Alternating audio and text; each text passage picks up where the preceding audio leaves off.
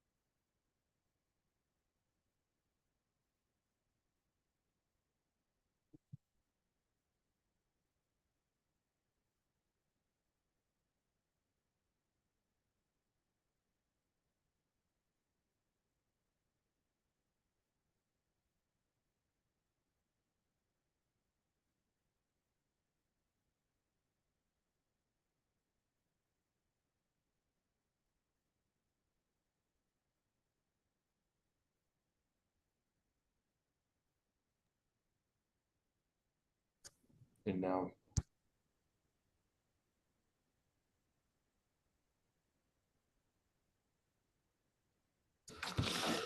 Testing, can you hear George Novello's screen? Yes. Thank you.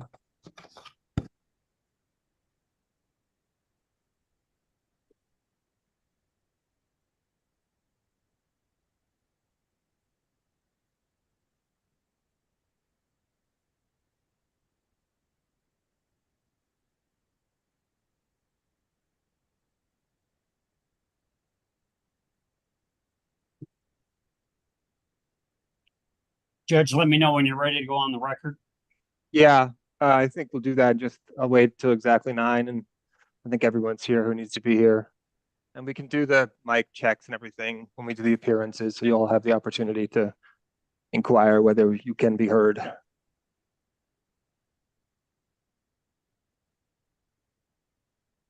Okay, it is 9 a.m. Before going on the record, is there anything that we need to deal with sort of informally? Okay, Mr. Lee will go on the record. Go ahead, sir. Great.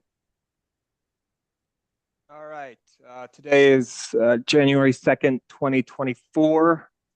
I'm sure we'll all write 2023 for the foreseeable future and then kick ourselves for messing up the year. At least I know I'll do that repeatedly for the foreseeable future. This is the public hearing for case number 2300231 UT.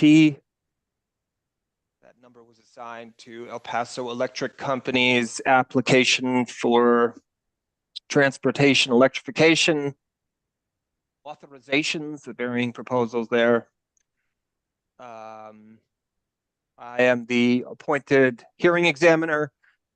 We were meant to have a hearing on this 2 weeks ago, but that was impossible due to other commission work. And today is our rescheduled hearing. Today's hearing is broadcasted on YouTube.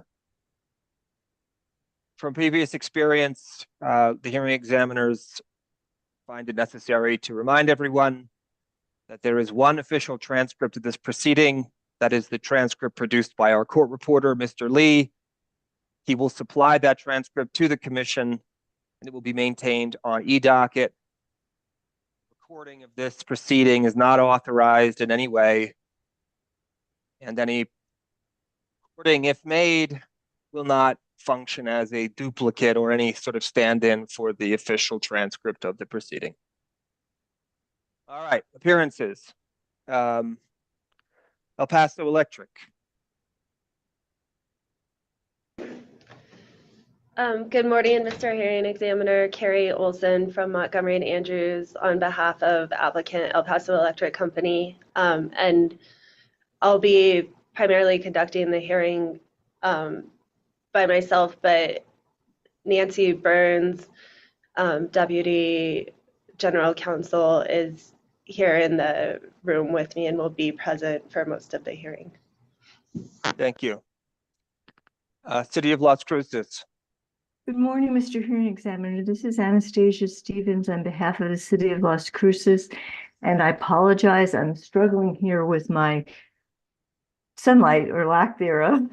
And if I get up and out of the picture while somebody else is cross-examining, it's because I'm going to try to improve things by playing around with the blinds and the lights. And I apologize. It's like different every time. You know, we're in the Sure. short days of the year.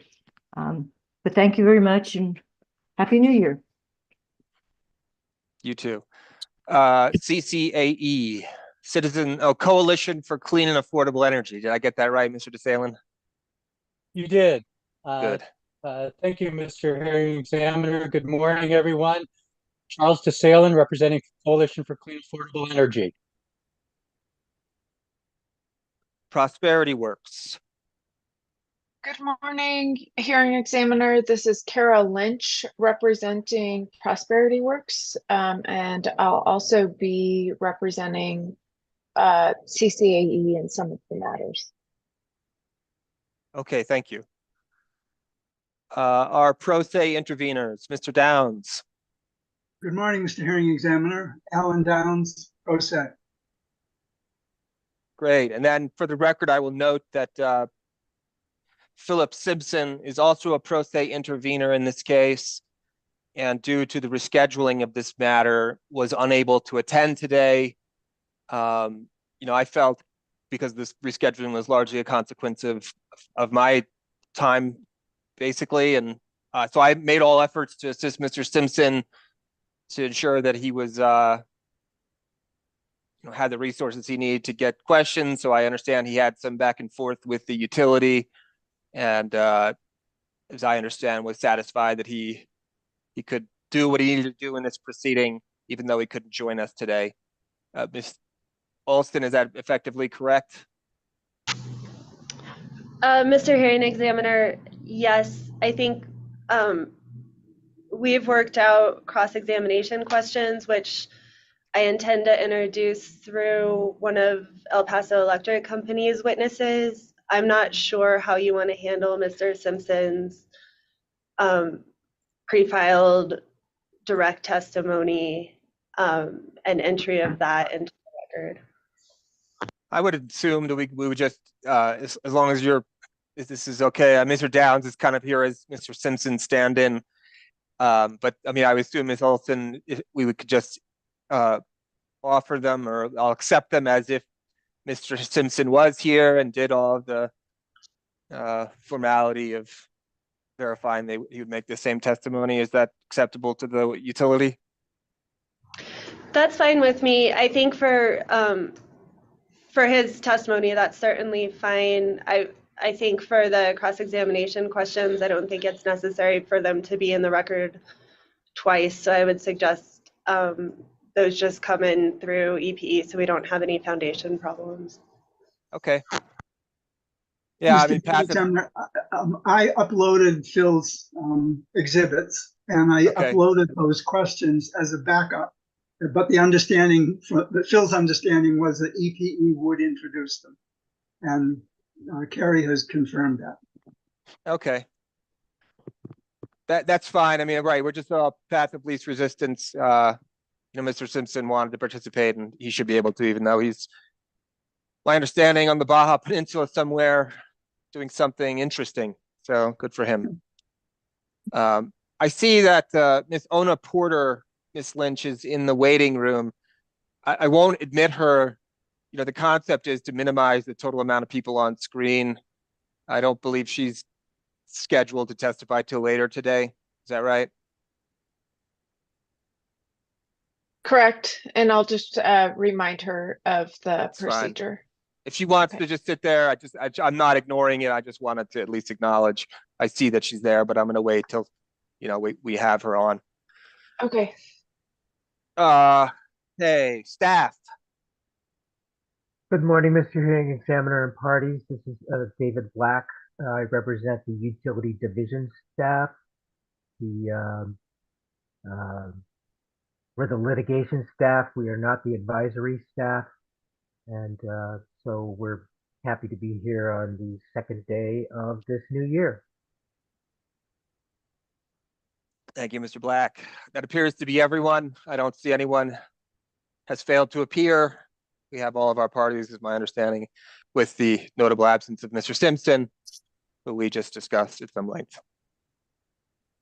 The parties supplied a document setting out the amount of cross-exam time they're going to they asked for, as well as the presentation of witnesses that was filed on eDocket per my request. I've received that and looked at it.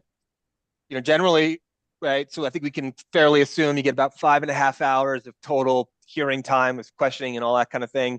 You do the math on that, you end up somewhere around 330 minutes. So I think 405 is probably over, but we will just march forward as expeditiously as we can. And hopefully everyone will have the opportunity to ask all the questions. But I would encourage everyone to be as time sensitive as possible, because 405 probably exceeds. I don't think we'll be able to do that much. But I'm not going to take the time and waste our time trying to rearrange that.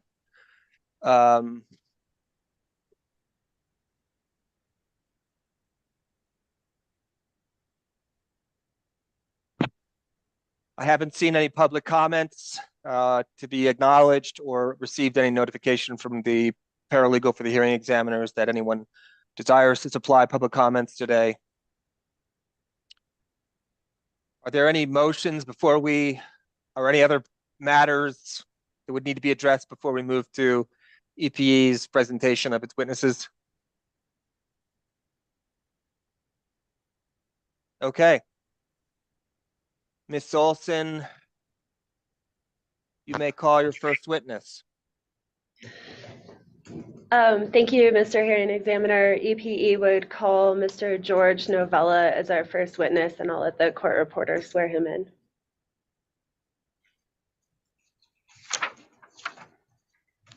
Mr. Novella, would you please raise your right hand? You solemnly swear the testimony you're about to give in the matter now pending should be the truth, the whole truth, and nothing but the truth? I do. Thank you, sir. Good morning, Mr. Novella. Can you please state your full name for the record and spell it? Yes, George Novella, George, N-O-V as in Victor, E-L-A. And what is your current profession? I'm the Director of Economic and REIT Research for El Paso Electric. Do you have before you what's previously been marked as El Paso Electric Exhibit number 1? Yes, Do you recognize that document as your pre-filed direct testimony? that's right. And was that direct testimony drafted by you or under your direct supervision? It was. And I don't believe you have any exhibits to your testimony. Do you have any corrections? Yes, I do. Can you please quickly walk us through those corrections? Yes, I can. I have 3 small typo corrections I need to address. On page 4 of that Exhibit 1, line,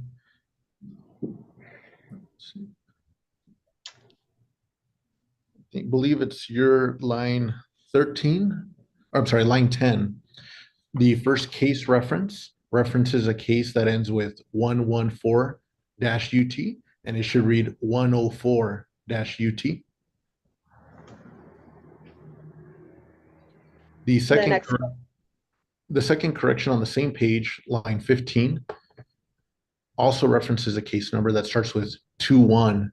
That should be 20. And the final correction is on page 33.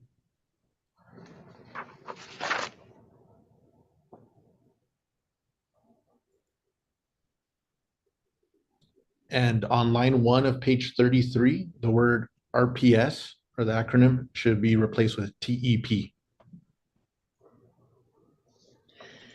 Thank you. And just for the record and clarification, your direct testimony has 2 page numbers. The one in the bottom right-hand corner, I believe, is consecutive page numbers that includes application. And so for purposes of this hearing and to make things easier, I think we should all just use that, the page number in the bottom center.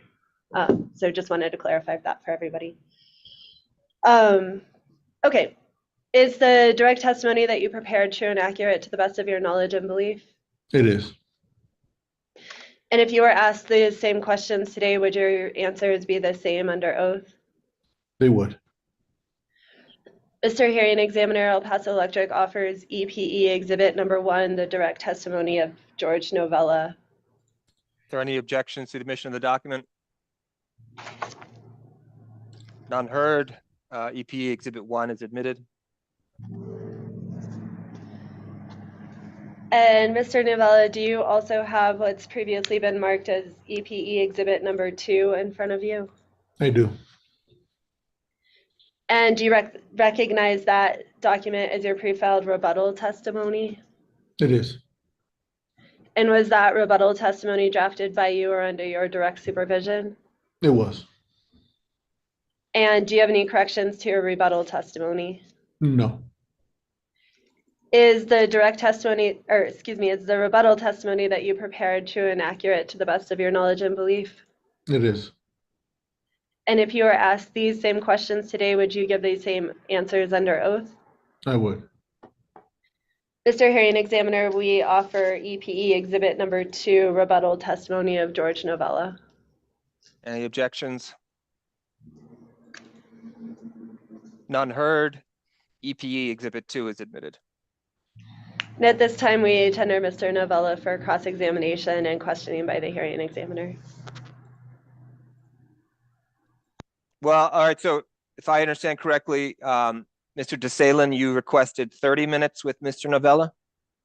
Yes, Mr. Hearing Examiner, that is correct. Go for it, sir. Thank you. Good morning, Mr. Novella. Good morning. DeSalen, and I represent Coalition for Clean Affordable Energy in this proceeding. And first of all, I'd like to make sure that you have certain documents handy because we will be referring to them in the next half hour. First one is your direct testimony, which is EPE Exhibit Number 1. The second one is rebuttal, your rebuttal testimony, Exhibit Number 2. And then the third one is testimony of Travis Madsen on behalf of Coalition for Clean Affordable Energy. That is CC 1. You have all of those documents relatively handy. Mr. Salen, let me open up those documents. I will say, and I don't know if it was just me, but your volume was coming in and out. That's correct. And I was waiting for Mr. Lee to interject and say, I can't hear you. So Mr. DeSalen, if you can, and I see you've got a headset there. I don't know what to say. Make sure it's the correct mic selected. Because sometimes Okay, it'll still default to your machine rather than the mic. Yeah. Okay. I'll also try getting closer to my computer. Is that sound any better?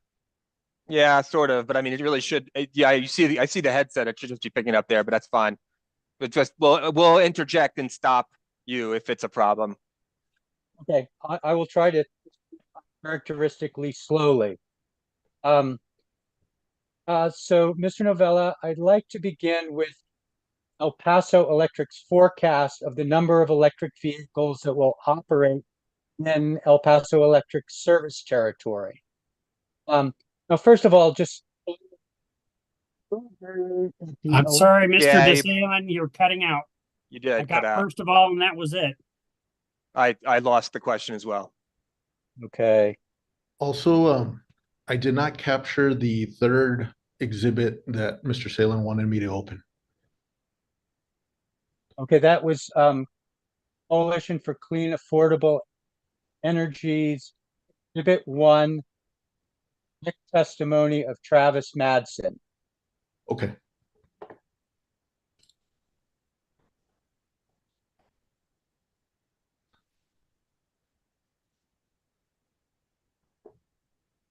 Okay, I'm trying to check my mic here.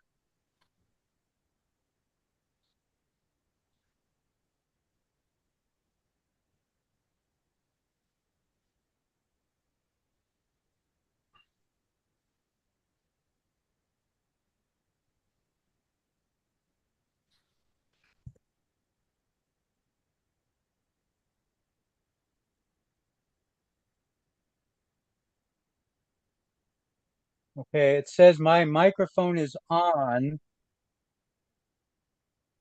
then if that little caret button next to the mic and it does direct you to which of the specific mics, for instance, it'll, the first option that comes up when you click the caret next to the little speaker thingy on the Zoom panel, and it'll generally prompt you select a microphone.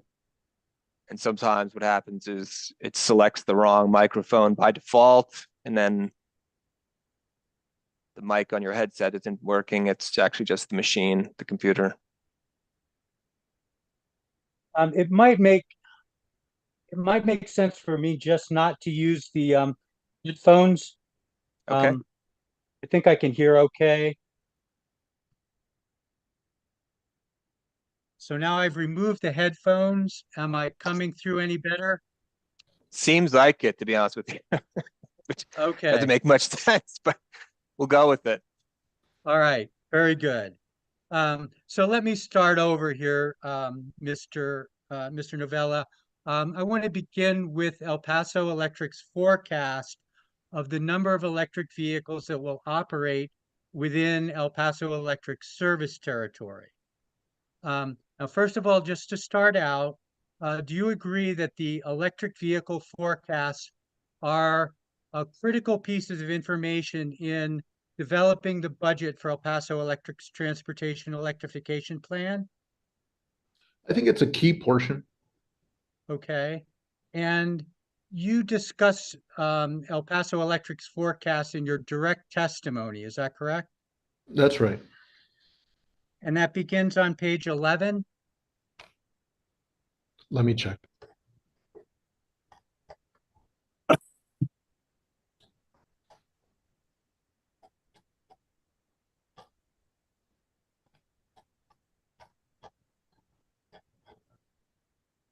I believe it starts on page 10. I see some language there.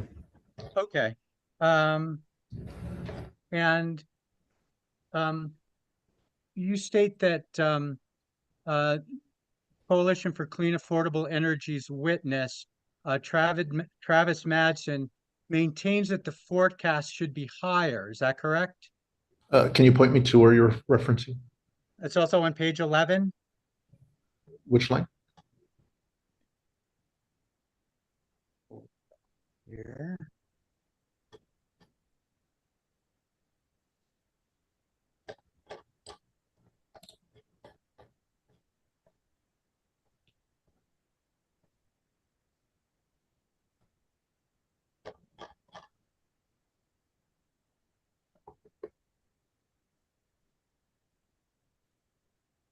My computer's jumping around here a little bit. And Mr. DeSalen, I'm not sure I understood the question. I just want to clarify, you asked Mr.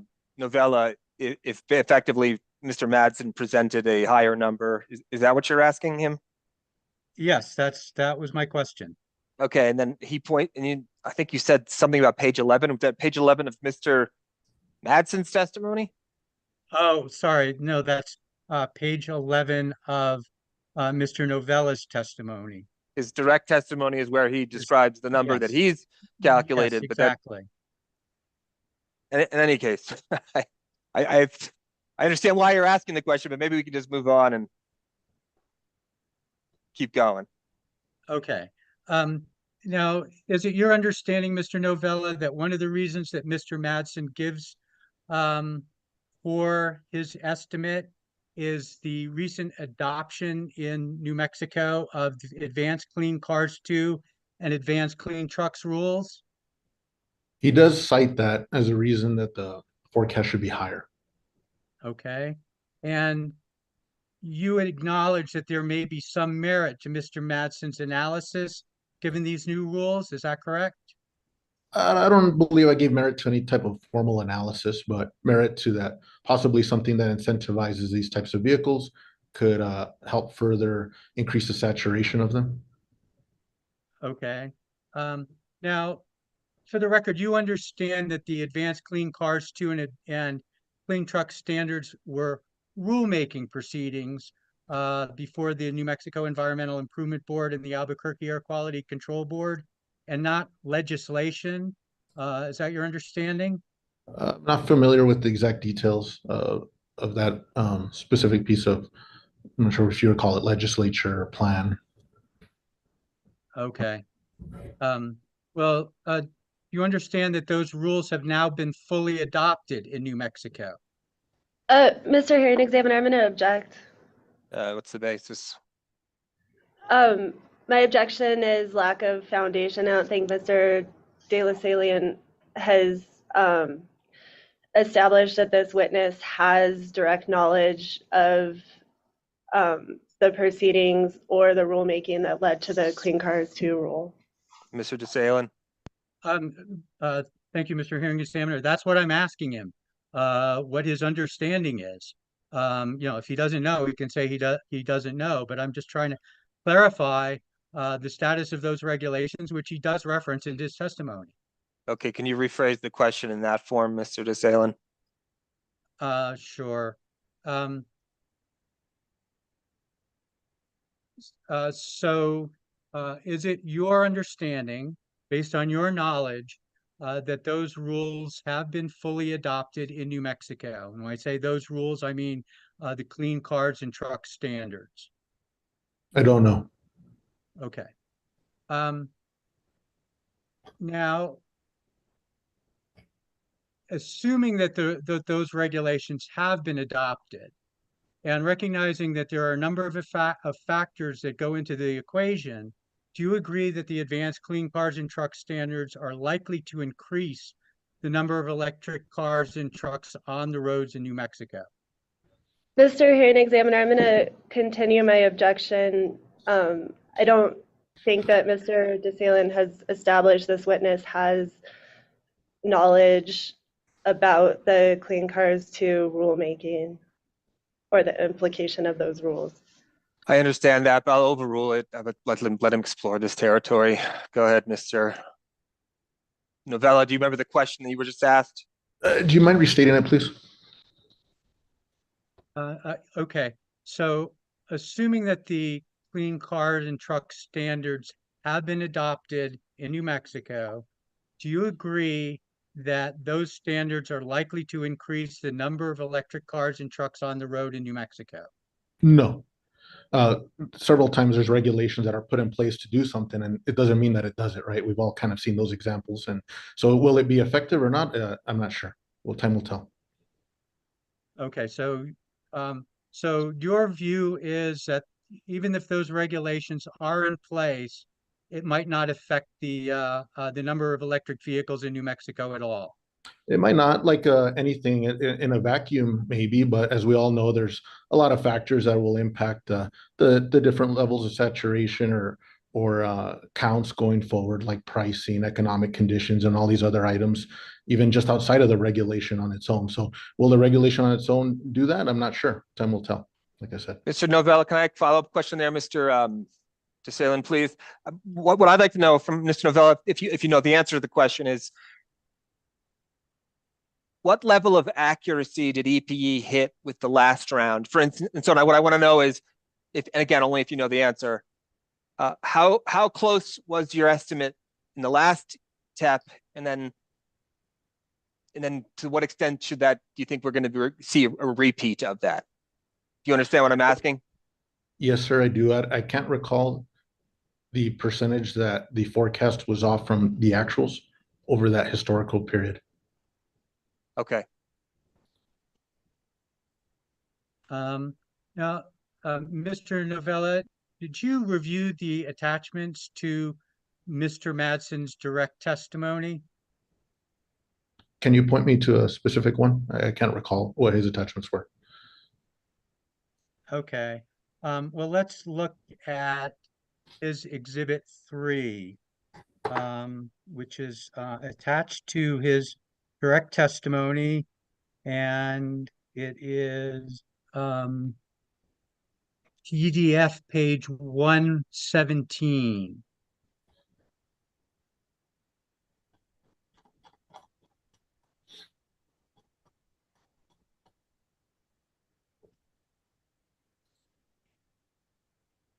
Okay, and there is it an RFI? That should be a report. This is Madsen Direct PDF page 117, correct, Mr. DeSalen? Correct. And now I would looking at something called New Mexico Advanced Clean Cars 2 program, unless that should be it. Okay. It looks like I have it as a interrogatory. So I think, did you find it, George? No, I just recall the document, seeing it, but I can't find it in the actual attached to the direct testimony of Mr. Madsen.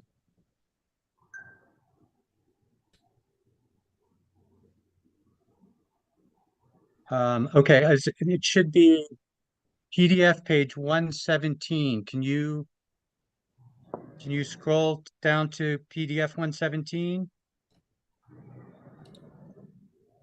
It looks like for the copies of the testimony that we have don't have a exhibit TM3. I'm not sure what happened. That's right on 117. I see a RFI of 117 of 144. I'm gonna go into Dropbox and just see what's going on here.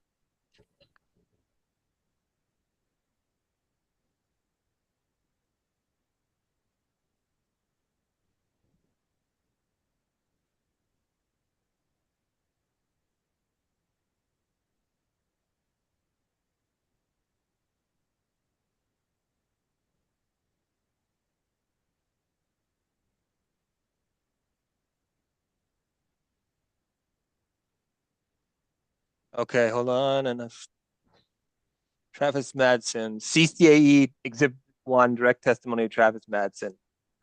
Open. 3 of 48. Yeah, is that what you're seeing, Mr. Novella? There's 48 pages in this PDF that was shared on Dropbox.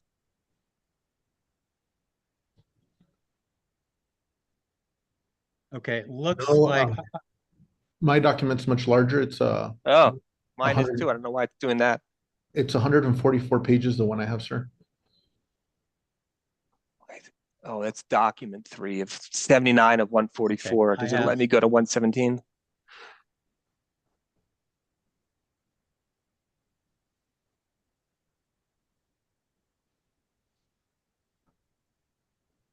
Oh, okay, it is. Yeah, slightly out of order.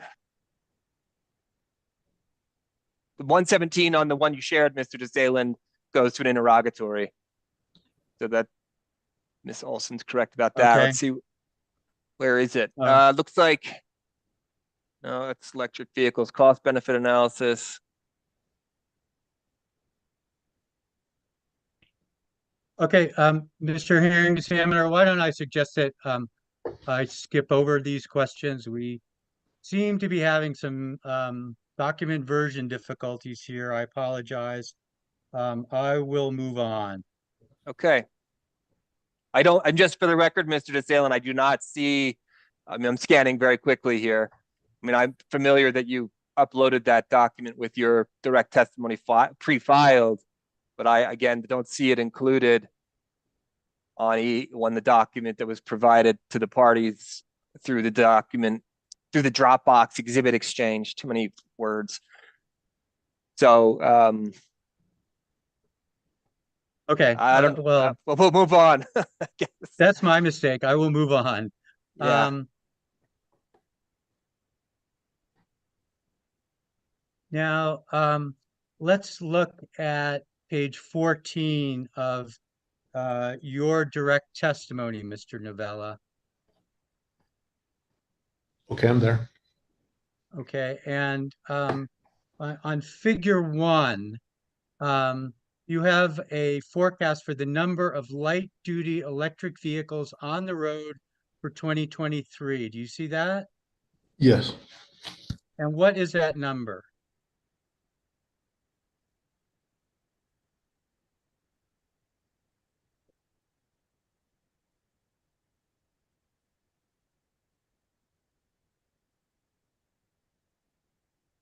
Is that 1151, 1,151?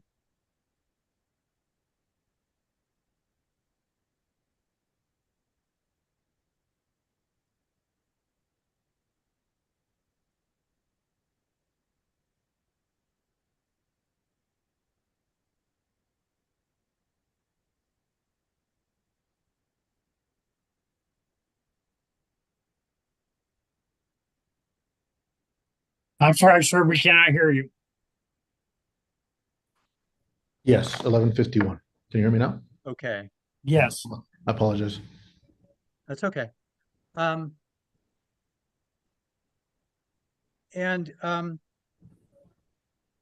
I believe that you stated in your testimony. Oh, first of all, let me clarify. That number, that 1,151, that is the total number of vehicles on the road in 2023. Is that correct? As opposed to the number that were registered in 2023. We forecast based upon registrations, so they would mirror registration data. Okay, but each bar in the graph is cumulative, is that correct? Yes, they're cumulative, so they'll be building upon each other. Right, okay. So some of those of those 1,151 vehicles in 2023, some of those would have been registered in prior years. That's right. Okay. Now, I believe that you testified in it's in your written testimony that El Paso Electric has been following these numbers. Yes, we do track them. Okay. And are you familiar with the actual number for 2023? At the top of my head, no. Okay. Can I ask a And, clarification? Sorry, Mr. DeSalem, just 1 second. Can I ask you Yeah. to clarify, Mr. Novella, when it says on your testimony at 13, figures 1 and 2 show the forecasted number of light, medium, heavy in EP's New Mexico service territory through 2035. So in the service territory, that this could mean driving through. This doesn't mean like permanently fixed vehicles that are always there. Am I understanding this correct? No, these would be the ones that are more fixed, not some that are passing via the interstate. Okay, and is there a calculation that you have that shows that full number of vehicles that may not actually permanently be registered in the EP service territory, but travel through there? As you point out, you're an international transportation hub, the service territory. No, sir. We have done some analysis on looking at the interstate corridor, like I-10 here, that crosses through and the possible public charging that is associated with that. But here we're just focusing in on those customers that have electric vehicles, EP customers. Okay, thank you. Sorry, Mr. DeSalem. Oh, that's fine. Mr.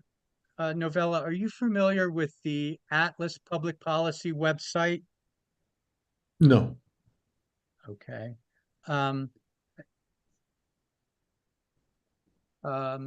Okay. Let's look at page 14 of your rebuttal testimony. I'm there. Okay.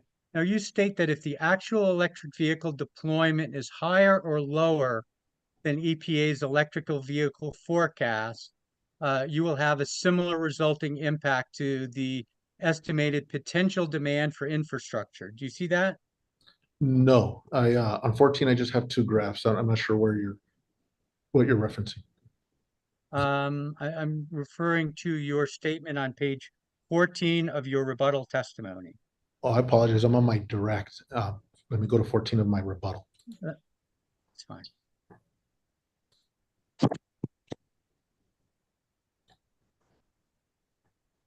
What line were you reading off of on page 14? Yeah, so you state there.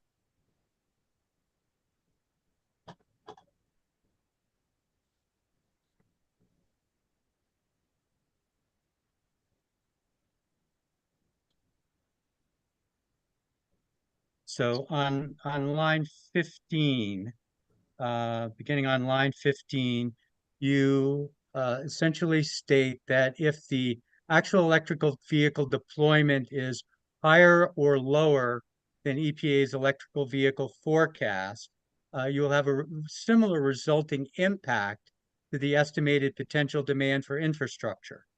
Does that remain your testimony? Yes, it does. And yes, it is. Okay. So let's assume that the actual electric vehicle deployment is indeed higher than El Paso's electric forecast for the next 3 years. Would that mean that El Paso Electric would need a larger budget for its transportation electrification plan? Well, I believe there's a lot to unpack there, and I think those types of questions may be a bit better for Ms. Angelina Rodriguez, so she could tell you from a variable perspective, as you increase the amount of cars, will be the associated cost. I would imagine there would be some fixed costs that may not fluctuate up or down, whether it's 100 cars or 200 cars, but there may be some variable costs. And I can't speak to those details of the variable costs associated with dialing up or down the actuals as they come in. Okay. Well, without getting into the details of the cost, you would agree with me that El Paso Electric's budget would need to increase. Again, I would answer the same way I just did. There may be some fixed costs that may not require a budget change because they're not tied to the amount of cars. There may be some that do. Again, that may be a better question for our other witness that we're presenting here today. Okay.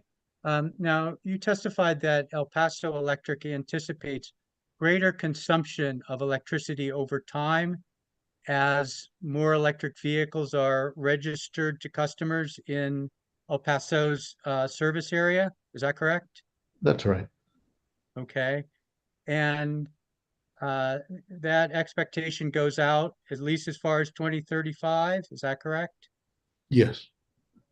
And El Paso Electric's customers will pay for that additional electricity, the consumption of that additional electricity. Is that correct? I expect them to pay for the electricity they consume. Okay. And has El Paso done any analysis on how that increased electricity consumption will affect the company's revenues? Yes. And what did that analysis show?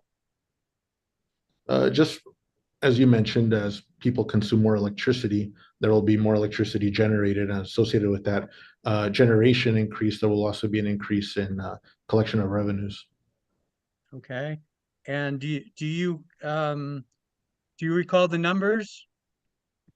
No, sir. But in my direct testimony, we talk about the energy associated, specifically the increase of energy associated with electric vehicles, about 4,000 kilowatt hours per car per year. And that's generally about half a home. So if you think about 2 cars, that's essentially the amount of energy an average home consumes in our service territory. And we talk about that.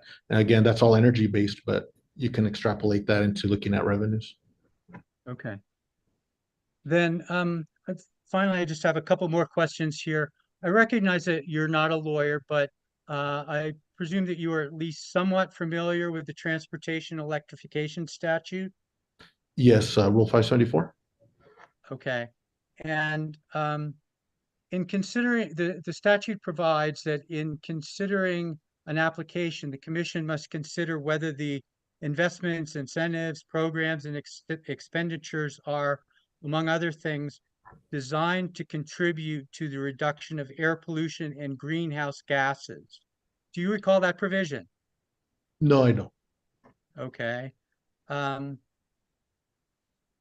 Is it your, assuming that is in the statute, is it your opinion that El Paso Electric's transportation electrification plan meets that requirement? I believe we've gone through all the requirements needed with regards to the rule in the statute, and we are fully in compliance with all of them. I can't recall the specific one that you're discussing here, so I can't speak on it. I can't recall that specific language. Okay.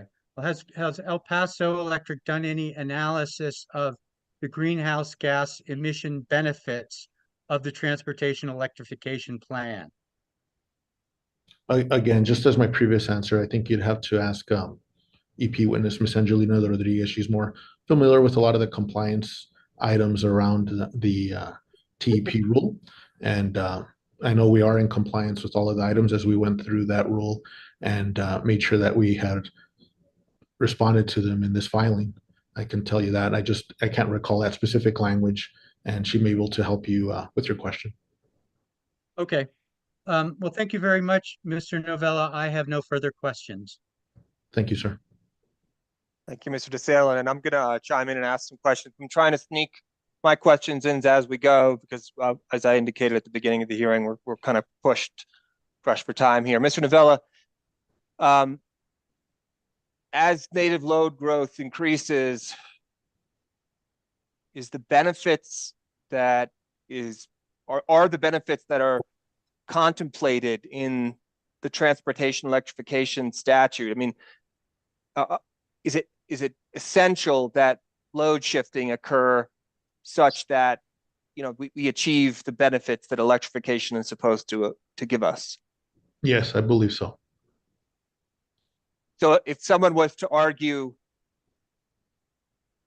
when we think about the whole home, and again, if there's someone else who is better to answer this question, that's fine. But if there was a view that exists that says the whole home EV rate is an improper subsidy to likely affluent early adopters, is it a sufficient rebuttal in your mind to argue something like we must have load shifting to obtain any of the benefits from electrification anyway?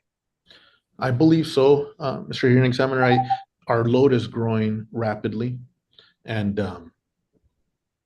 one thing that we can help with regards to curtail or slow down this rapid growth over only a small window of time over an 8760 year would be what we're talking about today, is plans that help move and shift that load from an on-peak period to an off-peak period. And if successful, it may help us reduce the need for more future generation that is primarily peaking units just used for that short amount of time needed during the summer period. So I would agree. Because and it's, again, my understanding, I'm more for clarification of my own sense too. I mean, just asking to confirm some stuff. I mean, but you know, there is a benefit to El Paso Electric selling electricity that generally there's not a big demand for, like middle of the night, right? So to the extent to which we can figure out a way, well, I guess, and also we can also have to figure out how do we get everybody to charge in the middle of the day when the sun is blasting. But that's the objective, right? Is to just offload all the surplus electricity, and then theoretically that benefits customers all over because the total cost decreases. Is that right? That's correct, sir. That's the concept. It just seems to me, I just can tell you that there is a view that exists that says, well, why should we be giving a discount to people who can afford electric vehicles, and allow them to charge on a whole home EV rate? Shouldn't they be paying more their fair share? And I guess that's what I heard you say earlier, is the best rebuttal to that is load shifting is integral to the benefits that electrification provides in total. Yes, sir. And I would add that this is a substantial amount of load as it's growing, as you look at those figures in my testimony. And if we're able to shift that load successfully, everyone will benefit because we won't need to be coming in as much for maybe some future needs from some generation capacity if successful. And that'll benefit all of our customers, not just those that have electric vehicles. And whatever equity concerns we have, I guess I'm just thinking out loud about, you know, does the whole home EV rate benefit a certain class of customers, meaning sort of more affluent residential ratepayers?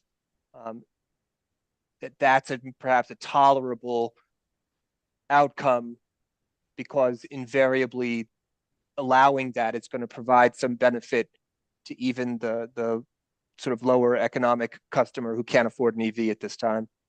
Would that be correct? I would agree with that. And it almost has some parallels with DG. It's interesting, as people have talked about DG and the rate structure around DG, and are they more affluent or not? And it's interesting. It stokes those same kind of thoughts. Yeah, no, I know. That's why I know this conversation is occurring within the commission, and it originated from those very questions about how do we incorporate, you know, distributed generation equitably. But it's a big conversation. Okay, let's have Ms. Stevens. Thank you, Mr. Nabella. I may chime in again. I'm just trying to sneak my questions in. Ms. Stevens, you requested 15 minutes with I did. we have, sorry, but Ms. Olson, did you have any? Well, we'll get there at the end. I'm out of order. Okay, we'll get to you at the end. Ms. Stevens, you have requested 15. Oh no, Ms. Olson, excuse me. Do you want to go now? Do you have any redirect based on Mr. TCA's questions? We do that at the end. Efficiency, I think it would be easier for me to just do any redirect collectively at the very end, if that's Very end. That's what I thought so too. My brain is in a lot of different places at the moment. So thank you for. Ms. Stevens, you have 15 minutes. Thank you. Good morning, Mr. Novella. How are you? Good. Yourself? Good. I'm going to, with some trepidation, bring you back to where both Mr. DeSalen and hearing examiner Ryan were. But first, I'd like to ask you, you didn't testify in the first TEP case, did you? No, I didn't. So in order to prepare for this case, did you read the certification of stipulation in that case? I did go over the stipulation items that we had to respond to in this case. And did you read the certification in the final order? I may have, if I did, it was a long time ago, but I can't recall. Do you recall that the commission made some rulings that were not the same as what the stipulation itself provided for? I'm not sure what you're referencing.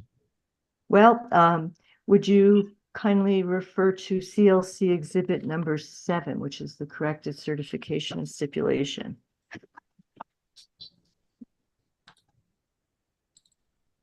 Okay, what exhibit number? CLC exhibit number 7. Okay, I opened it. Yeah, and I'd like to take you just for an example to page 128 of that certification.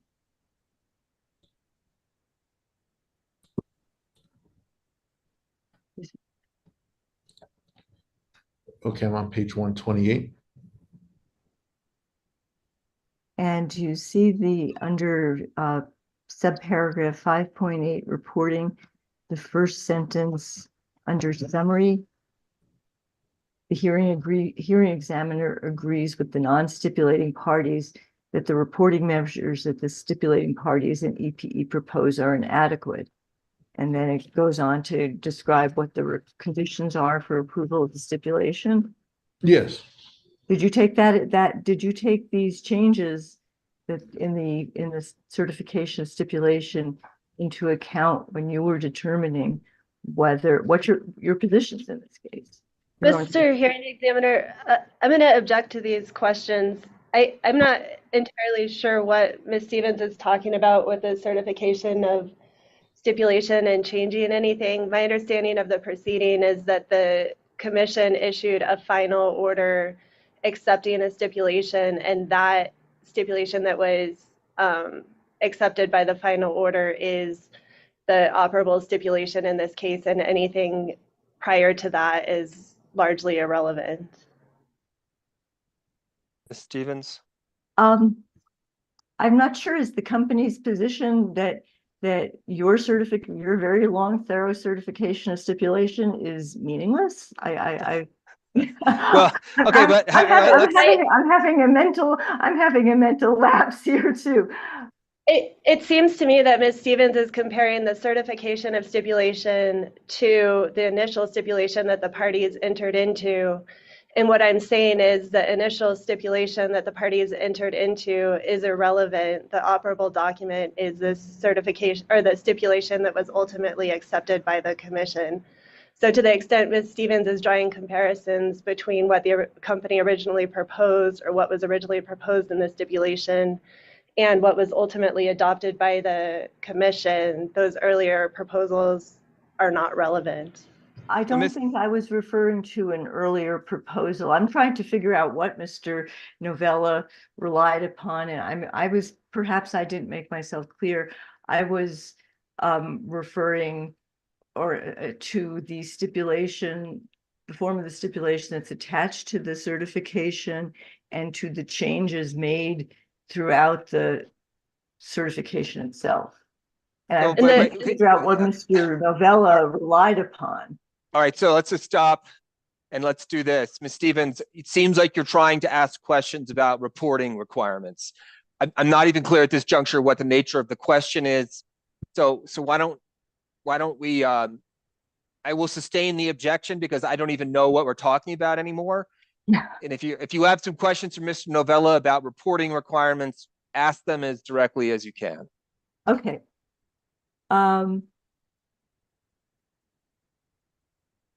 Do you understand, Mr. Novella, that the final order and the certification of stipulation made significant changes to the updated comprehensive stipulation? regarding reporting? Mr. Examiner, I'm going to object to this. It's totally outside the Sustained, scope. sustained.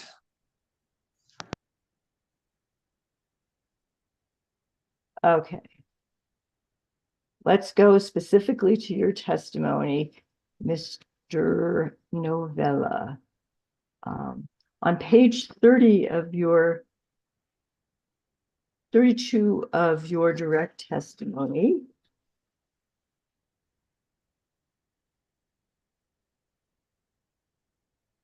and I'm using the page numbers, the smaller page numbers in the middle, not the big numbers in the corners.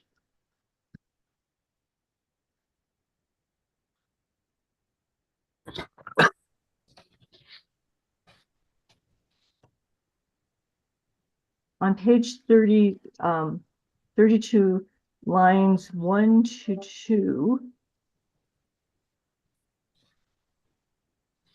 it's your testimony, is it not, that EPE's stipulated reporting commitment terminated with the filing of this TEP pursuant to the terms of the commission approved stipulation? So your position, company's position, is that there were no ongoing reporting requirements after this case was filed. Is that right? No, the way I understood that is now we have an annual filing, and I believe our filing is now July 1st. We no longer do the biannual filings that we had previously, and that has superseded the biannual filing requirement. And that filing is the one that's required under Rule 574. Is that what you're referring to? When you say that filing, The What do you- filing the July 1st filing is a function or a requirement out of new Rule 574, is that right? that's my understanding. And all the reporting requirements that came out of case number 20-00241-UT are defunct. Is that the company's position? I'm not sure about all the requirements, but just specifically narrowing it down to the biannual reporting, that is now superseded by this once a year reporting that's filed July 1st each year. Would you then turn to CLC exhibit number 7, the certification of stipulation? Okay, what page? Let's see.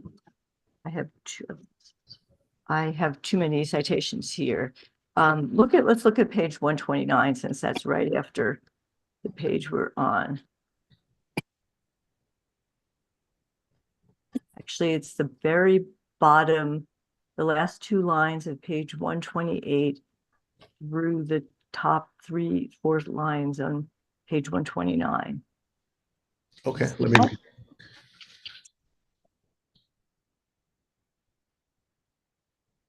Just read that over in your, to yourself.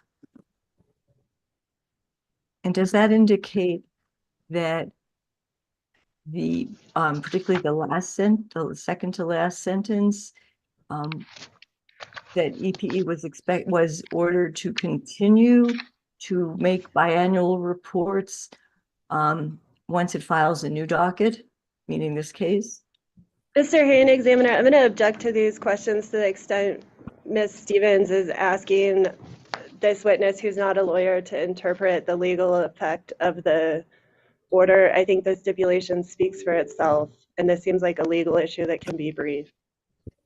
Maybe it is a legal issue that can be briefed, but Mr. Novella has testimony saying we don't have to do this, and he is the company's policy witness in this case, and I'd like to know his reasons for why he doesn't have to do this, or the company believes they don't have to do this anymore. Given that very extensive reporting requirements were imposed, I believe for a reason. I imagine that you believe it was for a reason because you imposed them. Yeah, Ms. Stevens, I understand what you're doing. I mean, he has testimony that says, as a matter of fact, the company believes the reporting requirements are now changed, given that the commission adopted the rule. Whether that is a wise choice or permissible choice, we don't need to get into with Mr. Novella. Okay. His testimony establishes the facts you need to then have a legal argument about the merits of all that. Okay, then So- we can, Sustained and move on, please. okay, so we'll move on then. Um,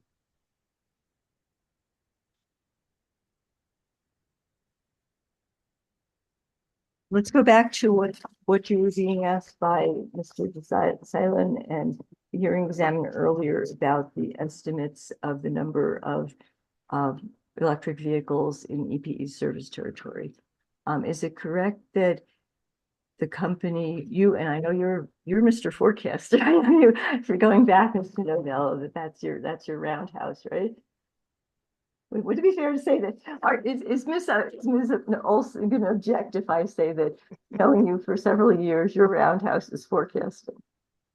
I did spend many years doing the forecast. It's my first So love. is it, could we summarize the way that you forecast? You have pages and pages in your direct testimony and some more in the rebuttal, but would it be a quick summary to say that the company took firm known numbers of the number of EVs registered in its Texas service territory, extrapolated that to the number of households in its New Mexico territory, and then applied an S-curve analysis to project forward?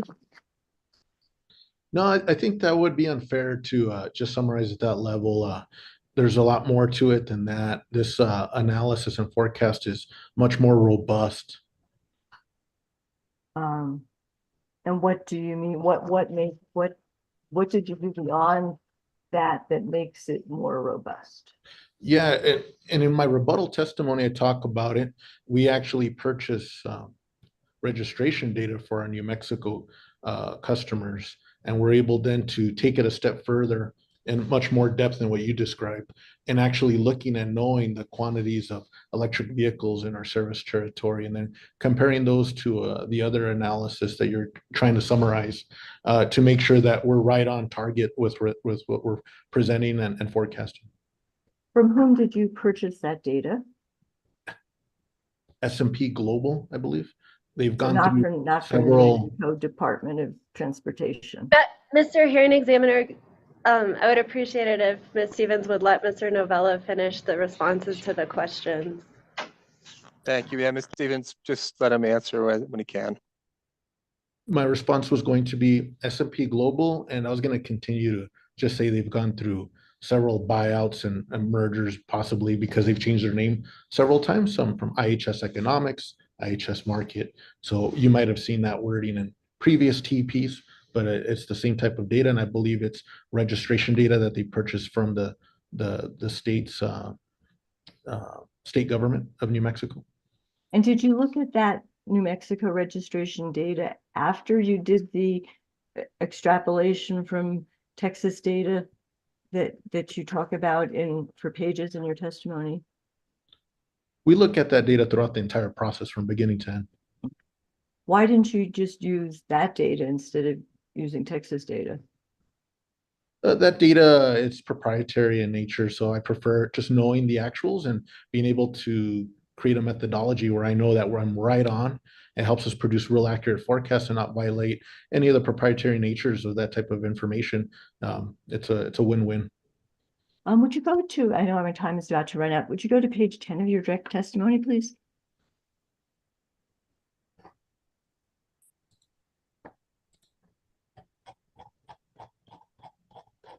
And What line? well, it's really kind of scattered. Would you agree that you referred to your numbers, your forecast numbers, or not so for your historical number for 2022 is 818 vehicles in New Mexico, EVs in New Mexico? As a cumulative number through December 22, that's what I have there, yes. And would you agree that you're projecting 3,182 electric vehicles by the end of 2026? That's right. Would you turn to the Ms. certification? Stevens, that's the end of your time. I regret I gave you asked that one last question there, but so we have to move on. Thank you. Mr. Novella, one follow-up really quickly. Here's what I want to know. as we're thinking about forecasts, right? So the entire purpose of the transportation electrification statute is to encourage and incentivize people to buy EVs and integrate them into their lives. And so when you're doing these forecasts, do they capture the cumulative impact that the incentives will have to bear on the amount of EVs integrated? Do you understand my question? Yes, and I believe it does in several ways, if you'd like me to expand or not, but yes. Sure. Uh, Yes, I would like you to. Okay, a couple of ways that I think about is, and Ms. Stevens mentioned an S-curve adoption. There's different ways you can forecast. A lot of times we'll think of linear, like a 45-degree line cutting through. Exponential is real popular with EVs. And this one, what I like about it, has different phases like an S. You know, it's infancy, like a rapid growth, and a maturity level, kind of giving you that S shape. And I believe this type of shape really helps capture what you just described, you know, this type of maybe possible rapid growth over time. But what also we capture with regards to our forecast is that we capture a movement from non-managed charging profiles to managed. So if successful, if these types of programs are approved, then we see customers signing up for them in larger numbers and them actually signing up for managed rates where they're moving their load and moving their load from one time period to another time period, then I think there will be successful, and it's being captured in our forecast, those two key items, I believe. Okay, thank you. That was helpful.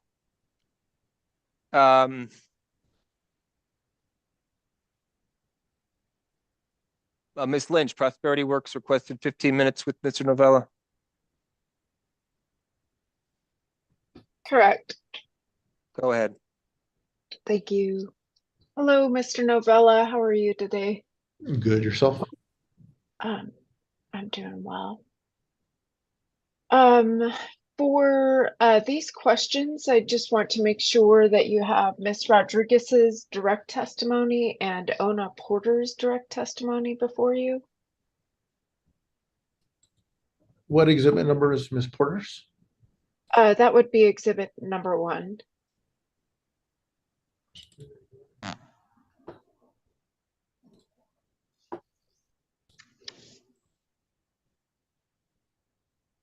Can you please let me know when you have those documents? Will do.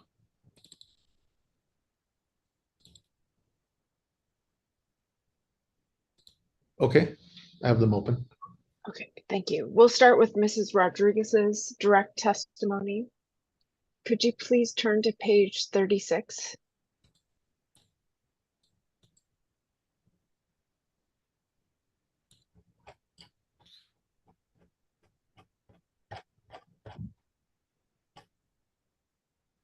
Okay, I'm there.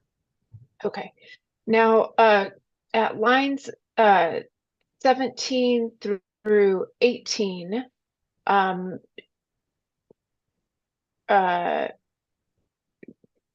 she describes the process EPE will use to identify underserved communities.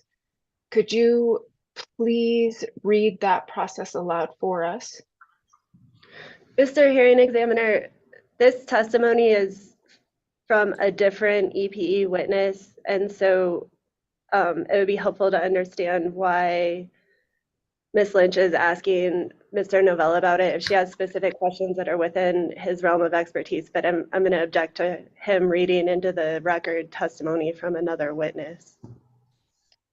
Your Honor, Mr. Novella is an executive at EPE and is aware of and should be aware of why EPE is formulating its programs, particularly its TEP. So I think in addition, underserved communities is a requirement of the statute. And so it's only fair for him to know what is underserved communities as EPE understands them.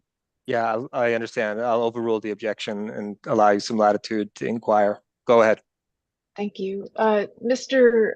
Novella, I'm just wondering, from your perspective and the direct testimony of Ms. Rodriguez, how is EPE defining underserved communities?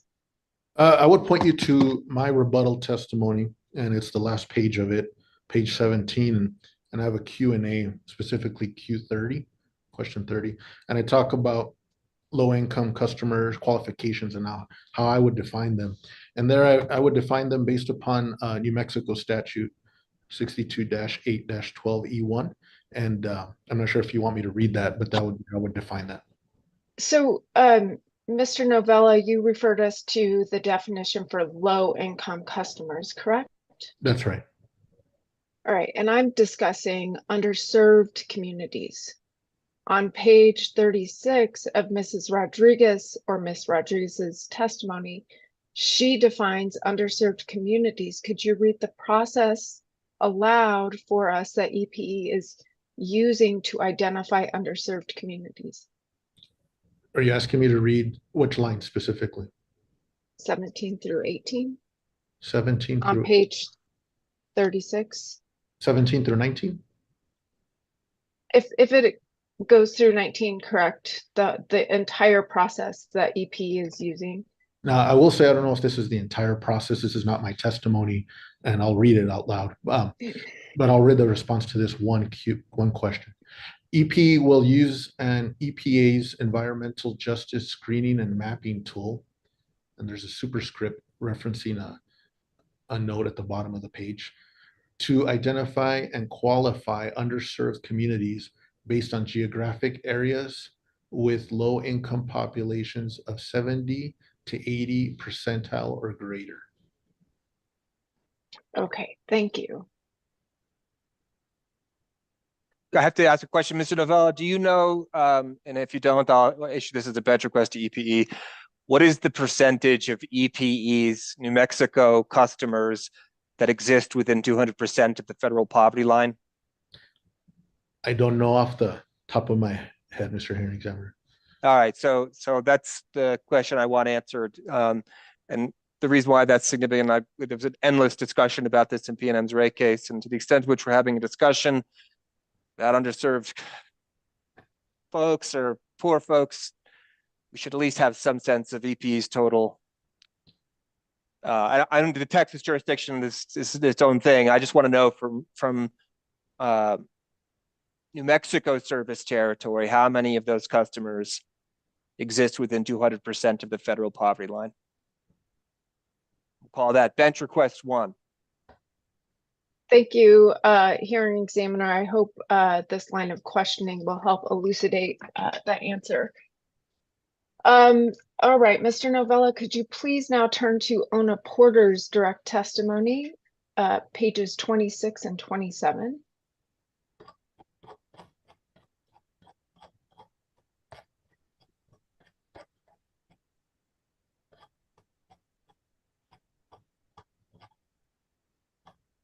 Okay, I'm on page 26. Thank you. Please turn to page 27. Okay, I'm on 27. And on page 27, would you agree that this is an image from EP's website depicting EP's territory?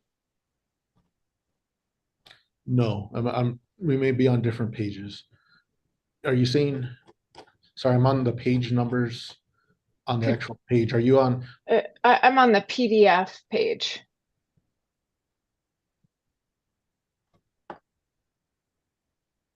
Sorry, Ms. Lynch, could you give us the page number in the bottom right-hand corner? Because I'm working off of a paper copy.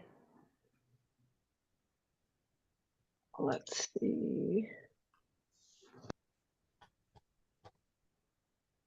Oh, I apologize. I was still on Miss Angelina Rodriguez's exhibit. Let's see. Okay, I'm there. Okay, on page 27, that depicts EPE's service territory, correct? That's right. Okay. Can you please now flip to the page before that, which is the PDF page 26?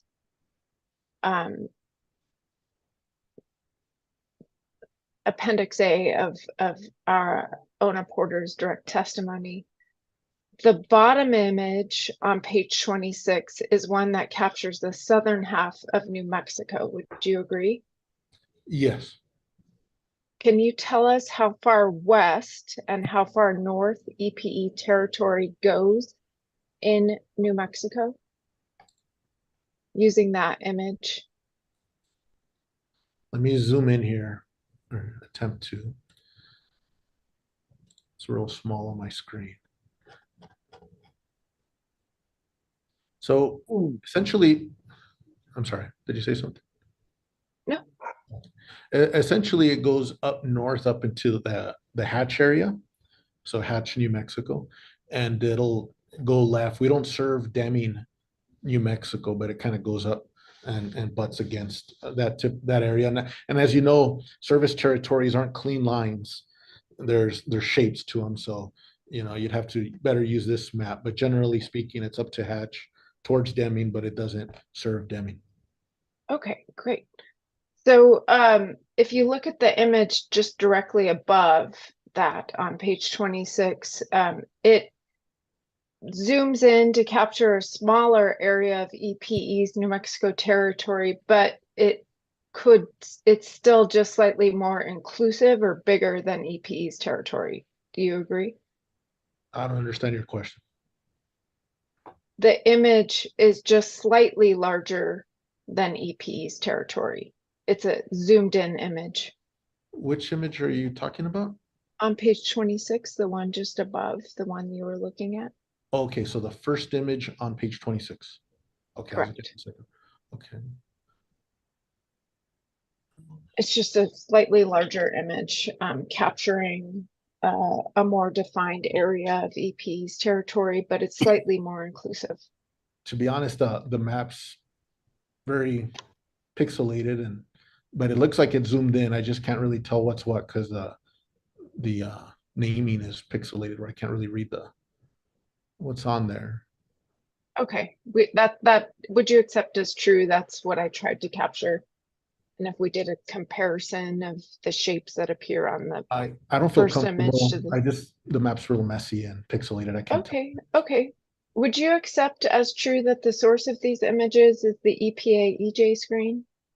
Yes, I could see that on the title. Okay. And any area dark gray, yellow, orange, or red, as indicated by EPA EJ screen, includes areas with low income populations of 70+ percentile for low income, correct? Can you restate that? I'm going to object to these questions. These maps were not created by Mr. Novella, and he's already testified that he can't read and doesn't know what is depicted on here. The source of these images, as Mr. Novella agreed, is the EPA EJ screen. And the one below is the one that captures populations of 70+ percentile for low income. Okay, so I'll overrule the objection. Go ahead. And Mr. Novella, do you remember the question you asked, or do you need Ms. Lynch to re-ask it? I just restated what the images capture from EPA EJ screen. It sounds like Ms. Lynch is testifying to what these maps are. So she's trying to establish. Okay, so I'm just laying the foundation Stop, of what Ms. Lynch, those maps. Stop. That's what I was just going to say. You're attempting to lay the foundation, but let's proceed to a question because you have limited time, Ms. Lynch. Based upon the maps, which are an approximation of EPE's territory in New Mexico, what percentage of EPE's territory in the map at the bottom of page 26 is either gray, yellow, or orange, or red in your estimation? Okay, so there's two graphs on 26. Now you're back to the bottom graph. You can look at either of those maps. And now I'm looking at the legend, and there's different shades of gray that mean different things. Right now, you just said any. Right, there's a dark gray. Well, there's four. I was right. There is a light gray, but what I'm referring to is the dark gray, the yellow, the orange or red. So the All, darkest of the gray. all those areas. Yep. The dark gray, yellow, orange, and red. Okay, and can you ask your question again? What percentage of EP territory, according to the EPA EJ screen map, is either dark gray, yellow, orange, or red? I can't tell. And because there's some light in there in the middle, and those might be the more populated areas. So I don't even know if you're talking about population or land density. But either way, it's kind of hard to tell just from this little I'm graph. just okay. There would be very Which- different things because you could have a light gray area and have a densely populated area of customers. Right, small but land so area. would the map as represented by EPA EJ screen identifies approximately 50% or more of EP territory that qualifies as underserved, correct? I don't see that. Okay, Can you point me to where the 50% is? well, I'm asking if you look at that map and you look at the area that's been identified by EPA EJ screen as dark gray, yellow, orange, or red, it appears that a 50% or more of EPE territory qualifies as any of those colors, correct? No, I can't tell the percentages. And again, is this land or population? Like, what is a percentage? Those are areas So not- identified by EPE, by EPA EJ screen. Okay, so not people, but the land itself. Like, Those are just generally the areas, and it is a percentage of the population. So and this map, it doesn't. you know, break those out or- areas don't this EPA EJ screen doesn't identify a specific household. It identifies by population within an area. Understood. Yeah, I Yeah. can't tell. There's a lot of light gray. It might be that the light gray doesn't let it be 50%. And I don't know the shape. You'd have to transpose the shape But, of actually our service territory over this graph, which it's not perfect. Which we definitely established that it's not, those are not exact EPE territory representations, but they're very close and taken from EPA EJ screen. Okay, Correct? thank you, Ms. Lynch. The timing's over. You've asked that question previously, and he's answered where that information comes from. Okay, Thank I you, just Ms. have Lynch. a few more questions. You've used all your time, Ms. Lynch. Well, hearing examiner, would you please grant me a minute or so to run through a few more questions? Ms. Olson, do you object?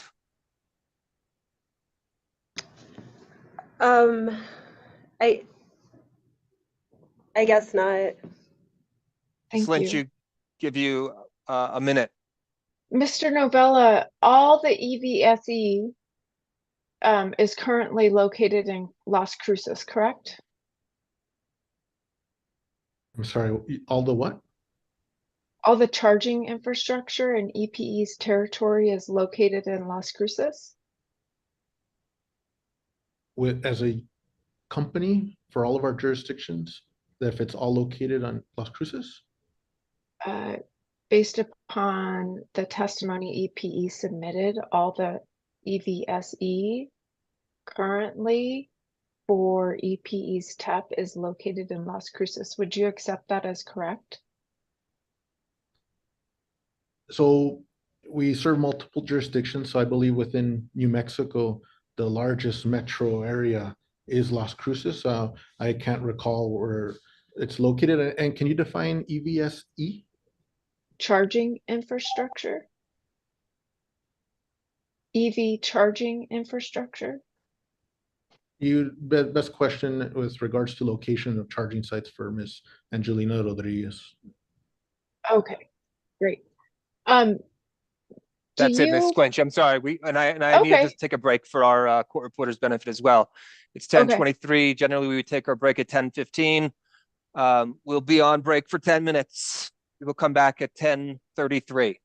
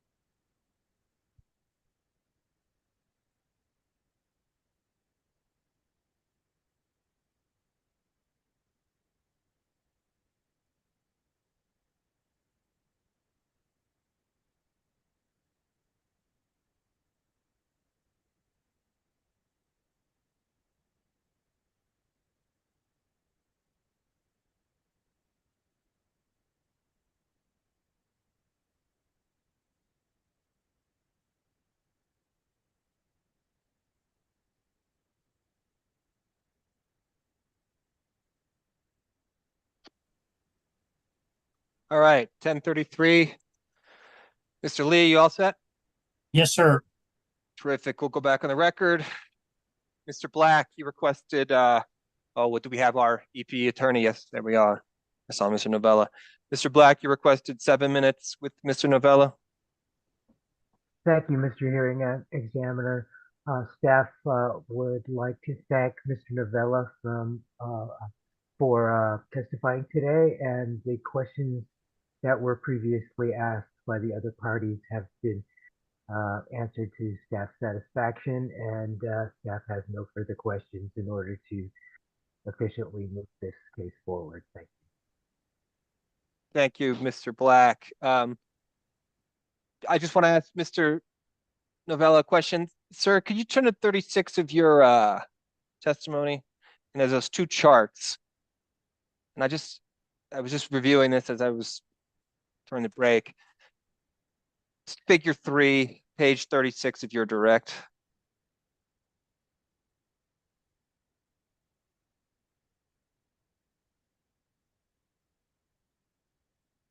Figure 3? Yeah, Okay. do you have it? So Yes. do you just what are the two different graphs represent? I mean, one of the top one is just something different than the bottom one. Could you just explain? I was a little confused when I got to this part in your testimony. Sure. Let me go over there.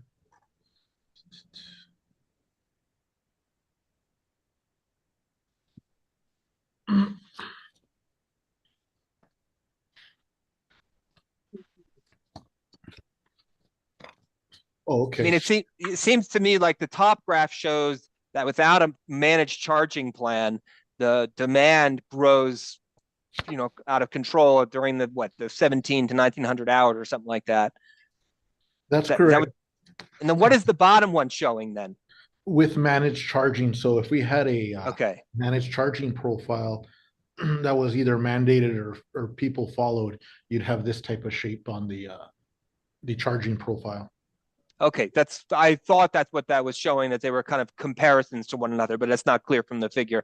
And then did something get cut off the bottom of this, or was that timeline meant to just show you look up on the bottom one? I just want to make sure there was nothing lost No, it on the was cut page. off. I apologize, Mr. Hearing Examiner, I cut you off there. I was gonna say that this image is cut off. That's why I referenced my hard copy here, and I could actually see the titles of each of the two figures, and that's what's making it making it unclear on what they were each trying to represent. Okay.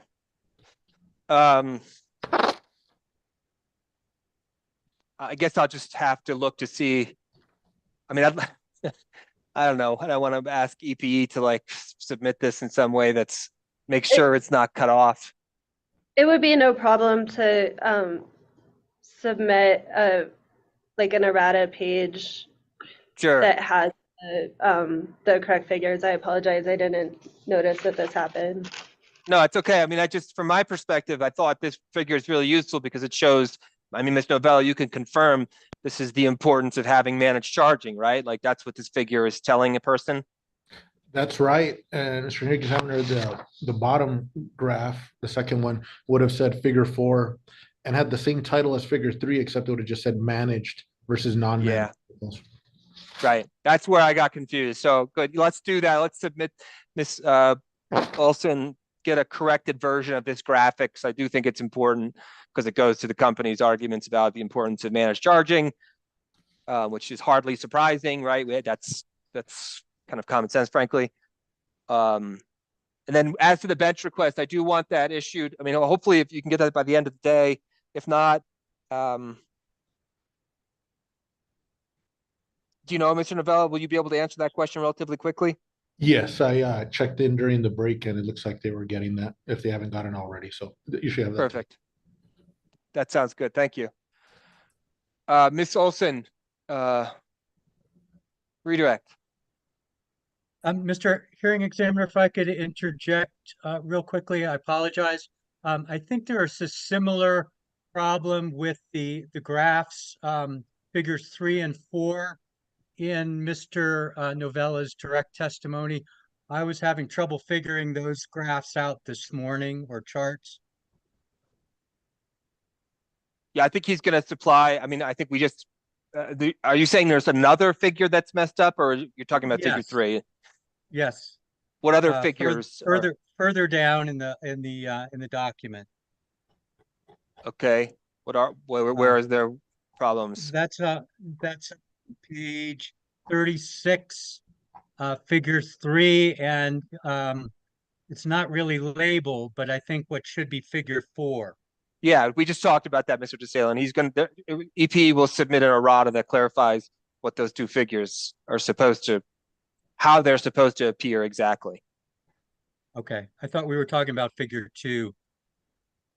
No, Mr. Novella, you were talking about figure 3, and then on page 36, correct? That's right. And then figure Okay, my 4, it gets mashed up. Figure 4 somehow got screwy. So Okay, my apologies. no problem. Ms. Olson, Thank you, Mr. Hearing Examiner. I have no redirect. thank you. Mr. Novella, subject to just answering the bench request. I mean, I don't need you to come back and provide that if EP is willing to just submit bench request on your behalf, unless the other parties have questions about the subject. I won't require you to come back, but I'll just say, subject to being recalled, if you could just make yourself, contactable for the rest of the day. Will do, sir. Thank you. You're excused for the time being. Mr. Hearing Examiner, this is Anastasia Yes. Stevens. I have one Ross, whatever you want to call it, based on your question at the end of my questioning concerning the managed charging and the load forecasts. Right after I finished, you asked Mr. Novella about whether the forecasts incorporate the cumulative effect, and he provided some testimony about their capturing the movement from non-managed to managed charging. Okay. Ms. Stevens, I'll give you 2 minutes. Okay, it shouldn't take that long. So Mr. Novella, we were talking about the company's projections of going from 818 to 3,182 electric vehicles within the New Mexico service territory within the span of this program. Am I correct that the proposed Smart Rewards managed charging program is limited to 220 customers? I don't recall the exact limitation. That would be best a question for Ms. Rodriguez. Would you accept subject should check that there's a limitation in the range of 220 customers? I don't recall the limitation number.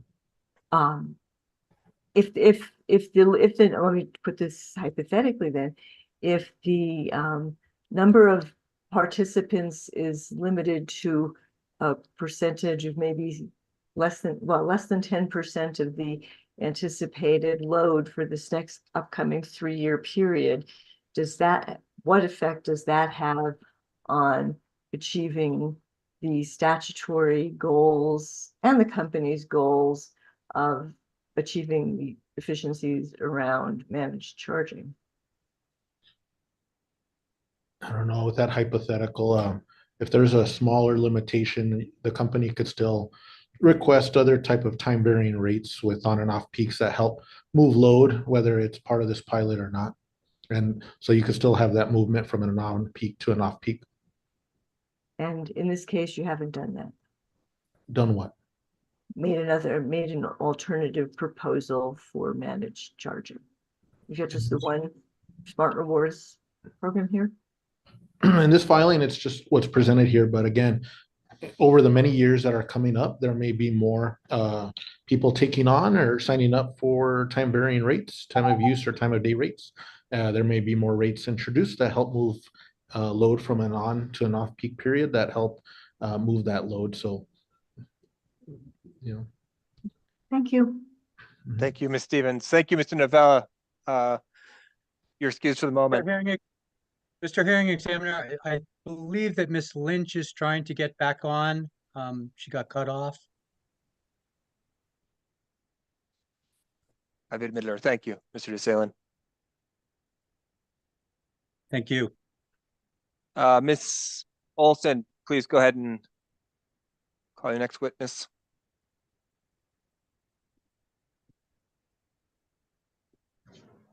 Thank you, Mr. Hearing Examiner. We'll be calling Angelina Rodriguez as our next witness. And it'll just be a second for Mr. Novella to leave the room and Ms. Rodriguez to come in. Okay.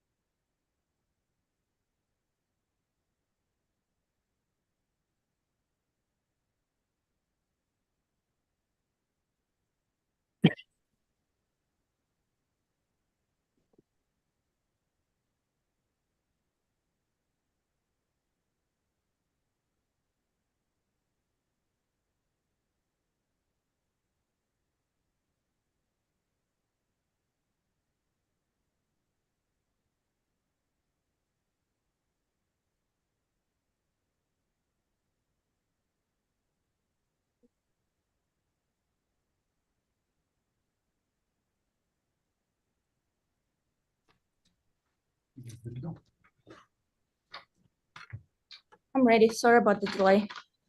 No problem. Mr. Lee, if you could swear in Ms. Rodriguez.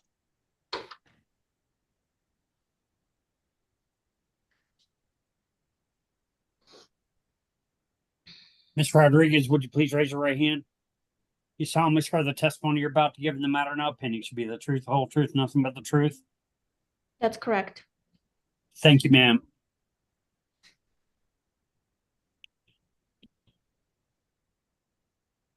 Go ahead, Ms. Olson. Good morning, Ms. Rodriguez. Can you please state and spell your name for the record? Yes, my name is Angelina Rodriguez, spelled Angelina, and last name is Rodriguez.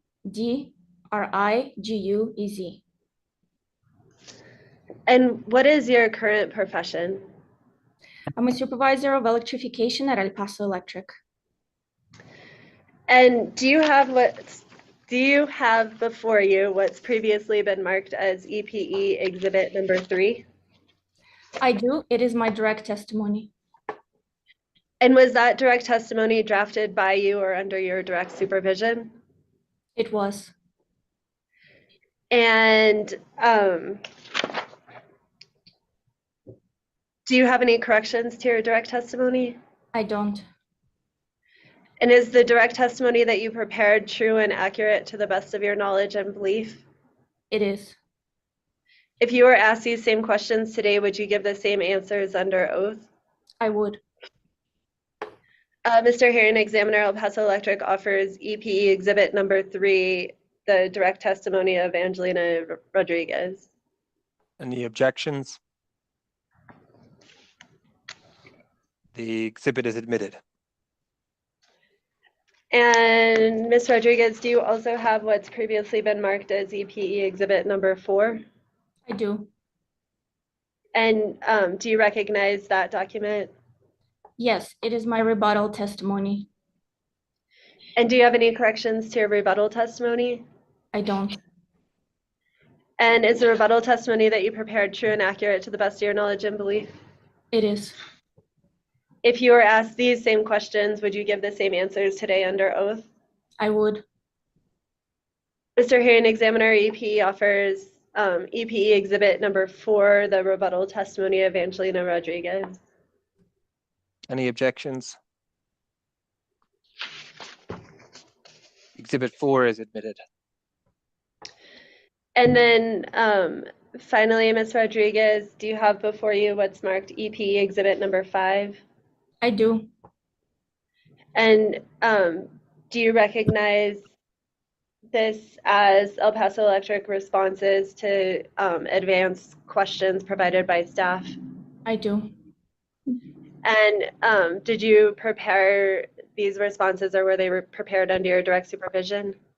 Yes. And are the responses true and accurate to the best of your knowledge and belief? Yes. Mr. Hearing Examiner, we also move to admit EPE Exhibit number 5, EPE's response to staff advanced questions. Okay, Objection. okay, Ms. Stevens, what's the objection? I have no idea what this document is. I didn't see it till I downloaded the documents. You opened up the Dropbox yesterday. I don't know whether it's surrebuttal. I have no idea what it is, and it's not been shown to anybody beforehand. I have no idea what is going on here, and I totally object to EPE putting in additional. Essentially, they're putting in direct testimony, or it's either direct or it's surrebuttal to something that isn't in staff's. It's surrebuttal to something that isn't in staff's testimony, or rebuttal testimony, to the best I can tell. I did not spend a lot of time trying to figure out the provenance of these questions, because I had no idea what they were, and I didn't think that I was going to figure that out either. Okay, May I respond? yes, please. Okay, go ahead, Ms. Olson. So first of all, I'm not sure that Ms. Steven has provided any evidentiary objections. To the extent she didn't look at the exhibit that was uploaded, that's a function of the timing, and so Mr. Hearing Examiner, I'll let you deal with that. Staff provided advanced questions to EPE in order to cut down the time for cross-examination for the hearing, and EPE provided written responses. And I think the questions are fair game for cross-examination to the extent parties have follow-up questions, but to the extent Ms. Stevens has a foundation or a relevance or a evidentiary objection, I haven't heard any. The foundation, Mr. Ryan, is that there was a deadline months ago for testimony to be filed in this case. There has been no opportunity to read this, to do discovery on it, to know what it's going to be used as. I can understand if Ms. Olson wants to spend her time cross-examining staff's witnesses about some of this information, but she does not get the opportunity to file additional direct testimony the night before the hearing. It's just basic due process. Got it? It's the same as the document that Mr. Simpson is asking to go into the record. It's EP's responses to questions from staff. If you don't, like I said, I will let the hearing examiner decide whether exhibits that have been disclosed be admitted or not. So if I understand correctly, what we have here, Mr. Black, you might be able to chime in on this. There were questions that you had that you provided to EPE, and they offered these as an efficiency to make sure we conclude the hearing in one day. Is that what's going on here? That's correct. There was an attempt or two to come to some kind of agreement to identify uncontested issues to which a number of the interveners refused to agree. So staff moved forward with its questions in order to whittle down the time that it needed to ask these questions on the record at this public hearing. Ms. Stevens, I mean, it seems fairly reasonable that staff did this in light of the fact that we're trying to get the hearing done today. No, it's not. It is not. If there was an arrangement, they should have cleared it with you in advance. They should have. Staff did not give us the questions, the other parties the questions. EPE did not give us the answers until I mean, they must have uploaded them Friday. I know that they said, it says something that they were asked on Friday on 27th and 28th. This is sandbagging the way I see Mr. it. Hearing Examiner, And it's not to consistent with my due process rights. Mr. Hearing Okay. Examiner, if Ms. Stevens wants, Mr. Black can read each of these questions and Ms. Rodriguez can provide the answers and we'll just take up the time on cross-examination. I think Well, that that's a No, way to no, go. stop. We're gonna take a recess for an hour. Stevens, will that give you sufficient time to read this material? I'm not sure because I don't know what's in it. I don't know whether I need discovery. I don't know. I mean, Mr. Black doesn't have any reserved time to read this. There's just, this is outrageous, to be honest. These questions. And I know that you're trying to Your save Honor. some time, but if you're saving time, you've got to do that in a way that is consistent with due process. What in, It's like they're Mr. Black, having go a ahead. private hearing. They're having their own private hearing here. Mr. Black, what are you gonna say, sir? Your Honor, these questions were derived directly from the questions that were circulated by EPE to all parties in an attempt to reach agreement on contested and uncontested issues. Ms. Stevens was involved in that process. These questions are not new.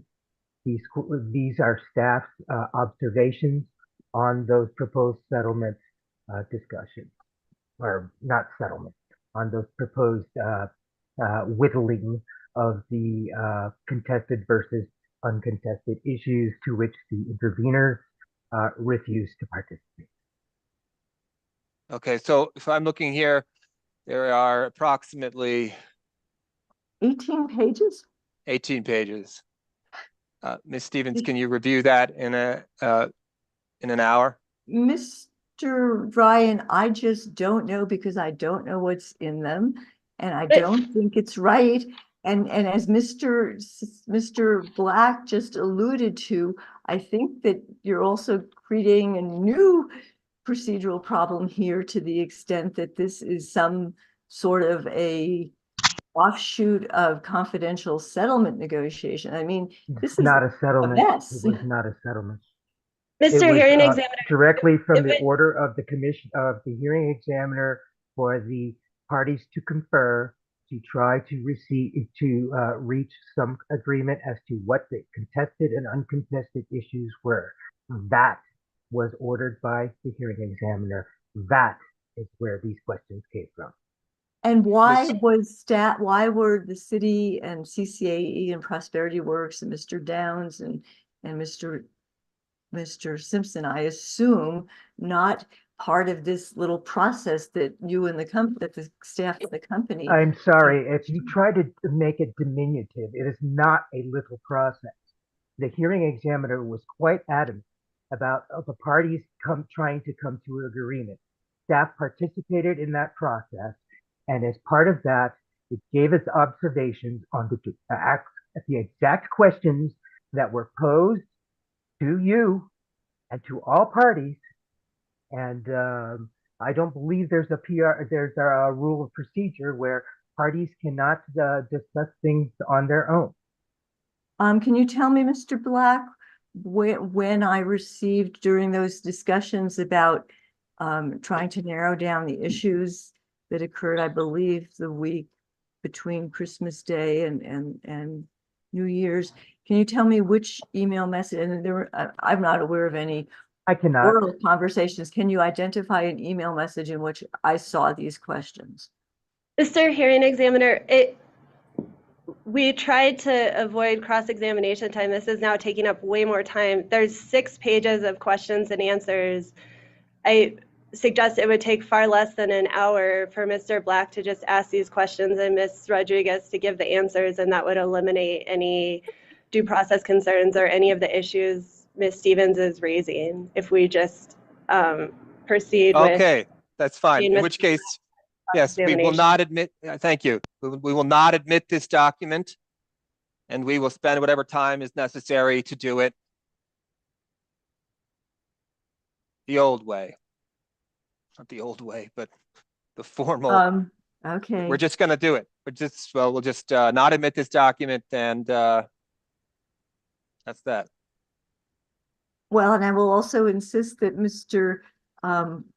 Black tie these questions to admitted exhibits, that he's supposed to cross-examine, not just do new examination. On Mr. behalf of Hearing himself examiner, or the questions are off of testimony. Ms. Stevens is wasting everybody's time.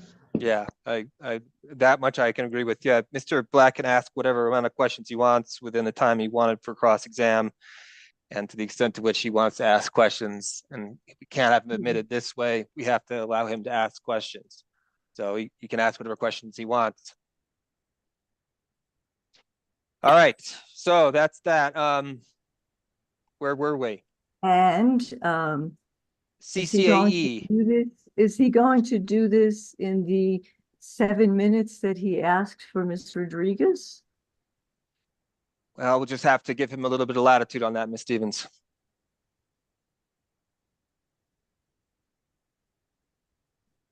EP Exhibit 5 was not admitted. And we now turn to Mr. DeSalen, who requested 45 minutes with Ms. Rodriguez. Hearing examiner, this is Kara Lynch, and I'm actually going to be crossing Ms. Rodriguez at this time for CCAE. Okay. Sure. Thank you, Ms. Lynch. Thank you. Yep. Ms. Rodriguez, could you please turn to your rebuttal testimony? Pages 27 through 28. Okay, I'm there. Lines 1 through 20 and 1 through 2 on those respective pages. Okay, I'm there. There, you're discussing budget flexibility, correct? The questions that I'm seeing are talking about Mr. Madsen's recommendation to increase the TP, question 32 and 33. Is that what you're looking at? You provide there that budget flexibility allows for the ability for EPE to move funds around to accommodate changes in budget expectations, correct? Could you tell me the line number again? Lines 1 through 20 and then 1 through 2 on pages 27 through 28. Of my rebuttal. Correct.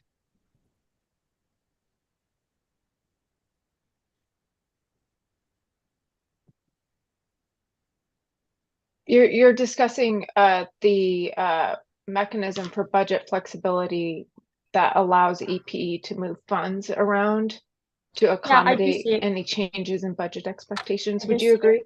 Yes. Okay. If the budget flexibility provided under Rule 574 is insufficient, then EPE may seek to expand the TEP by seeking commission approval, correct? That's correct. Okay. Would commission approval require a hearing upon that request? I'm not sure what the process would be, to be honest. But it would be an additional step, correct? It would be an additional step, it's my understanding. That additional step, it may be a hearing, takes a lot of time to prepare for, correct? Yes, it would require more time. And the decision that the commission needs to make would take more time, correct? Correct. But I would like to also bring to your attention the fact that there are a lot of budget flexibility provisions in the rule, and some of them allow us to shift funds from one program to the other before going with this last step that is available to us. Correct. Thank you. We understand that. Would you estimate that? I would ask that Ms. Olson. I'm trying to save time. Stop. Ms. Olson's trying to object. First, let's do this. Ms. Olson, you chimed in with an objection. What is your objection? I would ask that Ms. Lynch allow the witness to give a full answer to the question. Very good. Ms. Lynch, just let the witness respond. I understand why you interjected as you did, but let's proceed. If those processes that exist for EPE to move funds around in its requested budget are insufficient, in your opinion, do you have any estimate of the time between EPE requests more funds and commissioner approval of them? I'm going to object to this question. Ms. Rodriguez already testified that she doesn't know what the process would be. Overruled. She just- You can answer. Overruled. Ms. Rodriguez, you can answer the question. Yeah, but I would like to go back to my original comment where the budget flexibility provisions have multiple sections to it, right? The first thing that we can do is to shift up to 20% of programs budget to another program. Then there is another section that talks about potentially exceeding the program budget by 10%.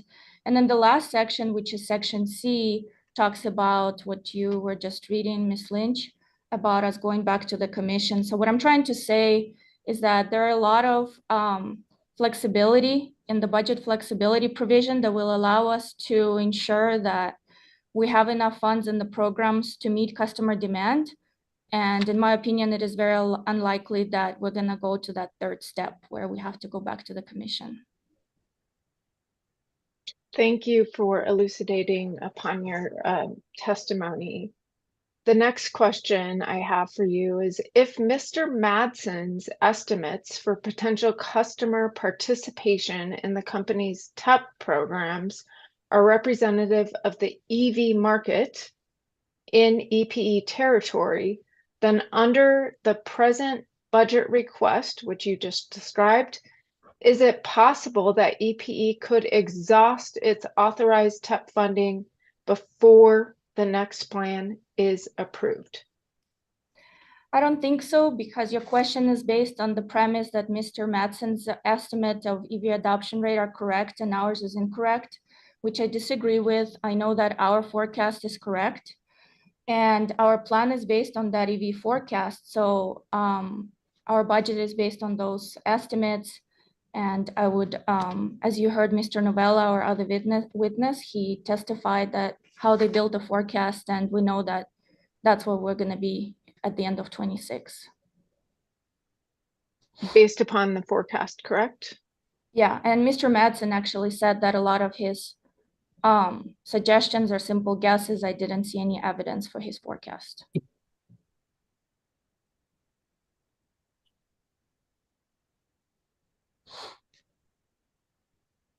Are you familiar at all with the Clean Cars rulemaking? Yes, I'm a little bit familiar with Clean Car Rule and Advanced Clean Car Rules. And the estimates Mr. Madsen used there are the same estimates used here, correct? I'm not sure. Could you repeat your question or rephrase it? The estimates and the sources Mr. Madsen used there for the estimates of EV adoption rates are the same or as the ones used here. I'm not sure how Mr. Madsen came up with these estimates, but what I can say is that if you look at the Advanced Clean Car Rule, yes, it was adopted recently, but it actually applies to model year, starting with model years 2027. So I just want to put it on the record. Hearing examiner, I request that administrative notice be taken of Mr. Madsen's testimony and the rules that were made in the EIB Clean Car rulemaking proceedings. Mr. Hearing Examiner, I object to administrative notice being taken of Mr. Madsen's testimony if CCAE is asking for administrative notice to be taken of the rule provisions that were published in the New Mexico Register and that have now been incorporated as part of the administrative code, to the extent that that publication has been filed and those rules have taken effect, I don't object to that. Just give me 1 second here.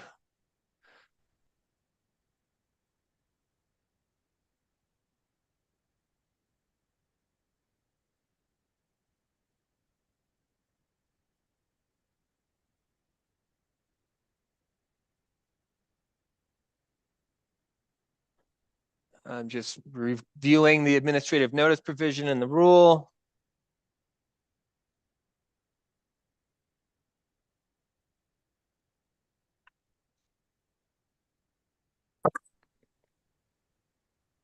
So the commissioner presiding officer may take administrative notice of the following matters if otherwise admissible under subsection A of 1.2.2.35. Rules, regulations, administrative rulings, published reports, licenses, and orders of the commission and other governmental agencies.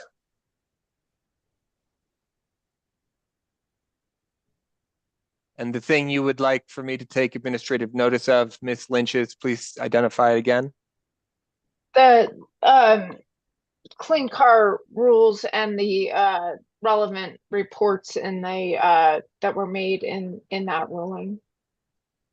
And if I understand, Ms. Olson, you do object to the Mr. Madsen's testimony in that other proceeding, but not to the conclusions of that tribunal or whoever it is, the body.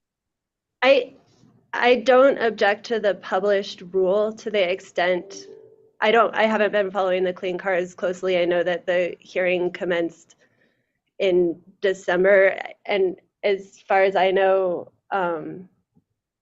I don't know if the adopted rules have actually been published in the register, but to the extent they're enacted published rules, I don't object to the rules. I do object to whatever reports Ms. Lynch is referring to, because I'm not even sure what she's talking about. Yeah, no, I think so my ruling on that would be, Ms. Lynch, we can take administrative notice of rules, regulations, rulings, reports, licenses, and orders from other governmental agencies. But to the extent to which you're asking me to take administrative notice of Mr. Madsen's testimony before another tribunal, I don't know. I don't think so. Okay, that's fine. Miss, do you mind if I continue my questions? Sure. Well, but in terms of, are you still moving for administrative notice of something, and what is the thing, and how will I receive it? Just the rules in the clean car rulemaking. And where can I find that? I can provide them here in Right, Examiner. So what I would need you to do then, Ms. Lynch, would be to create a subsequent exhibit, offer it in the form of administrative notice, circulate it to the parties and to the court reporter as well. And can you do that before the end of the day? Yes, assuming that this hearing concludes in a reasonable amount of time. Sure. Well, we'll just Mr. I apologize. No, it's okay. Go ahead.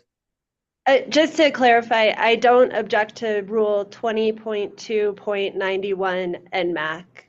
So to the extent Ms. Lynch is asking for anything else, I would reserve the opportunity to object to any additional documents that are introduced into the record.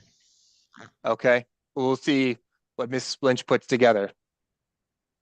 Thank you. Unless all you're asking for, I suppose what Ms. Olson's inviting us to consider is all you're asking us to do is take, if it's a rule, I don't even know why we would need to take administrative notice of it. It's just existing rule. It is correct. It's the existing rules. I'd also like to admit the state's impact assessment used there. Okay. I object to that. I don't know what that is. It's a report the state issued for. We'll see what it is before we Ms. Lynch. You have to put that together and then submit it, and then we'll just have to deal with it as it comes. Okay, that's great. Ms. Rodriguez, can I move on to some questions? Yes. Okay. Ms. Rodriguez, I am wondering if you are familiar at all with Travis Madsen's testimony. Yes, I'm familiar. Did you review exhibit TM3 in that testimony? Just give me a second, please.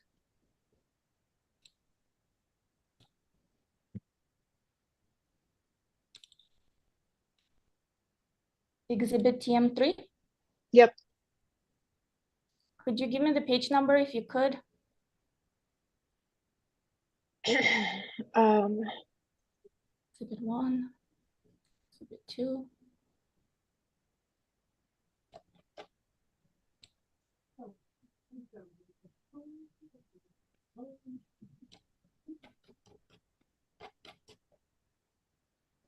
In the document that I have, it goes from Exhibit TM2 to Exhibit TM6.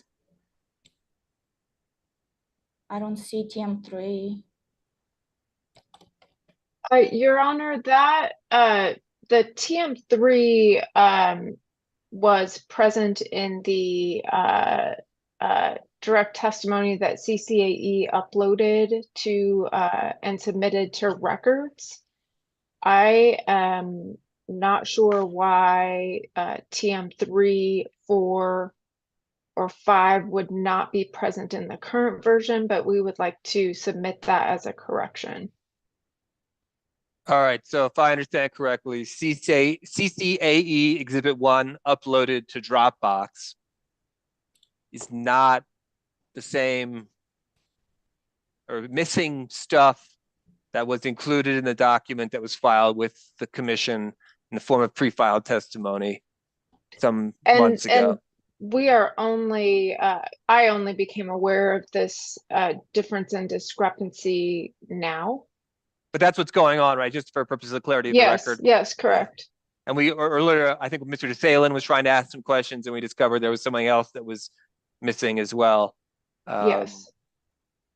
And it is confusing to CCAE because it was our understanding that we were that we uploaded the same, you know, exhibit that had been uploaded and used for filing at the PRC during the deadline for direct testimony. Yeah, well, you know, the procedural, the Zoom protocol and hearing protocol order says we rely on the shared documents so everybody's pointing to the same thing to avoid exactly this kind of an issue. Yeah, so- and There was a I don't mistake. know. It's fine. It's fine. Whatever. There was a mistake. Something happened.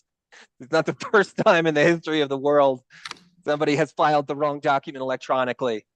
How do we fix it? I don't know. Miss Olson.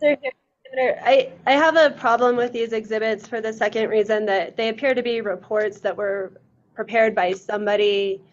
I don't know that we have any foundation laid on them. I don't think my witness has foundation to testify to these reports. So I suggest that Ms. Lynch just ask Ms. Rodriguez questions and Ms. Rodriguez can answer them as opposed to referring to some report that we don't even have foundation for and we don't know what it is. I mean, I don't know, Miss Lynch, it's difficult to.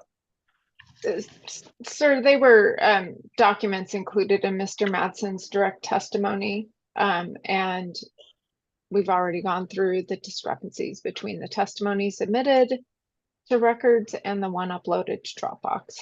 Sure, no, I understand. I understand there's discrepancies, and I don't have a problem with Ms. Lynch inadvertently forgetting to put these in Dropbox. My problem is that we don't have foundation for these exhibits. The fact that they're attached to Mr. Madsen's testimony doesn't mean that They're discussed in his testimony. Wait, So sorry. I- So stop. Like, let's not have an argument. Okay, what page in the pre-filed direct testimony, which is not the Dropbox testimony? What page is the? I mean, because Ms. Olson's making a substantive evidentiary objection. So what are we talking about? Where are we, Ms. Lynch? Let's go there first. I got 205 pages. Madsen direct. This was the pre-filed testimony. On what PDF page is that you're referring to? I'm navigating there.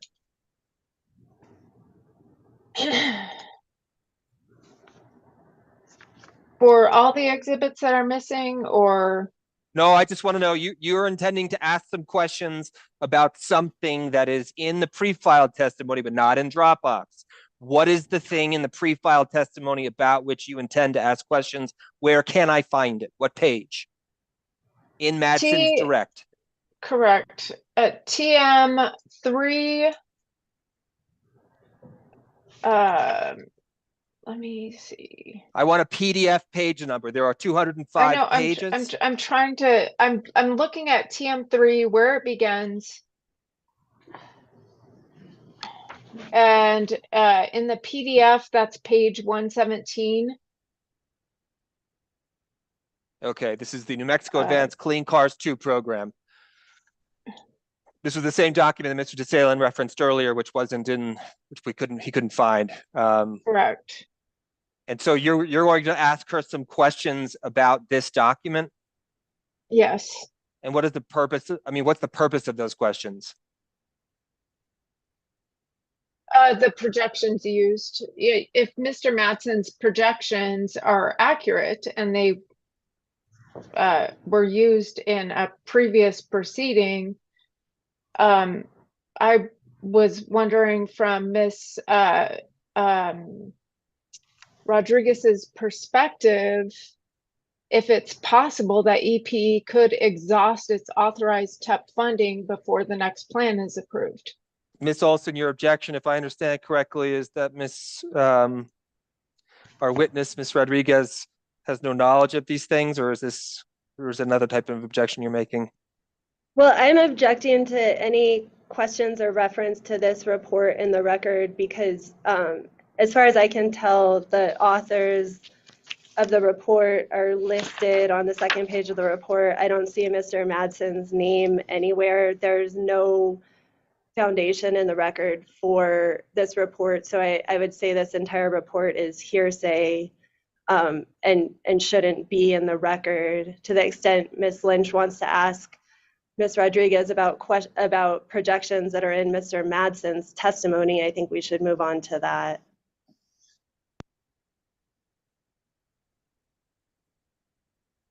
Ms. Lynch, is it your intention to admit this report into the evidence? Yes, and it was already submitted as part of Mr. Madsen's direct testimony. It's also a report that he refers to throughout his testimony, and we deemed important enough to include because it's relied upon. Yeah, well, I'll allow the document to come in. I mean, I understand that point. We have to figure out how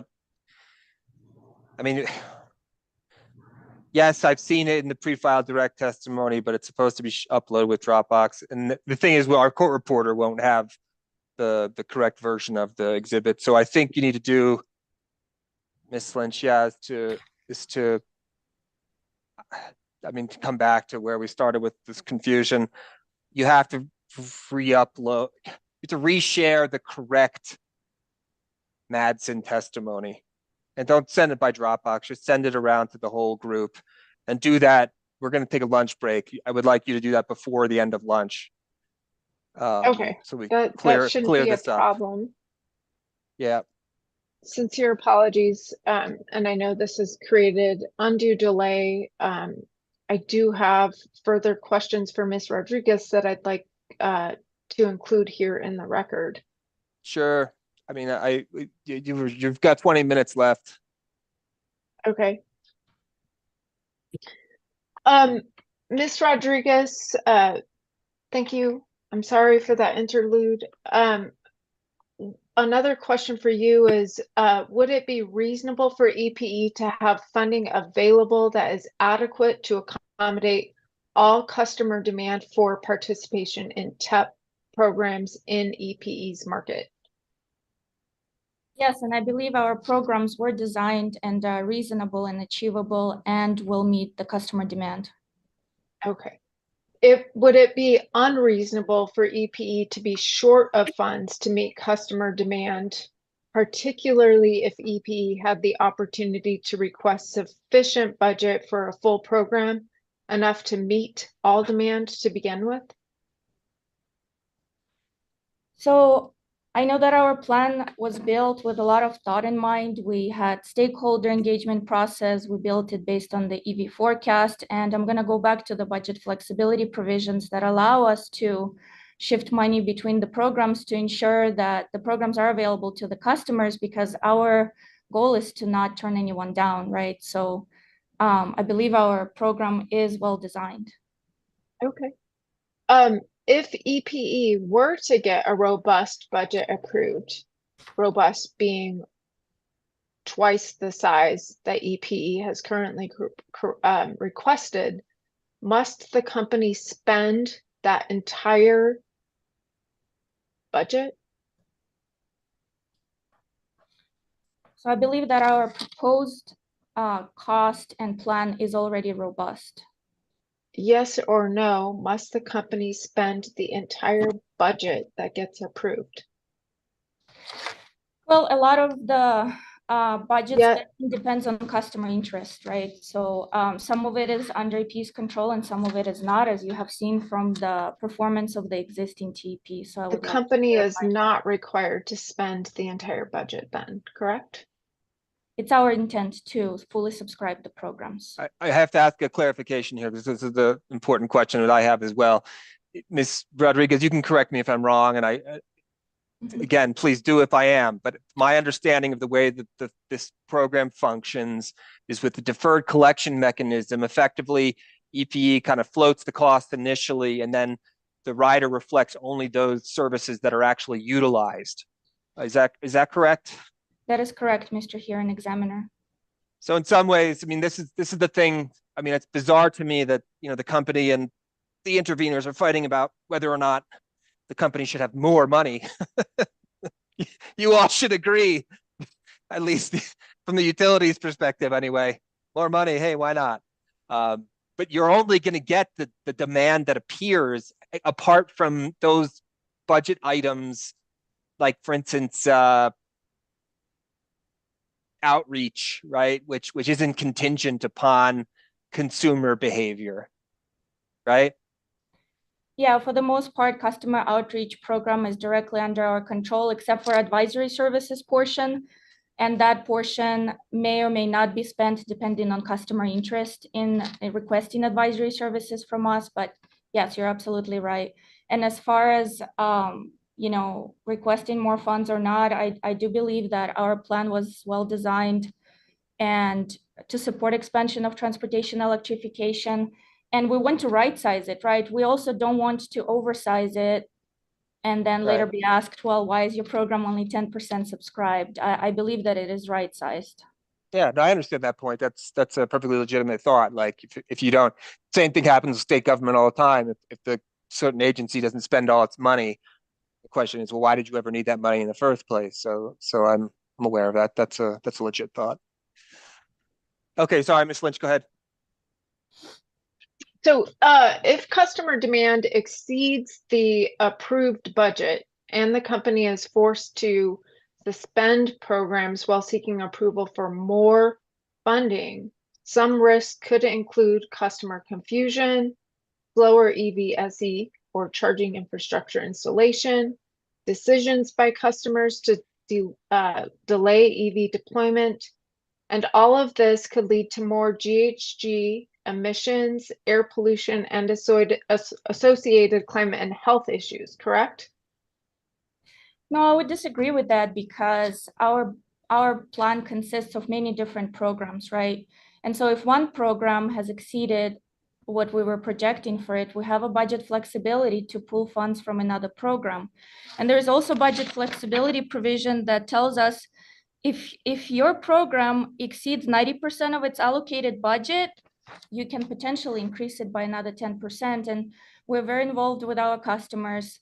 We are very proactive with our fleet entities, customers that are pursuing DC fast charging stations. So we're trying to get ahead of the game and know about the projects before they come for interconnection to us. So what I'm trying to say is that I don't see a scenario where we weren't anticipating, let's say, 20 entities submitting applications for DCFC, sites or something like that. Because again, we're very involved with our customers. We'll monitor performance of each program. If we need to shift money from one to another within the criteria of the TP rule, we will. So I think that rule gives us a lot of good flexibility to ensure that we continue the programs. There's no customer confusion and customers are aware of what's available to them. Thank you for describing budget flexibility. In your opinion, does ownership of an EV increase access to the use of electricity as a transportation fuel? I'm sorry, could you repeat that question? Would ownership of an EV increase access to the use of electricity as a transportation fuel? Yes. Okay. Can you please turn to page 18 of your direct testimony?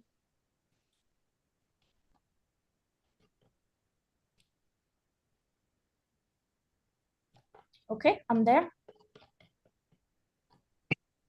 At line 18, you identify, quote, the cost of EVs as one of the greatest barriers for residential customers, end quote, to EV adoption, and therefore to participation in the company's TEP. Would you agree that the cost barrier of owning an EV is larger for customers with lower incomes? I think there are a lot of barriers for customers when it comes to EV ownership, including low-income customers. One of those factors is the upfront cost of an EV, but there are also other factors such as customer understanding of the technology, availability of charging infrastructure, as you can probably see from the results of customer surveys that we've conducted. Okay. Can you I now want a turn follow-up question. Can I ask a follow-up on that, this very point? Of course. Let's Ms. Rodriguez, when I think about this, I've did the last EPE TEP case. I've talked with some other hearing examiners, other people at the commission about EVs and whatever. We're all here. We have a sort of more robust volume of knowledge about this subject, perhaps, than typical person out there. But when you look at it from a very plain kind of like just common sense way, how are electric vehicles really going to be adapted without major government subsidies? And by that, I mean, where Ms. Lynch, I think, is going with this is the idea that the utility offer some sort of incentive credit for actually purchasing an EV. I mean, there's a part of myself, I walk around day to day and look how much cars cost. And I'm like, the only way you're going to ever get everybody to buy these things is if you provide them significant incentives to own them.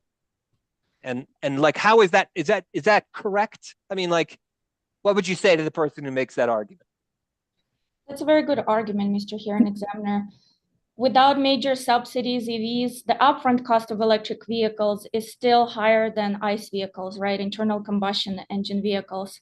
But I think it goes back to education, because as an electric vehicle owner myself, I know that over the use time, over the lifetime that I'm going to use my EV for 5 or 7 years, I'm saving on fuel, I'm saving on maintenance. I don't have to change spark plugs, I don't have to take it for oil changes. And we have a tool on our website that allows customers to see that, yes, maybe the upfront cost of the vehicle is a little bit high for you, but if you own it for 5 years, electric vehicle is probably going to be cheaper to own than the gasoline vehicle. So I think it has to do a lot with education. And it's my understanding that a lot of states take the lead on offering additional incentives for purchases of the vehicles on top of the federal tax credit. So, for example, in Texas, we have Texas Commission on Environmental Quality that offers an incentive to customers that purchase EVs. But there are very few utilities that I know of that offer a direct incentive on the vehicle. Why do you think that is? What's the driver for that? Well, I think typically utilities try to cover gaps in federal and state funding, and usually states take the lead in offering those incentives, and utilities take care of infrastructure as well as maybe offering programs like we did, a car sharing program that we included in the PRI proposal that we have. I also want to bring to everyone's attention the fact that low-income customers, when we surveyed them, a lot of them are not even in the market to buy any vehicle yet, right? Right. So that's why we've designed our TP to include car sharing program, bike sharing program. We have incentives for buses and fleet entities. So there are a lot of programs that we included that will benefit low-income customers in our service territory. So in other words, one argument against the subsidy directly for EV purchase would be, that in fact, if you're going to socialize costs on some level, it's not necessarily the best idea to do it towards an ownership model, have a more collectivist approach, and have varying car sharing and this kind of a thing. That's what you're saying. Mm-hmm. Yes. It just seems, I guess on some level, the question begs about how much does the state want to incentivize electric vehicles to be purchased immediately? And if that, I mean, and that's a broad legal question, but if that is an aggressive position, then I just don't know, aside from all that you've just said about how do we get people to buy them en masse immediately, I just see that as, I don't know the answer. Does anyone? Have you read anybody who knows the answer to that one? Well, also, I would like to say that the pre-owned vehicle market is still developing. And once it develops and there are more pre-owned EVs available on the market, those are typically, they cost less than new vehicles.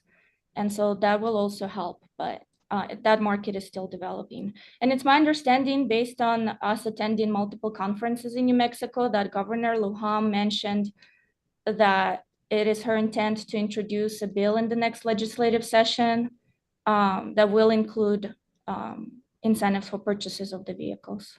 The last one was $2,500, right? That was the one that failed. I don't believe the exact number. I just remember reading about it and then thinking to myself, well, for a $40,000 purchase, $2,500 doesn't strike me as a terribly large incentive. I mean, did you have any evidence or knowledge about where in that tipping point the consumer tends to oh, yeah, that's too good to pass up, I'm going to have to do that? Do you have any idea? Well, yeah, so the cost difference between the ICE vehicle and the EV should probably be covered by the incentives, right? But there is also federal tax credit of up to $7,500 for qualifying vehicles. And now this year we have very good news, because that tax credit, customer doesn't have to wait for another year on their tax return. It's my understanding that now dealerships can offer that tax incentive at the time of purchase. So it's going to help customers buying those vehicles directly from the dealerships. Have the problems with supply chain in terms of availability of vehicles in El Paso Electric Service Territory been solved? It's getting better here in Examiner. The supply chain issues were prevailing during the terms of this existing TP. But as you're probably reading articles that are available about overall US market, you read a lot of articles that EVs are piling up at the dealerships, which are introduced as bad news, which to me sounds actually as good news, because now you can go to a dealership and test drive an EV. Is that the case in El Paso's service territory? Are you guys getting surplus vehicles? We started to get some surplus vehicles in our El Paso dealerships, and one of those dealerships have recently purchased several dealerships in Las Cruces. And I'm very excited about that, because those business owners are supportive of EVs. So it's my understanding that they're going to be carrying out an inventory. So it's Casa Group. So they bought Borman Autoplex. So now it's Casa Autoplex, where they own several dealerships, and they're very supportive of EVs. So the supply issue, as far as the consumer is concerned, they could go out, march down to the store or to the car dealership or whatever and buy an EV. That's not a limitation. I haven't checked the availability as of today or last month, but I think it's going to improve overall. And in addition, in our outreach plan, we included ride and drive events where we're going to be bringing different EV makes and models for our customers to test drive. And a lot of them could be ordered online. The whole model is changing, right? For purchases of EVs, I purchased my EV online. It was delivered to my home. So it's a very similar experience to ordering your items on Amazon, right? So our goal is to give customers an opportunity to test drive those vehicles to gain confidence in them, and we'll be certainly scheduling those events for our customers. Before I take any more of Ms. Lynch's time, and I'll give you some more time back, Ms. Lynch, of course. But I want to just ask, like, why not just do a pilot program that's like, here's a ridiculous incentive for an EV, 10, 15 grand. And we're going to give it to you. We're going to see what behavior that elicits. I mean, I think we can all anticipate what would happen is that people would go buy these things. But I mean, maybe not, I don't know. Why not do something like that? Having like to establish whether or not a massive incentive would in fact shift behavior.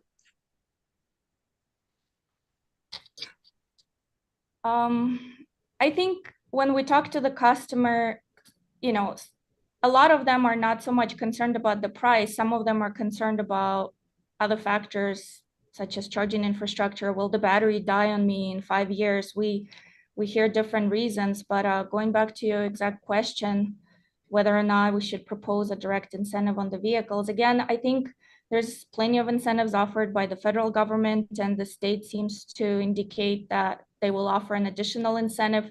Even if they were to offer another $2,500, you have the federal, another $7,500, that's already $10,000 off of the price of the vehicle, plus you're gonna save money on fuel and maintenance. So I don't really see why there is a need for additional incentive from the utility. Well, the only argument could be because the reason why we are incentivizing people to purchase electric vehicles is to eliminate, greenhouse gases and reduce the drivers of climate change, right? Like that's something that impacts all of us. So unlike, the unique decision to purchase an internal combustion engine vehicle, there is a net benefit to the consuming public. And then the theory I would go more strongly would say is like, well, if you get everybody on EVs and you can somehow get their load shifted off to the non-peak hours and the company can sell all that surplus electricity that has no market for, in theory, all of our power will go down, power cost. So, I mean, that's the argument. And I guess I'm just wondering, my last question for you, are you familiar with any utility that has done like a really robust incentive to see just what happens? I believe Xcel in Colorado offers an incentive on the purchases of the vehicles, but I don't recall the exact amount of what they offer. Okay. All right. Sorry for the digression, Ms. Lynch. I just had to get those questions out. I really wanted to ask them. Thank you. Yeah, no worries. If EPE would adopt a utility EV purchase incentive, would that perhaps increase participation in the company's TEP? Well, the customer participation in TEP programs and rates depends on customer awareness. So I think the main driver for customer awareness is our customer outreach plan. Okay, and does EPE stand to increase its revenues if more people participate in EPE's TEP?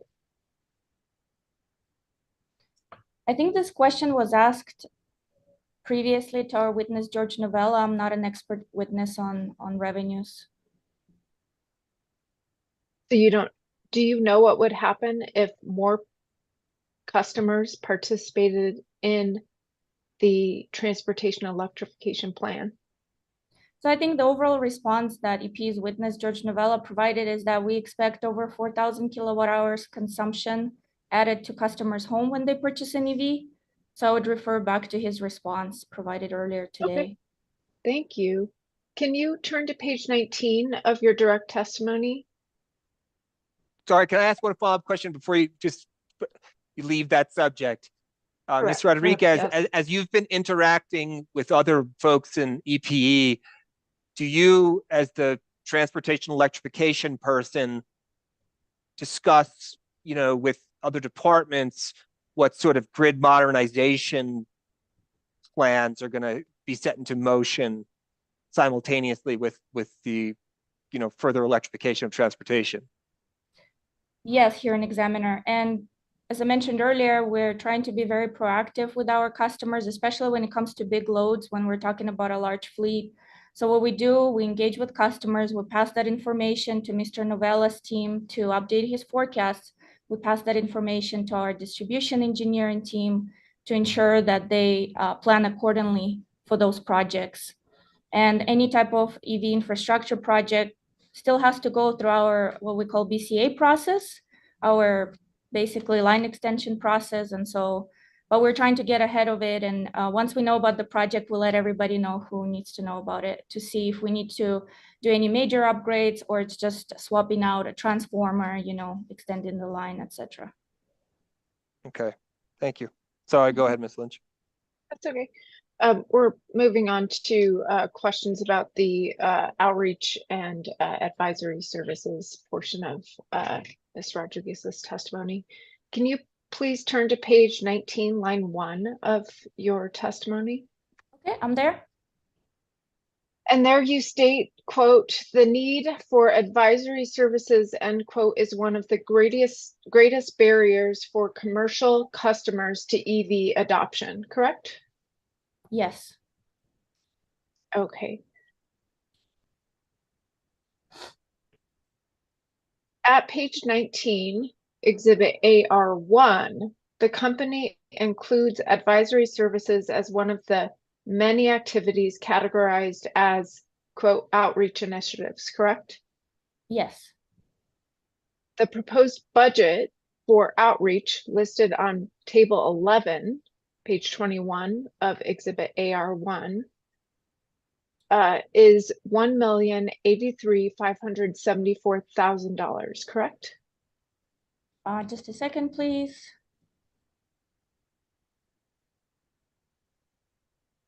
So here I have the split of the budget, just a second.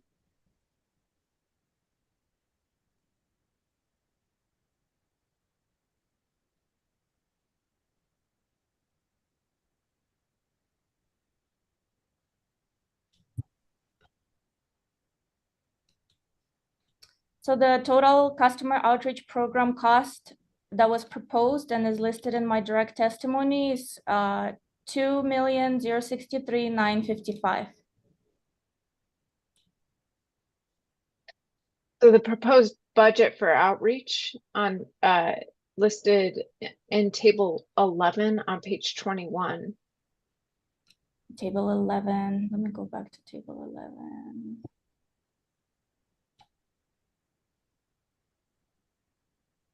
So yeah, the total budget is 2 million. Oh, you mean for the outreach portion of the customer outreach plan? It's $1,083,574. Thank you. Mhm. How much of that budget that we just referred to, the 1,083,000, do you anticipate would be for direct customer advisory services? I actually have it in my rebuttal. Where we specify versus other outreach activities such as event coordination, presentations, ride and drive events. Yeah, so if you go to my rebuttal testimony, page 13, table 5. For advisory services, we originally budgeted $547,50. So a little bit over $500,000. For direct customer advisory services? That's correct. Okay, versus the other outreach activities? Yes. Could you give, so that 50% will be spent on direct customer advisory services? That's correct. Okay. In Mr. Madsen's direct testimony, he recommends that the company elevate advisory services to a full program within the TEP, given its importance to driving effective participation in TEP programs, and to allocate a budget of at least $1 million, with at least 20% of that dedicated for low income and historically underserved communities. So let me In your rebuttal, you stated that EPE does not agree with Mr. Madsen's suggestion, correct? We don't agree. This is an important question too, and So Ms. Rodriguez, one of the things I need to have an answer to this as well is, when the last TEP case and the 241 case, at the end, I recommended that the commission double the budget, and that resulted in a bunch of exceptions. But the basic intuition I had was, there's not enough outreach you could possibly do. To the extent to which the legislature made a determination that this is what we're going to do, the people need to be encouraged and educated in the way that you described, which is to say that, yeah, okay, look, it looks like a big expensive item, but trust us, you're going to save money in the long run. Those are really hard messages to get through. And then you have the other stuff of people just, I spoke to a guy the other day and he said his number one concern with an electric vehicle was that it didn't make a loud enough noise. And we laugh, but I'm not, I don't think that's ridiculous. This was like, I kind of chuckled myself, of course, but like, there's a lot of stuff to overcome. And I want to know from your perspective, like, was I wrong to suggest that the budget be doubled as a factual matter, as the expert on the subject? No, I actually think that it was a very good recommendation, because we are already approaching the limits of the budget that you approved in the previous case. So it was a very good thing. And as we started moving through the programs, we learned that some customers wanted a ride and drive event. We had a big Power Up Expo with the city of Las Cruces and other stakeholders. So a lot of items came up during the implementation of the existing TEP. So a much higher outreach budget has helped us in the previous case. In this case, I think what we proposed is good, because we didn't just come up with numbers. We asked our customers, what do you need? And 7 of our fleet customers have expressed interest in advisory services, which includes universities, public transit entities, the city, the county, the Las Cruces public schools. So what we've included as a budget is the actual estimated cost of providing those advisory services to interested customers.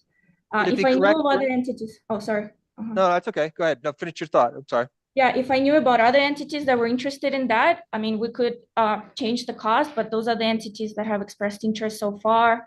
And that's how we calculated advisory services cost. Do you agree that, like, at this stage, in terms of the integration of EVs in the service territory down there, my other thought that kind of drove me in that recommendation was, we're at a position where the outreach is kind of the most important thing since we're at the beginning. Is that thought correct? Yes, I would agree with that, Mr. Hearing Examiner, that outreach is the first step to getting the programs subscribed, getting customers to participate in our rate options, because if they don't have an EV, how are they going to help us shift load to off-peak hours, right? So helping customers understand the benefits of electric transportation is the first crucial step. Well, and even you could say, like what you just said to me, like, if our customers don't know how to shift load, does the customer even know what the load is, or what shifting of load is, or what is the utility of doing that, or why must they do it, or what is the nature of load shifting in a system that's heavily renewable dependent? It's, yeah. I just look at it and I think to myself, like, these are hard concepts for working professionals in the field. How is the average consumer down in El Paso service territory possibly going to be expected to kind of do the calculus necessary for social utility on the subject? Which is exactly why we have proposed a managed charging program that is going to be overly simplistic, because I honestly believe that rates are hard to understand for customers. And even if the rate design is great, sometimes customers are afraid to change their rates for whatever reason. And which is why when we were designing our managed charging program, it's going to be overly simplistic. All we're going to ask customers, like, hey, when do you need your vehicle ready by? Okay, 7 a.m. You go to work at 8. Okay, great.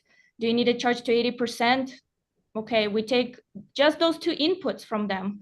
And in the back end, we randomize the start time of all EVs on our system during either off-peak hours or when we have a lot of renewables or low carbon. So it's going to be a very simple program for customers to participate, and we're very excited about it if it gets approved.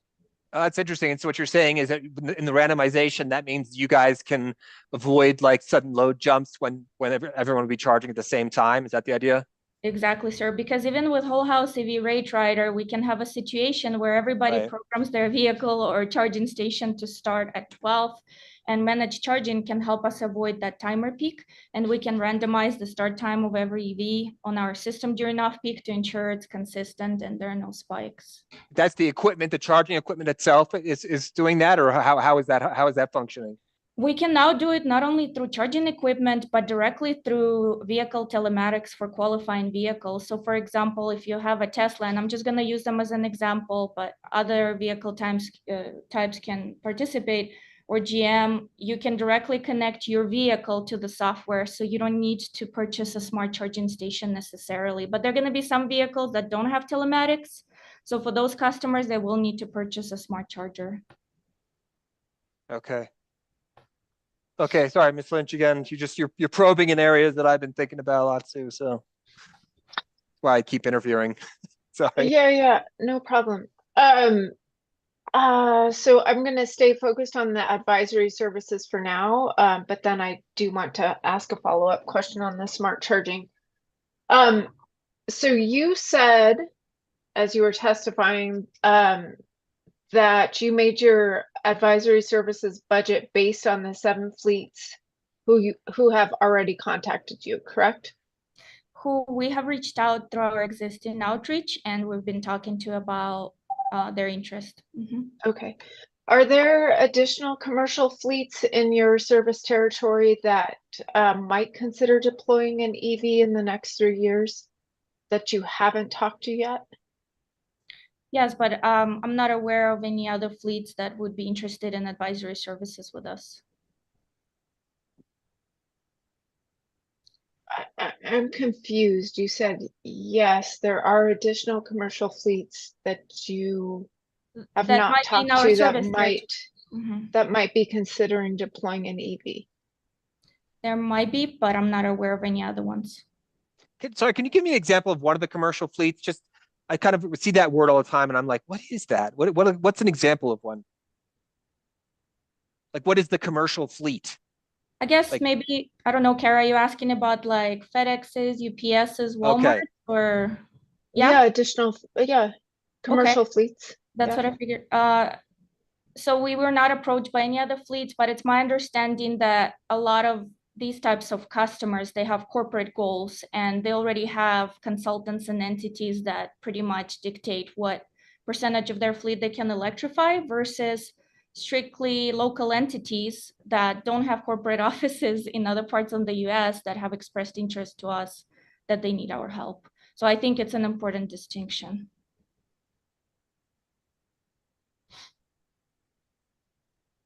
That's weird though, because it seems like on some level, wouldn't the local store have the best knowledge about, I mean, is that kind of what you're pointing at? There seems to be some incongruity between corporate decision making and then what's going on at the local level? Oh, I'm sorry. So when I was referring to local fleet customers, I was thinking more of like Las Cruces Public Schools or Okay. our local city, municipality, university, versus corporate customers. Yes, we may have a local Walmart store, but they're probably getting help from the corporate office of Walmart, because when they come to us with a project, which we were recently approached, they typically know exactly how many vehicles they're going to electrify, exactly how many charging stations they need. So I haven't seen any of those commercial customers asking for our advisory services in that regard. Okay.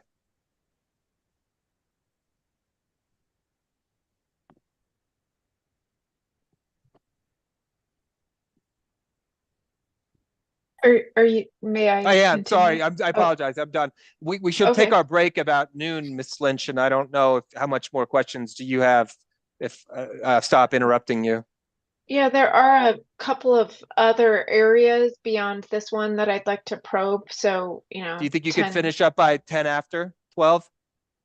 I can try, or do we that, can and come I will- back. No, let's just try to get this wrapped up and then we do need to make progress, but I'll Okay. stop asking questions.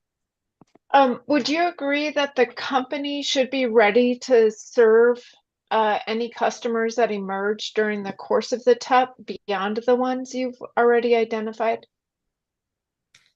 Yes, we will be ready to serve any customer. So okay.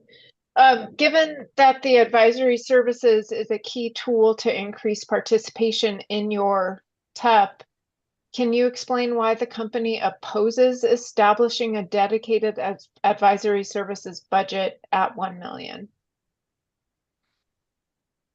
Well, the cost that we have estimated, I believe, is reasonable. I'm not sure what 1 million estimate is based on Mr. Madsen's recommendations. We're not opposed to separating advisory services into its own program.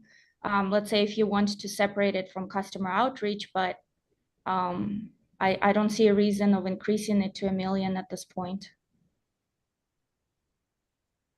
Is there any drawback to increasing the budget? Well, I think the only drawback is, again, later on looking at the program performance. And if, let's say, we only spent what we projected, which is 500,000 plus, you know, you or other interveners may ask us, why did you only spend that and not 1 million, right? So it just may result in unwarranted criticism later on.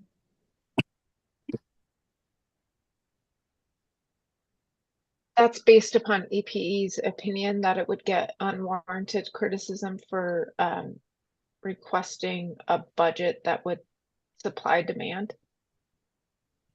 Well, I think that the budget that we proposed is based on the customer interest and the cost that it would require for us to do. So I'm not sure if you could justify why would it increase to 1 million. I haven't heard anything as far as justification for 1 million. Okay. Thank you. I'd like to move on to the cost of charging for home charging versus public charging, just to give you a sense of where we're going with these questions. Okay. Do you know how much it costs to charge an EV per kilowatt hour? I would have to go back to our rates, and maybe it would be better addressed by Brian Taraki.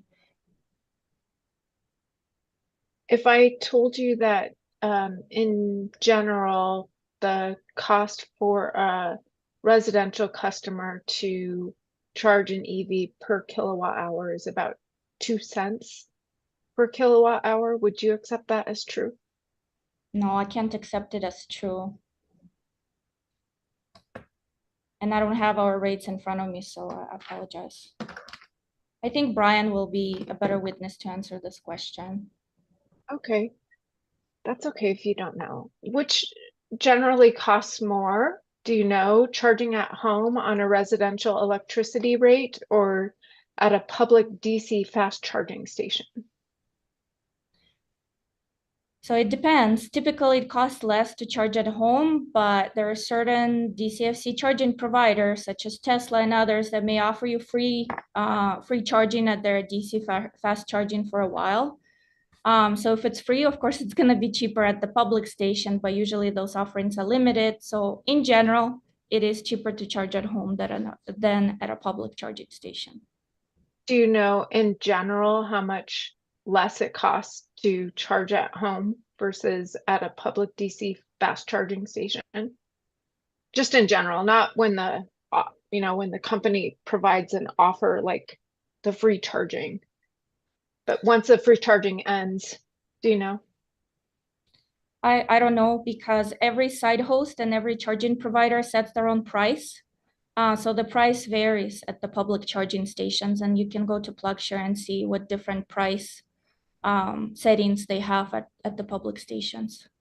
Do the prices vary for residential charging?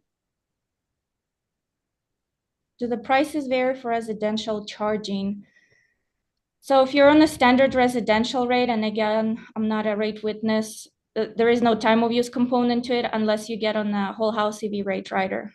And then it is cheaper if you charge at night. Okay.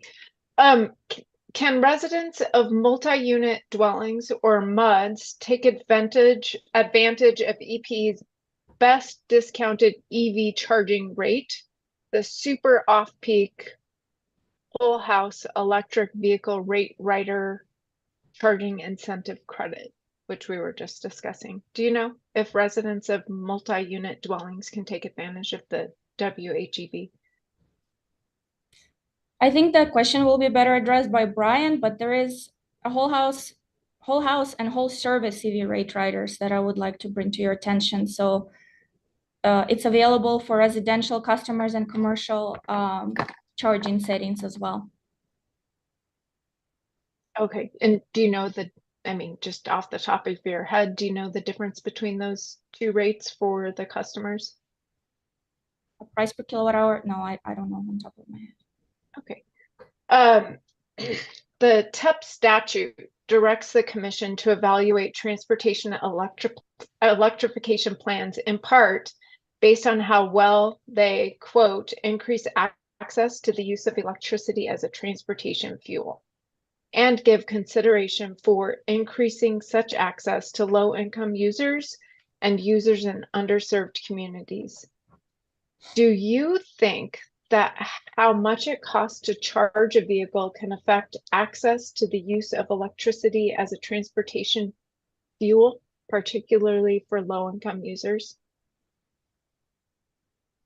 So our plan is increasing access to electricity as a transportation fuel because we do have rebates and programs for commercial entities, including multi-unit dwellings, to install charging infrastructure at their facilities. So we are in essence increasing access to electricity as transportation fuel. Am I answering your question?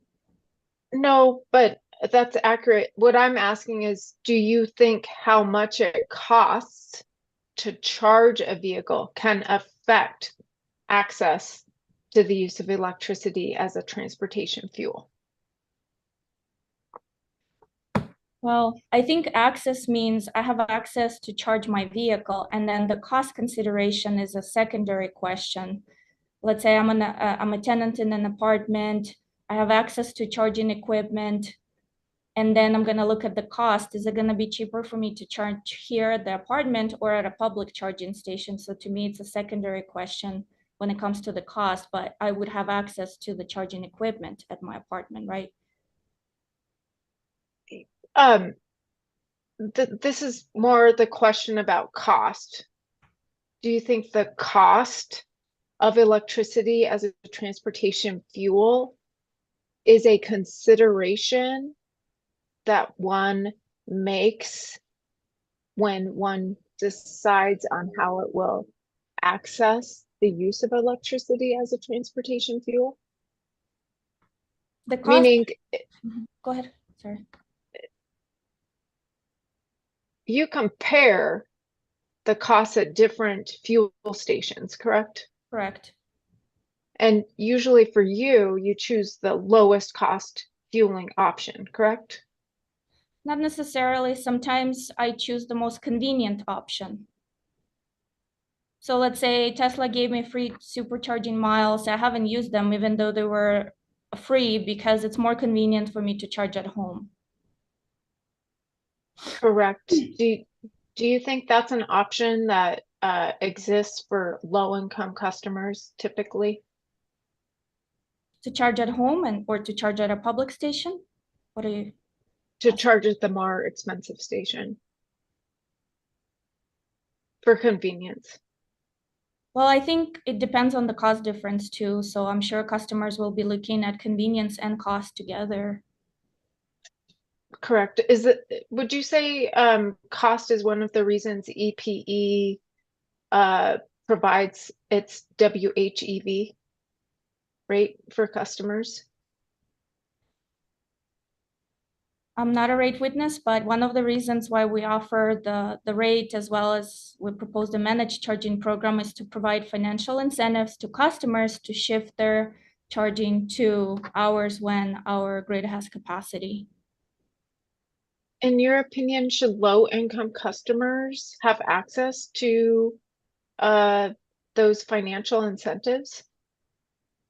Yes, all of our customers can access incentives.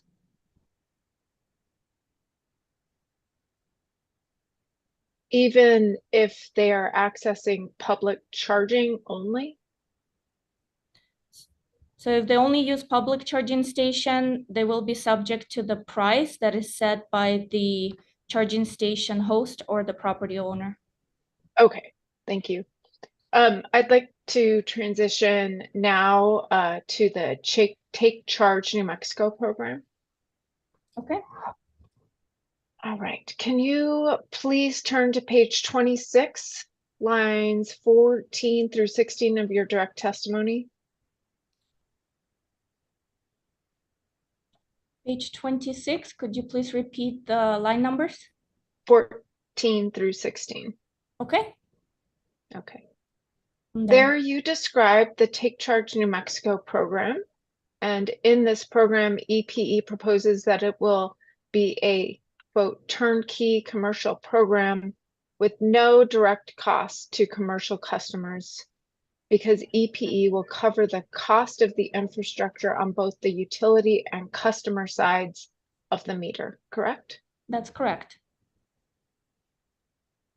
On that same page, lines 5 through 12, you describe the proposed EV charging installation rebate program, which will provide a rebate for a portion of the costs of installing qualifying charging equipment on the customer side of the meter, correct?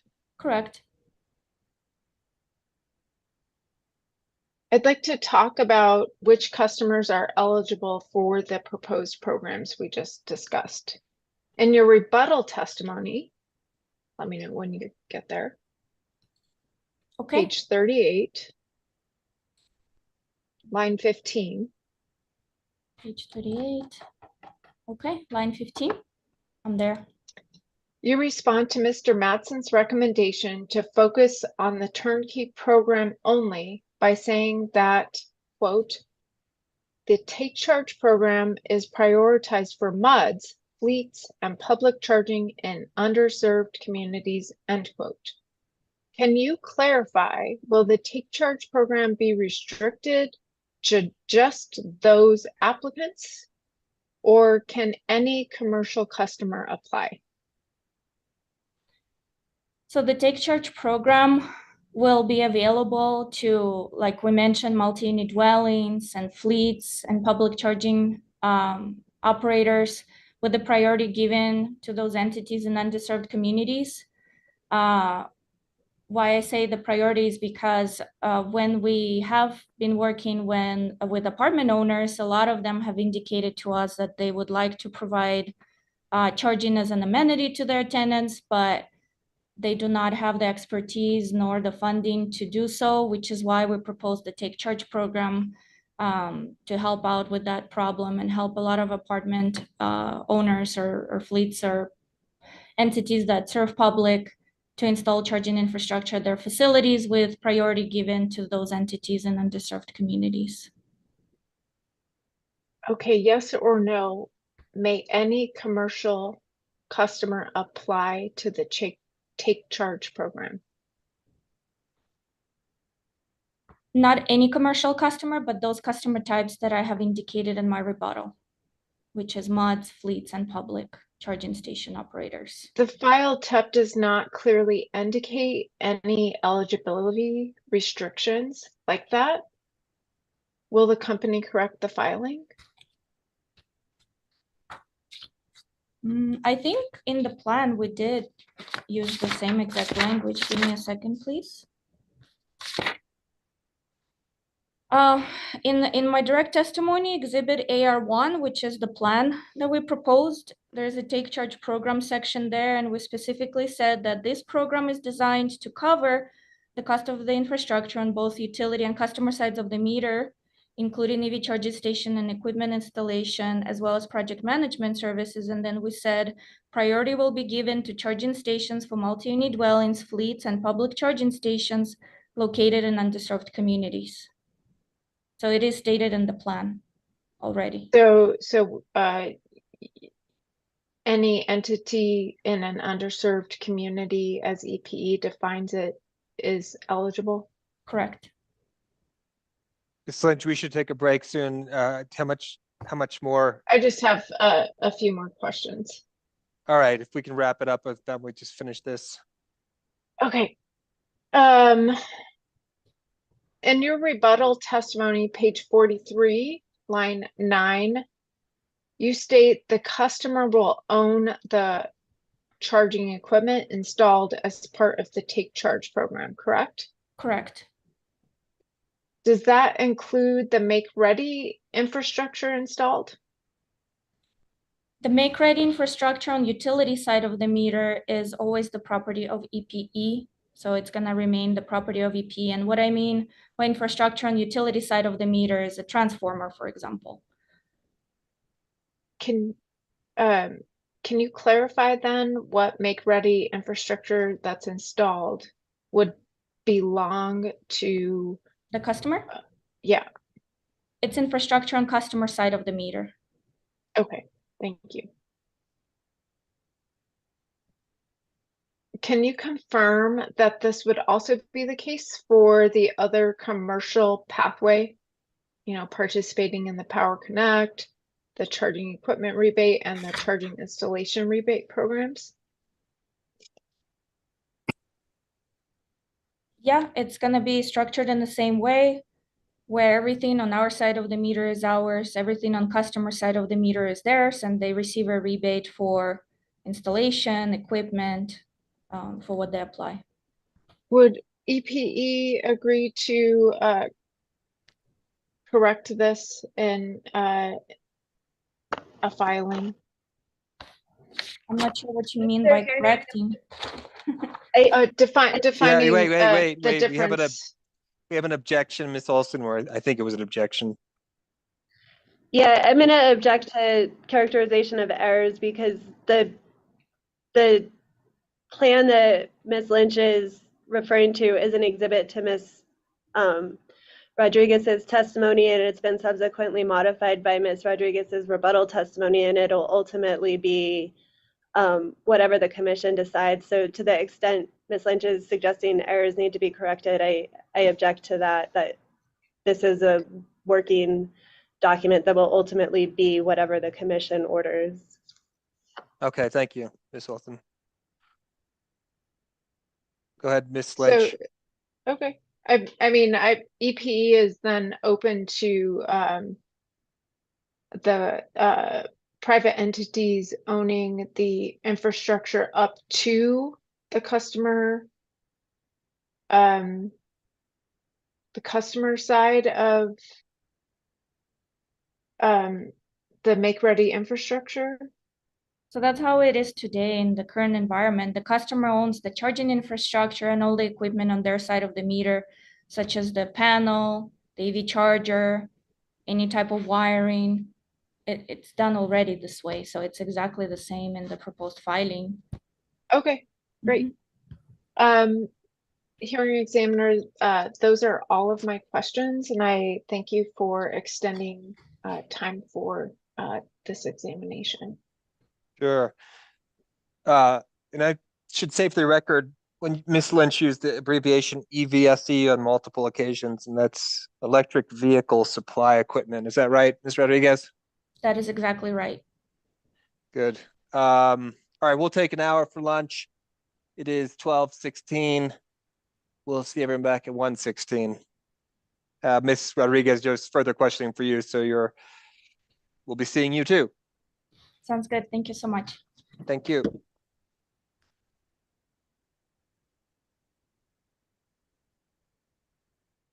Thanks for that, Judge. Yeah, no problem, David. What was sorry, oh, you had a question for me? No, I was saying thanks for the WH. What you just clarified with the witness.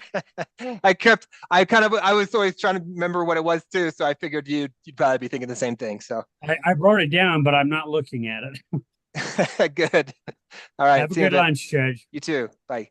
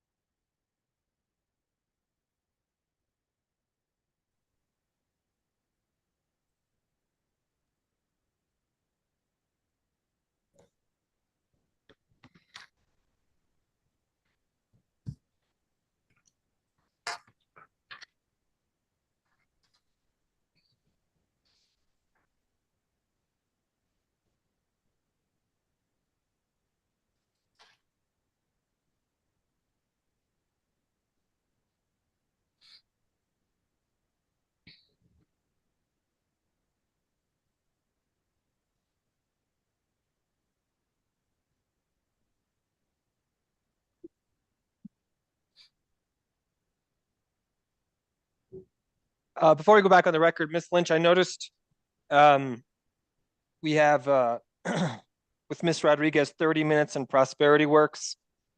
Is that going to be you again for the 30? Correct. Okay, just wanted to confirm.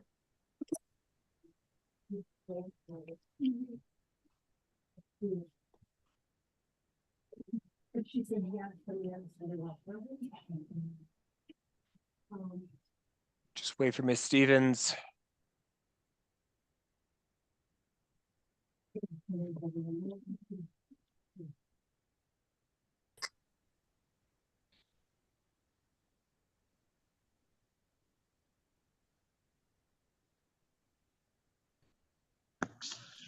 Mr. Hearing Examiner, while we're waiting, Sure, we're not on the record, right? That is correct. correct. Can you check, Angie, real quick if George is prepared to provide the response to the bench request? Because I wonder if he could just give you that information on the record real quick. Mr. Okay. Hearing Examiner, if he's available to do that. Sure. Give me a second.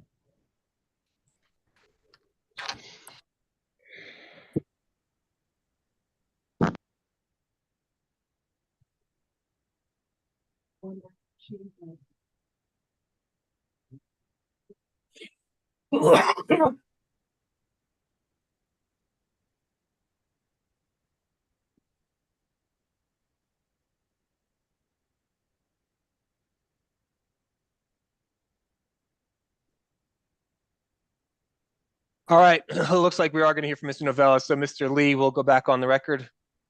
Yes, sir. Okay, we're back for lunch. I see Mr. Novella sitting at the chair, and I assume you're going to give me information related to what I referred to as bench request 1, which was the percentage of your EPE New Mexico customers who are within 200% federal poverty line. That's correct, Mr. Ryan. Now, one thing to know, we don't have end user or every customer's income amounts. So a good proxy, or the best proxy that I found in that short amount of time, I believe, is to use the county, which makes up the lion's share of our overall New Mexico customers. So it's in this case, Doña Ana County, and pulling the most recent end of year numbers I could. It's 2022. There was 217,000 individuals and change. Or in total, and of that, 98,861 were at 200% or below of that of the federal poverty guidelines, which worked out to be 45.6%.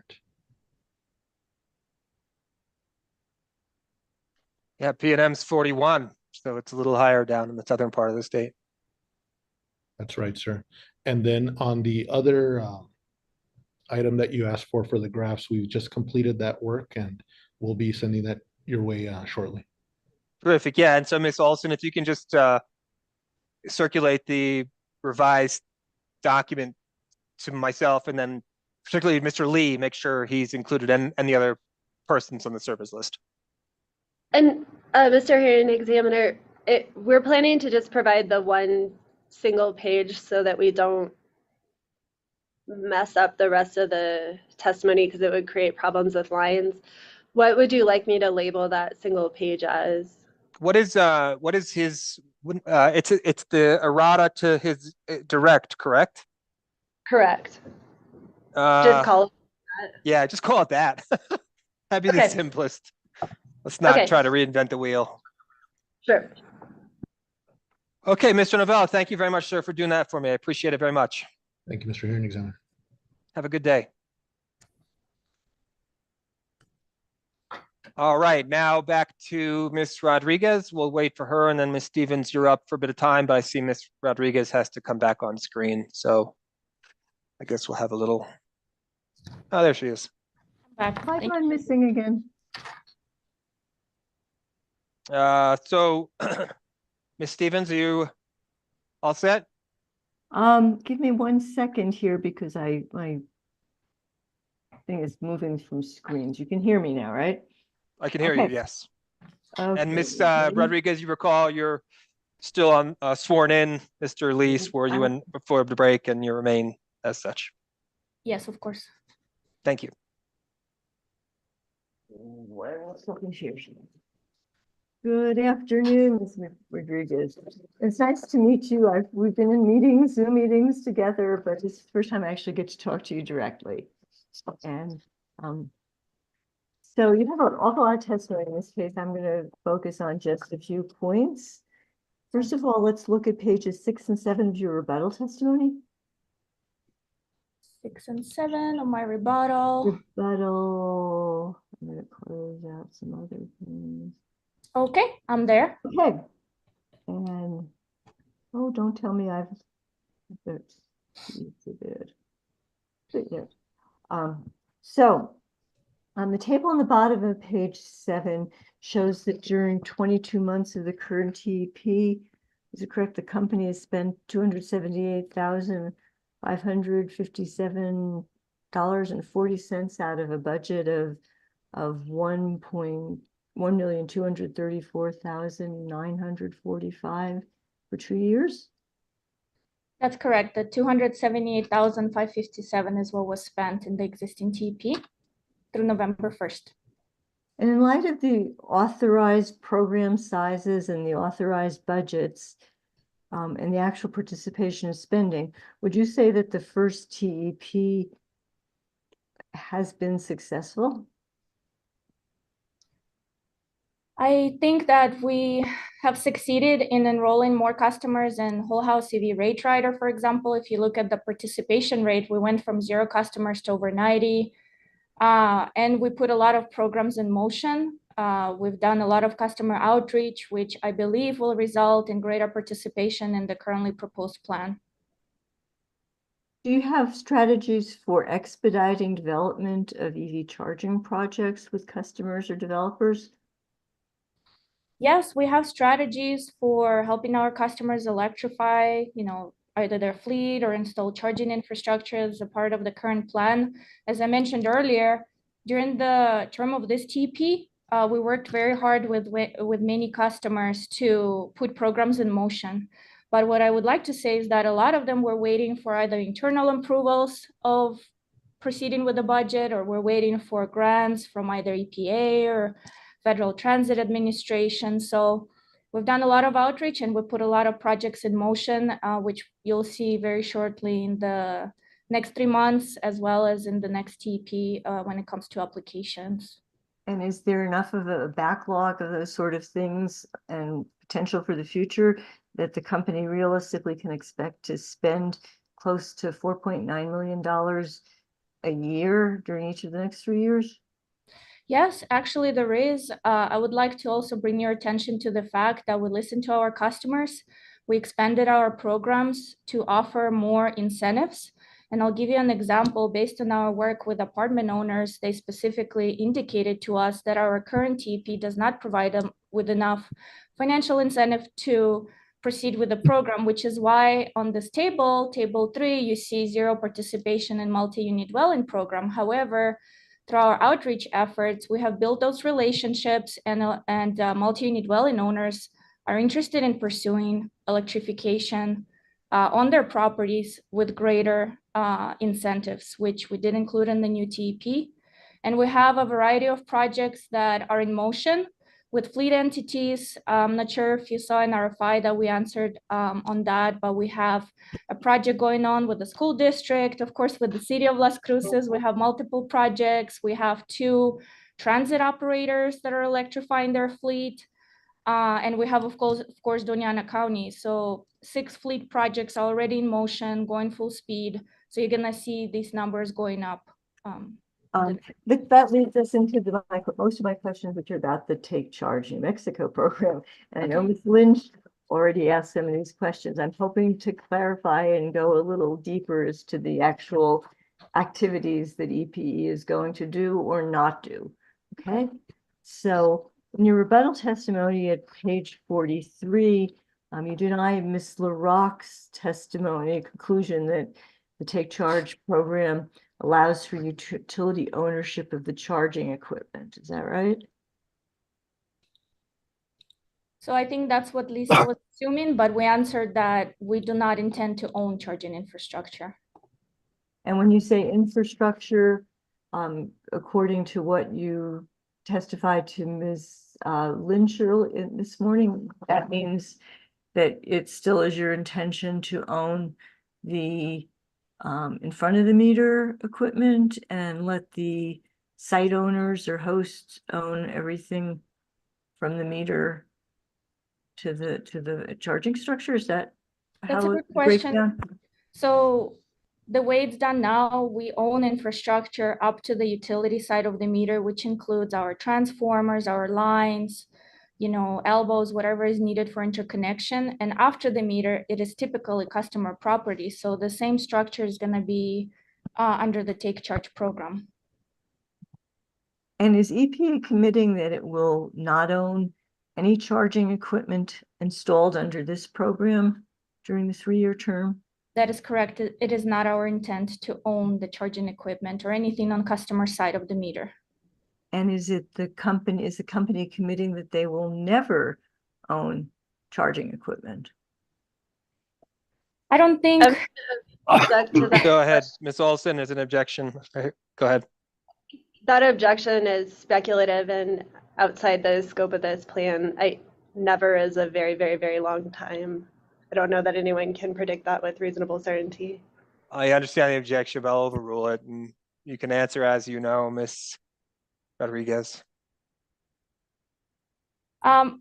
I think it will depend. I cannot tell you yes or no at this point. So once we get closer to the end of this TP plan years, we'll evaluate the performance of the program, right? How customers are responding to rebates, to Take Charge program. And if there is an indication that maybe they're not responding, we may reevaluate our strategies for ownership of infrastructure. And is that Can I ask- Sorry, go ahead, Ms. Stevens. I was going to ask a question. Well, I just want to ask real quickly, but isn't one of the, if I'm not mistaken, this might have come up in the SPS proceeding, which I've read last go around, but I think some of the utilities will own the infrastructure because there's just not enough financial justification for placement of charging centers in some rural areas. Is that one of the justifications for some utilities owning infrastructure? Like where you have a relatively remote spot where there's not really a business case, but you need charging. That's one reason why utilities might actually provide it and own it, right? That was my understanding of SPS's arguments. However, I haven't read their filing in a while, but I've seen some utilities propose ownership of charging infrastructure in the areas that have low EV adoption rate, like you mentioned, or that are rural, where the business, it doesn't make a lot of business sense for commercial entities to install charging infrastructure. And it's my understanding that SPS was allowed to own DCFC charging infrastructure in their previous case. So I believe there is a precedent in the state of New Mexico. Okay, thank you. I just want to jog my memory more than anything. And getting back to your testimony to Ms. Lynch earlier, how will EPE determine whether an applicant is eligible for the Take Charge New Mexico program? I was genuinely unclear as to whether you were saying that the priority is given to the categories of MUDs, fleets, and public charging in underserved communities, or whether that's an absolute cutoff point. It must be in an underserved community. So in the plan, we have mentioned that this program will be offered to multi-unit dwellings, fleet, and public charging station providers, with priority given to entities located in underserved communities. So those are the entities that can participate. So, for example, if your first application under the new program is a MUD in an affluent gated community, are they ruled out because they are not in an underserved community, or are they eligible? So MUD owners will be eligible, but if we get an application from a MUD property in the, let's say, affluent community and low-income community, the low-income community application will take priority. But as you saw from the performance of our existing plan, we had 0 applications from multi-unit dwellings owners. So it's important to ensure equitable access to charging infrastructure in our service territory. And I believe it's important to have those charging available at multi-unit dwellings at different communities, underserved and non-underserved. So, what services will EPE provide in terms of assisting the customer or even making the decision for the customer about the selection of the charging equipment? So what we're going to provide our project management expertise to help customers evaluate their charging equipment options. So for example, if we have an apartment owner that comes to us that is interested in pursuing a project, we're going to reach out to local contractors, ask them for quotes for his property, as far as, a quote for charging equipment and installation, present those quotes to the property owner, and let them decide which charging provider they would like to go with. And we're going to help facilitate that and basically schedule the installation, check with our engineers if we need to do any upgrades. If so, schedule for our engineers to come and do the upgrades. And so our goal is to primarily help entities with project management expertise that we have. And when you say project management, you're talking about sort of the design and construction portion, or beyond the installation and the hookup date? So the charging station project typically involves a couple of stages. The first stage is to evaluate which part of the site is the best for EV charging. So usually when the property owner reaches out to us, they're open to suggestions. They just want the lowest cost proposal. So what we can do, we can look at the property and see where it would make sense to put the charging infrastructure. And then we would help facilitate conversations between local installers, charging station manufacturers, and provide property owner with options. Now, under this program, the company, or ultimately the ratepayers, are going to cover 100% of everything, all the costs, right? That's correct. So what incentive will the property owners or have to look to economize in their choices? I'm not sure what you mean by the word economize. Could you rephrase that? If they're not going to pay us a penny, no matter how big it is or where on their property it's located, what incentive will they have to make a lower cost choice so that the customers everybody else doesn't pick up the tab, a larger tab? Well, I think the ultimate decision is going to be laying with us, right? And the property owner may suggest, let's put it at the building A or B, but we can come back and say, actually, we checked the prices and we don't need to do any infrastructure upgrades, let's say in building C, and present to them that evidence. And if it makes sense for them and they have tenants that live in building C that have EVs or that plan to buy EVs, I'm sure they would go with that proposal. So we're going to be actively involved throughout the process. And if somebody said, no, I want it here, will they then become, booted to the back of the line, or will you reject? Is there opportunity here for the company to say no once they have an eligible customer? Yeah, I think ultimately it's our program, and we understand that the cost of it is charged to the ratepayer. So we want it to be as cost efficient as possible.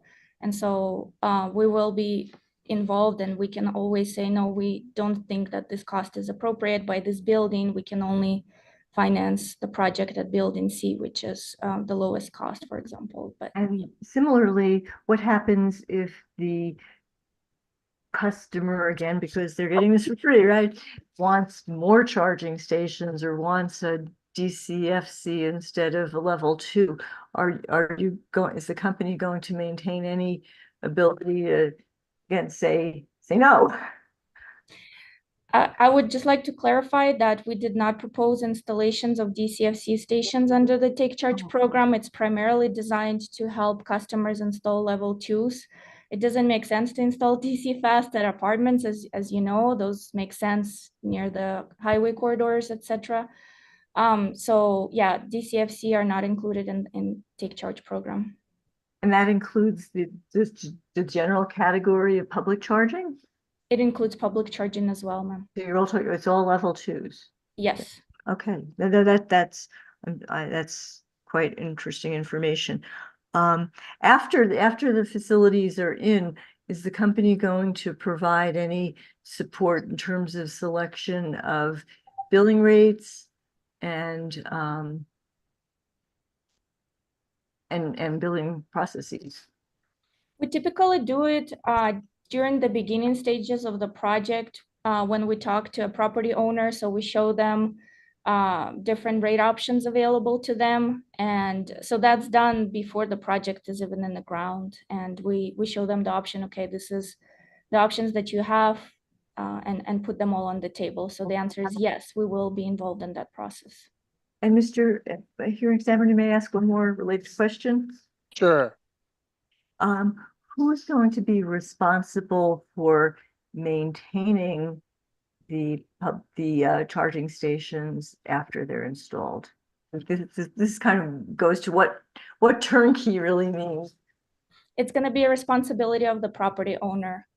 So once we're done and everything is installed, it is a property of the property owner, of the site host, whatever you want to call them, and they're responsible for maintenance. They're responsible for paying any type of cellular fees or network fees associated with smart charging stations. They're responsible for setting the price for charging, and they're responsible for paying the electric bill associated with those charging stations. Okay, thank you very much. Of course, it's my pleasure. One follow-up question, Ms. Rodriguez. Just, you may have said this in your testimony, but I'll just ask you to go through it kind of quickly. The initial TEP, we learned that, multi-unit dwelling apartment complexes, the MUDs, are important because, low-income people tend to be excluded from home ownership in disproportionate numbers. Is that still, are the MUDs still a priority for that reason? Yeah, it's one of the reasons why MUDs are important. And the second one is what we mentioned earlier, that as you can see from performance of the existing TEP, that MUD owners were not very willing to participate in the program. Some of them told us that our rebates did not cover enough costs for them. Some of them said, look, we don't have expertise in this. Can you do it for us? Which is exactly why we started thinking about Take Charge and turnkey solutions. That was my follow-up question, which is why, I mean, if that's the case still, and I guess my question to you is what can the commission do to make sure that those property owners are, I mean, I guess ideally you would say you have to do that as a matter of law. I mean, we can't do that, obviously, the commission, but there could be local ordinances or state laws that require them to have so many. But short of that, I mean, what is it that we can do to put the fire under them to install these for their tenants? Yes, Mr. Hearing Examiner, I feel like it's a little bit of a chicken or the egg problem, where some of them have told us, well, we don't have a lot of tenants that are asking for EV charging, but then how can you have tenants that have EVs if you don't have charging infrastructure? So that's what we've been observing. I think for new construction specifically, what will help is the development and updates of the new construction codes that may have some requirements for newly constructed apartments to have EV readiness or EV charging stations installed. But for existing properties, it becomes a challenge. And I think the key to solving that challenge is showing the property owners the benefits of having EV infrastructure on their property, showing them that, look, it can help you expand your business. You can attract more tenants to your property. You could potentially make more money, because ultimately that's their business, right? They're not in the business of charging infrastructure, but they're in the business of renting apartments. And so it's just a matter of showing them EV adoption rates in our service territory and show them how many people already have with electric cars, and showing them the trend and showing them how they can benefit once they pursue it. So if I summarize back to kind of what I just heard you say is, number one is outreach and education in terms of pitching to these properties that there is a business case behind this that you all should take advantage of. which is itself kind of like breaking through kind of a boundary, if you will. And then I guess secondly, would you say, and I think I heard you say this, making it as attractive as possible to the property owner to really get them to do it? Yeah, exactly right, Mr. Hearing Examiner. Making it simple for them and putting all the incentives on the table so they don't see just the cost that they may have seen from charging installers, which may be quite high, and they see the cost and they see all the incentives, or they see the take charge program, and basically showing them that it is an attractive business model for them. Yeah. I mean, it's all anecdotal, of course, but I can only say that I recently built a house. And so during a period of time that I was doing that construction, I lived in an apartment. There was a woman there who had a Leaf, and there was no charging station for her. And you kind of looked at the situation. I almost wanted to go up and ask her. Everybody was very private, so I didn't get involved. But the property owners themselves seemed not to be terribly concerned about promoting environmental considerations. I mean, it was clear that they were a business first and foremost, and entirely a business. And I guess I just sort of have been wondering about that for a long time. How do you convince, if owning apartments and renting places is a kind of cutthroat business, which is I understand it to be, at least from my anecdotal personal experience, how do you get apartment owners to do something that's kind of benevolent? I'm not sure. Yeah, and I also think that it's word of mouth. So once we get the first two, which we have very strong leads right now for 2 apartment owners, and they see that those stations are being used, then that creates kind of like a competition for other apartment owners, because they also don't want to lose business, right? So I think they'll be more motivated. So we do have very good leads, which I'm sure will transpire into projects once we have greater incentives approved and once we have take charge program approved.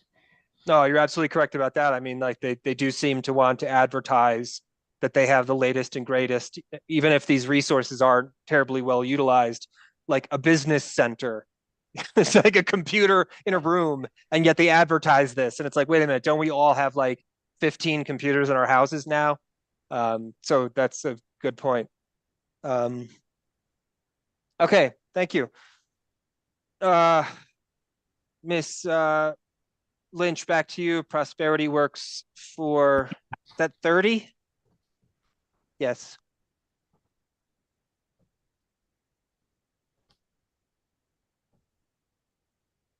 Sorry, thank you. I just had to navigate. Hello, Mrs. Rodriguez. I'm going to ask you some questions on behalf of Prosperity Works. Good. Okay, great. What specific percent of EPE's outreach budget will be spent on low-income customers? It is 20%. And do you know the percentage of EPE's outreach budget that will be spent on and in underserved communities? Well, the underserved communities, we don't have a specific budget set for that in the outreach, but we have it in each of the program and the portfolio that we have. Okay. And you were present for Mr. Novella's cross-examination, correct? Yes. Okay. Their Prosperity Works referred him to the definition of underserved communities that EPE provided it uses to identify underserved communities. You supplied that on page 36 PDF of your direct testimony, correct? I know that I have supplied it in my direct testimony. I'm not sure on the page, but yes, it was there. Could you turn to page 36 of your direct testimony? Okay, 36. Yes, I'm there. Could you read your answer from line 17 through 19? EPA will use an EPA's Environmental Justice and Screening Mapping tool to identify and qualify undeserved communities based on geographic areas with low-income populations of 70 to 80% percentile or greater. Okay, thank you. Were you able to view the maps from Miss Porter's direct testimony? I They saw were what in you were showing Appendix on the A. screen, but they were not zoomed in very well, so Can you But turn to page 27 of her testimony? of Prosperity Works testimony. Correct.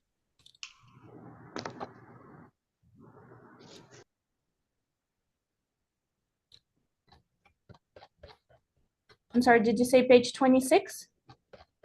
We're going to be looking at page 26 and page 27. Okay, I'm there. Okay.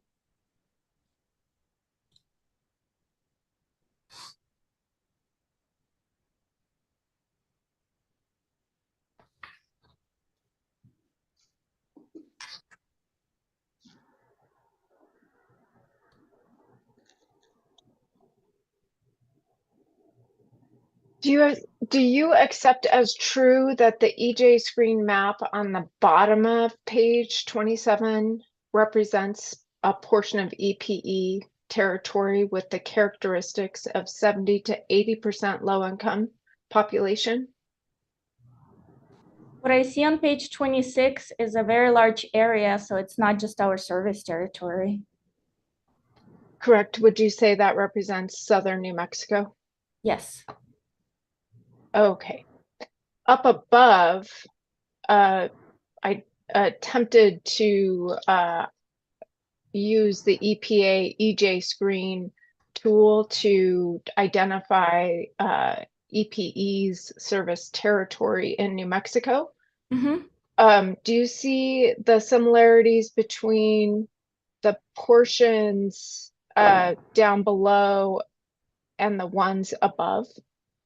Mr. Hearing Examiner, I'm going to object to questioning on this exhibit. It sounds like it's something Ms. Lynch has prepared. We still don't have foundation for it. We've already gone through extensive witness testimony on this and concluded that you can't identify the words and the lines in that figure on top. And so I object to questioning on this. I'll let you respond, Ms. Lynch.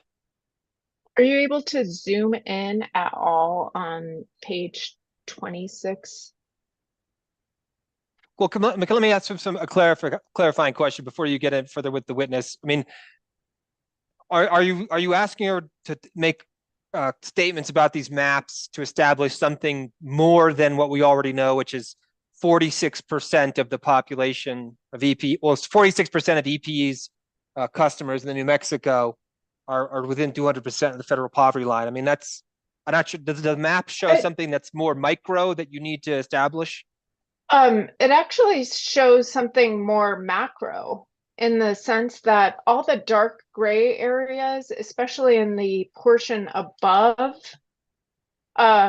which is a smaller representation mostly of EPE service territory, all of the dark gray areas start at 70 to 80% low income, and then all of the colored areas, yellow, orange, and red, increase as we increase the level of poverty that's experienced by New Mexico. So, I think it's significant that EPE has identified 45.6% of its population is low income, but I'd argue that it's larger than 45.6% based upon how EPE is defining underserved communities, which here uses the EPA. Excuse me, can I finish? Yeah, just let Ms. Lynch complete her. Go ahead, Ms. Lynch. The EPA EJ screen here uses the threshold of 70% to identify the underserved communities in EPE's service territory as it is represented by the EPA EJ screen. Okay, go ahead, Ms. Olson. First of all, Mr. Hearing Examiner, I would move to strike everything that Ms. Lynch just said. She's testifying to a document, making representations about that document, and she's not a witness in this case. She can't be testifying to what a document represents. And number two, I think Mr. Novella already testified that Ms. Lynch is conflating geographic areas and population. This map doesn't give a population density, and so I think it would be impossible for Ms. Lynch or any witness to extrapolate the percentage of population based on the geographic area that's covered by this map. I think ultimately this EP, Ms. Lynch, my response to this is that I don't know that Ms. Rodriguez is going to tell you a whole lot more from what I've heard her say so far. I mean, you have this evidence, you're going to submit it into the record. I can tell you, as the person authorized to be the fact finder in this proceeding, I am very well aware of the socioeconomic problems that confront the folks down in EPE service territory. There's just no question in my mind that's a significant issue. And I see Ms. Rodriguez nodding her head. I don't think anyone's seriously going to argue that that's not one of the principal problems we confront in the state of New Mexico, which is, how do you electrify a population that lives in a large part of the state, third-rate housing and third-rate wages? It's an enormous problem. And so, Ms. Rodriguez, do you have any further insights into that? Like this is their whole point, right? Is let's figure out, how do we do that? Because you take California and New York and you say, well, what do they did there? Well, that's not really useful because Manhattan and, Las Cruces are different planets, right? So, how does this plan, how do we make sure it succeeds for the folks that Prosperity Works represents? And I'm sure they have ideas about that. But I guess I'd like to hear what your thoughts are, just as a general matter. Yes, of course, Mr. Hearing Examiner. I think that customer outreach, again, is the main driver for increasing adoption rate amongst low-income customers, because as an EV driver myself, I can tell that using electricity typically costs you 3 times cheaper than using gasoline. And if we use those simple terms with customers and they realize that instead of spending $100, $150 on powering their ICE vehicle with gasoline, they can only spend, maybe $30 in electricity, which will result in savings for them every month. And that's the cash in their pocket that they're going to save money on maintenance. Yes, the upfront cost of the vehicle is still expensive, but there are a variety of incentives out there, and there are leasing options available. The pre-owned market is growing. So I think it's just a matter of breaking common misconceptions that customers have about EVs and how expensive they are. And in reality, they're not expensive as people think. There is an electric vehicle for everyone. I've seen many of my coworkers or different people that I know in the community that are also low income purchase EVs that maybe were pre-owned, and they bought one. A friend of mine bought one for $12,000. Some people are selling them for $5 or $6, depending on how used the vehicle is. But I think there is an EV for everyone, to be honest with you, and it's just a matter of breaking common misconceptions about EVs. Well, and I thought your testimony the testimony you offered, where you talk about, again, let's get to something we said this earlier, the paradigm shift away from the conception of individual ownership as the sort of like default, right? Like that's not necessarily cost effective for a lot of people. And I know we have a hang up as a culture where it's like, oh, it's mine, I've got to own it. But in fact, I think your testimony shows is that there's real, there's like, makes no sense to own a car on some level. It's like a waste of money, right? That was your testimony, wasn't it? Yeah, some of our customers, especially when we did the low income survey, I believe 80% of them said we're not in the market to buy any vehicle. So whether or not there are incentives for EVs, they're not in the market to buy any vehicle. So they're probably going to be using public transportation or using our car sharing program or bike sharing programs that we have proposed. And if I understood correctly, the costs per mile you pay by participating in a car share is significantly lower than the cost per mile for ownership. That is exactly right. But I imagine it's probably a difficult sell. And if you look at Prosperity Works, there are folks probably saying, well, hey, we should have the right to own vehicles too. We shouldn't be, sort of cast off into this sort of renting class. But I don't know what you do about that. Anyway, okay, go ahead, Ms. Lynch. Do you know that Lyft and Uber primarily employ low-income individuals? I have read about it, yes. Do you know that those companies have committed to being zero carbon emitting in the next 5 years? Yeah, I believe they have commitments through 2030, last time I checked. Okay. So you would agree that a driver for those companies, at least 43%, initiate their drive in low-income communities and conclude their drives in low-income communities. I don't know, I haven't done an analysis of where Uber driver reside, but based on what you're saying, yeah, if they're located in the undeserved community, they would probably start their drive there. Okay. In your testimony, you described that only 20% of the outreach budget will go towards low-income and underserved communities, correct? That's correct. That is dedicated to them. And then the rest of the outreach is for all of our customers, including low income. Right. And in your rebuttal, you stated that EPE does not agree to offer low-income EV purchase rebates or discounts for EVs, correct? That's correct. One of the reasons that you describe is that EPE works on filling in the gaps between federal and possible state programs for EVs. That's correct. Even the possible ones that have not, they're not even real, they're possible. Well, the federal incentives are real, the state are possible. Okay.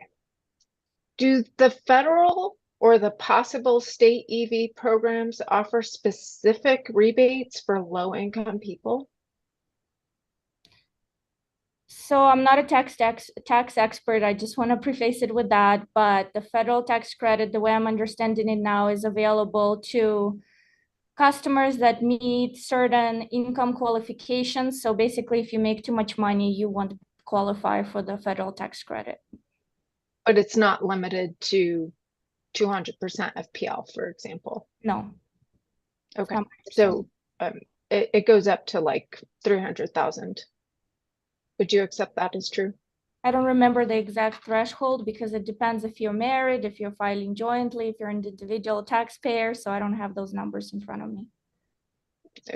Correct. For a couple filing jointly, that would be a threshold of $300,000. But you don't know for sure? I don't know for sure. Okay. You are aware that PNM has proposed low-income EV rebates, correct? I'm aware of that, yes. Are you also aware that based upon the research, the best strategy to engage low-income people in transportation electrification is through EV adoption? Well, I'm not sure which research you're referring to, but based on our research, our low-income customers have told us they're not in the market to buy any vehicle, EV or not. So I'm not sure which research you're referring to. It may be outside of our service territory. The transportation electrification research that has been done shows that low-income people will purchase EVs if they're provided financial incentives, such as on the hood EV rebates, correct?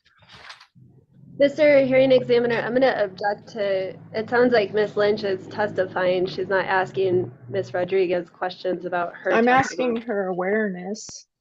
Yeah, she said of she what the wasn't research aware. So says.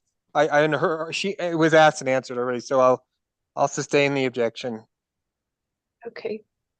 Moving on, do you know whether other utilities, even those that operate in New Mexico, are leading in this realm that we've been talking about, low income EV rebates, by offering low income specific EV rebates?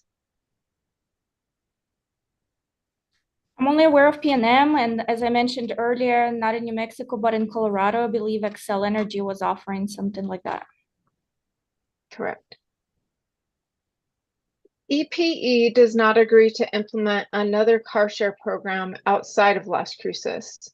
Part of the reason is that Fourth is working with the city to implement a car share program. If a similar model were to exist in a rural territory in the future, would EPE support it? So as I mentioned in my testimony, we would like to test the car sharing program and how it works before committing to implementing another program. So I would stick to my testimony and the response that we provided there. Are you aware of any similar car share programs that operate in rural territories that utilities support? No, I'm not aware. Okay.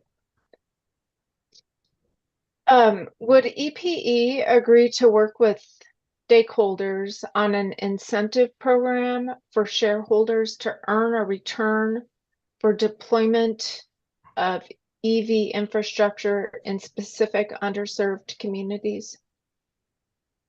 As was mentioned in my rebuttal, we were open to that idea. However, it's unclear to me how this program would be structured, considering we did not propose EP ownership of the charging equipment. Correct. So would EPE agree to work with stakeholders on designing a program? We're open to exploring opportunities for any types of programs that our stakeholders think would benefit our service territory and looking at the options. So EPE would agree to work with stakeholders on an incentive program for shareholders to earn a return for deployment in specific underserved communities? We can certainly look into that, but yeah, I can't say definitely yes or no. Okay. Does EPE currently work directly with low-income serving organizations that are focused on engaging more low-income people in the TEP and EPE's territory? Yes, I believe it was listed in my direct testimony. We have engaged with low-income organizations that have helped us reach our low-income customers and customers in underserved communities. So it was United Way of New Mexico, Casa de Peregrinos, and Community Action Agency. You can find it, I believe, in my direct. Do you know how many of these organizations you have met with to directly support their work on the TEP? How many of them support our work on the TEP? I'm sorry. Do you know how many you have met with directly? We have met directly with to those support three on their entities. TEP. Those With three three entities on the existing TP. Okay, thank you. Hearing examiner Ryan and Ms. Rodriguez, that concludes my cross on behalf of Prosperity Works. Thank you. Of course. One quick question I had, Ms. Rodriguez, before I turn it over to staff is, just might be just totally out there, but like I was curious, do any of these programs purport to benefit the homeless population in Las Cruces? So if we're talking about existing TP engagement that we have, Mr. Hearing Examiner, when we reached out to Casa de Peregrinos, they host a food bank. And it's my understanding that people that come to their food bank includes homeless population. So when we engaged with them, they have agreed to talk to customers about electrified transportation options, distribute our brochures. So I believe that that population was included. Yeah, I mean, I guess the answer I was potentially expecting is, well, number one, at least, you know, I can tell you from experience here in Santa Fe that the homeless population relies heavily on public transit. So to the extent to which public transit's prioritized for electrification, I mean, that's one way of getting at them. But I guess I just more broadly wondered, like, well, as far as low income people are concerned, I think the homeless are pretty much the top of the low income ladder, if you want to reverse that, from perhaps the bottom. I mean, I don't mean to make a joke of it. It's just, and there seems to be more and more homeless folks every day. I mean, to the point where it's just seems like a real problem that we have to address as a society. And I legitimately wondered aloud to myself, is any of this transportation electrification stuff going to help those people at all? And I mean, I can imagine ways, but I was just curious if you had any other insights. Yeah. Well, I was thinking that you mentioned a very good point that maybe these customers don't have a vehicle, but they will be using public transportation. We are working with Roadrunner Transit in our service territory that recently took delivery of 5 all-electric buses. As was mentioned in Lisa LaRoque's testimony, they're planning to expand their electric fleet. I think we can definitely continue helping our transit customers electrify and in essence benefit those customers in that way. Yeah, and I guess my point of bringing it up too is just to even say to this community of people dressed here, it's oftentimes the case that you know, I think when we think about transportation electrification, we immediately jump to cars and chargers in people's houses, and that is necessarily excluding the entirety of the homeless population, which is sort of a sad thing. Spent New Year's Eve with the folks over at St. Elizabeth, and that's always a humbling experience. So, all right, Mr. Black, we're going to take some more time than 7 minutes, so that you can ask Ms. Rodriguez what is necessary. Thank you, Mr. Hearing Examiner. Buenas tardes, Ms. Rodriguez. I'm ready, Mr. Black. Hello. Can you hear me? I'm gonna get closer to my microphone. Yes, I can hear you. I don't think I will have to go much farther over my 7 minutes. So I'm referring to your rebuttal testimony, EPE Exhibit 4, page 19, line 20 goes over to page 20, line 2. Okay, I'm on page 20, sir.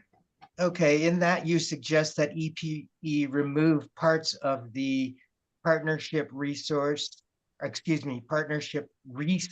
and Innovation Program, that PRI, is that correct? That's correct. All right, then now referring to your direct testimony, EPE Exhibit 3, page 32, the text page 32, lines 12 through 16. Are you there? I'm there. You state generally that the PRI program is contingent upon approval of the budget, which includes new staff.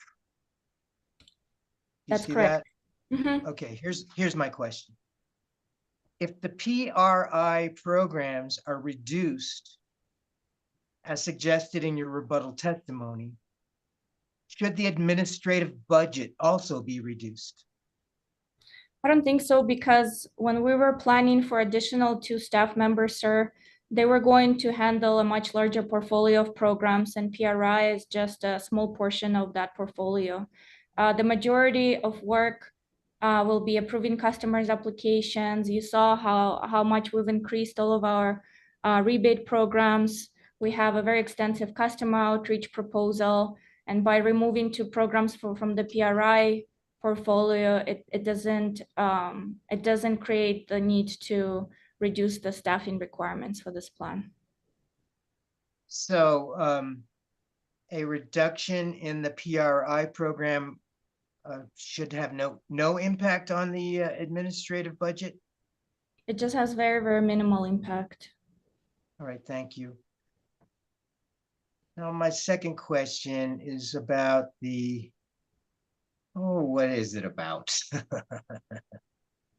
Let's see, I'm referring to EPE Exhibit 4, your rebuttal testimony. Okay, Page 14, line 21, going to page 15, line 2. okay, I'm there. Okay, in that EPE mentions that it will provide a report on the current PEP by March 29th, 2024. My question is that correct?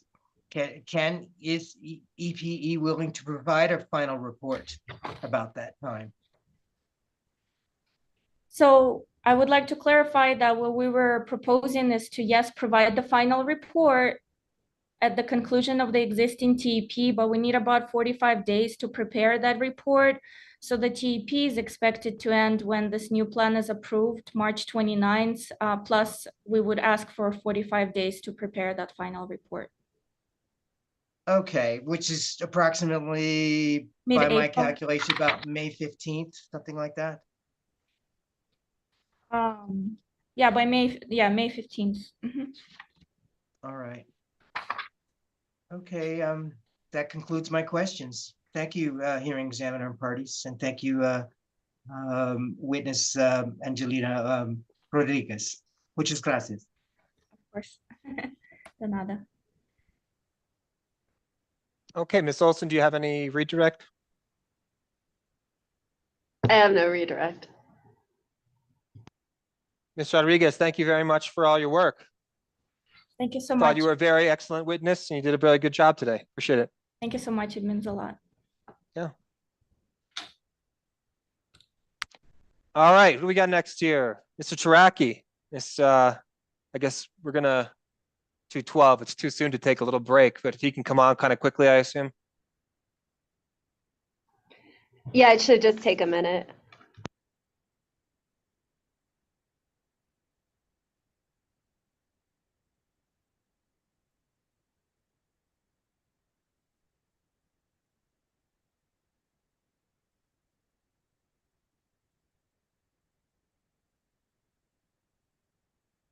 I'll just say this off the record, but like that, there was a Polish artist in the 80s who was doing work around, he was an industrial engineer and an artist, and he was building purpose-designed carts for the homeless. We see frequently people with shopping carts, right? Well, he was trying to figure out a way to make a device that was ultimately utilitarian to someone in those circumstances, and that secondarily drew attention to people, to the folks in a way that would make people more aware of the homeless and not just kind of like brush off the guy with the shopping cart, It was really interesting. And so one of his inventions is actually in the Smithsonian. Really clever design too.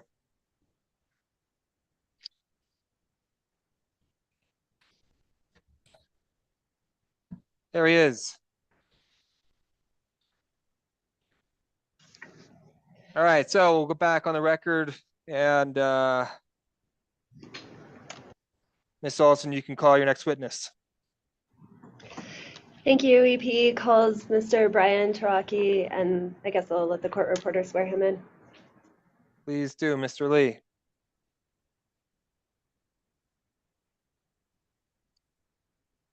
Mr. Taraki, would you please raise your right hand? Yes.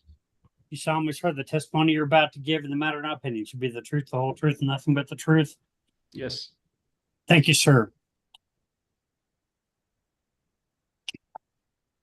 Good afternoon, Mr. Taraki. Will you please state and spell your name for the record? Yes. My name is Brian Taraki.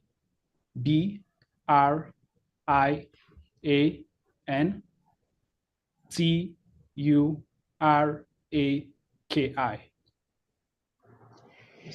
Thank you. And what is your current profession? I am a senior economist at El Paso Electric.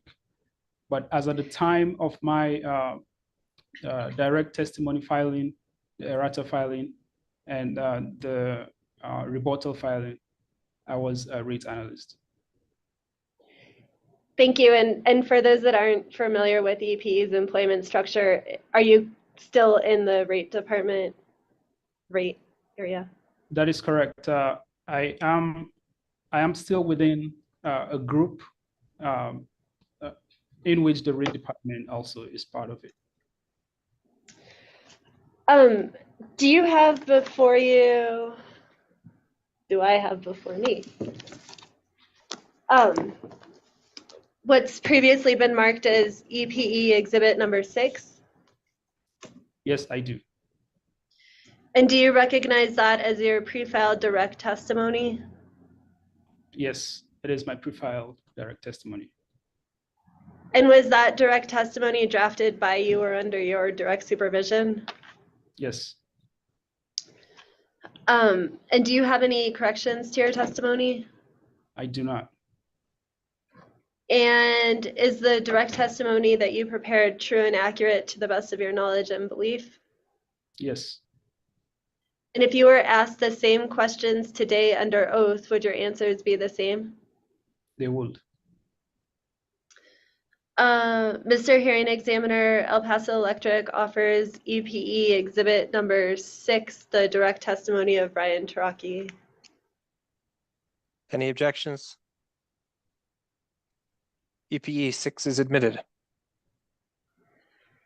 Okay, and Mr. Taraki, do you also have before you what's been previously marked as EPE exhibit number 7? Yes, I do. It is my errata testimony.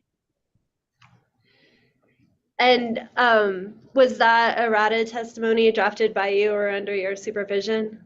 It was. And just because this exhibit is a little bit confusing, I'm going to walk through it really quickly. So your errata testimony makes corrections to exhibits submitted as part of your direct testimony. Is that correct? That is correct. And I believe during the course of this proceeding, there was a second errata. And so I just want to clarify that exhibit BT1E to your errata testimony is the correct version. Is that right? That is correct. And then your errata testimony also makes corrections to your prior BT2, is that correct? That is correct. Okay, thank you. And is the errata testimony in those exhibits you prepared true and accurate to the best of your knowledge and belief? Yes. And if you were asked these same questions today, would you give the same answers? Yes. And Mr. Hearing Examiner, El Paso Electric offers EPE exhibit number 7, the errata testimony of Brian Taraki with exhibits. Any objections? Exhibit EPE 7 is admitted. Oh,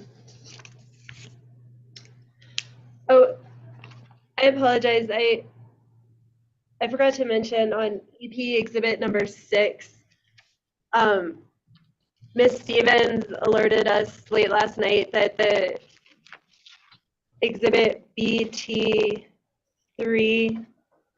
to the direct testimony was missing captions or missing headings. And so this morning we uploaded to Dropbox a corrected version that has the headings. And so for the benefit of the court reporter, the exhibit in Dropbox, it's called EP Exhibit 6 Corrected, is the accurate version. And Thank you, just ma'am. for, yeah, thank you, Miss. I did see that this morning as well. But would you mind, Miss Olson, just circulating that to the service list? So I think if you were to click on the link, you can get there. It should update automatically. I'm almost 100% sure that's correct, but I don't know that to be 100.1% correct. So if you can just email that around. Yep, I'll email around the corrected version of EPE 6 along with that corrected page from George's testimony. Yes, please do. Because if people Also- I think you can I think if you click that link at any time, it'll refresh. But I can't say 110% sure that's the case. Hearing examiner Ryan? Yeah. Yeah, also I'm looking at EPE Exhibit 8 and there are no page numbers on that. It's the rebuttal testimony of Mr. Taraki. I think you're right, David. We had fixed that and I don't know how it got messed up again because the version. Well, you can just resubmit that too, Miss Olson. It's fine. I mean, if you're going to update one thing, you can just, people will expect the rest of the documents. And I think that's fine. If you're willing to. Yeah, I'm willing to. I apologize for that. No, that's okay. No worries. Okay, so we'll move on to EP Exhibit number 8. And Mr. Taraki, do you have that in front of you? Yes, I do. And do you recognize that document as your rebuttal testimony? Yes, it is my rebuttal testimony. And do you have any corrections to your rebuttal testimony? I do not. Was that rebuttal testimony drafted by you or under your supervision? It was. And is it true and accurate to the best of your knowledge and belief? Yes. And if you were asked these same questions today, would you give the same answers under oath? Yes. Mr. Hearing Examiner, EPE offers EPE Exhibit number 8 into the record, and I will correct that by adding page numbers at the end of the day and circulate it. Perfect. Any objections to EPE 8? Okay, EPE 8 is admitted provisionally, and then Ms. Olson will give us the corrected version with the page numbers. And then, This is Yes, Ms. Stevens. I'm just a little concerned. Are we going to use the older version? I mean, I have notes, I have questions for him that are based on the page numbering with basically the Bates numbers or the numbers in the hundreds.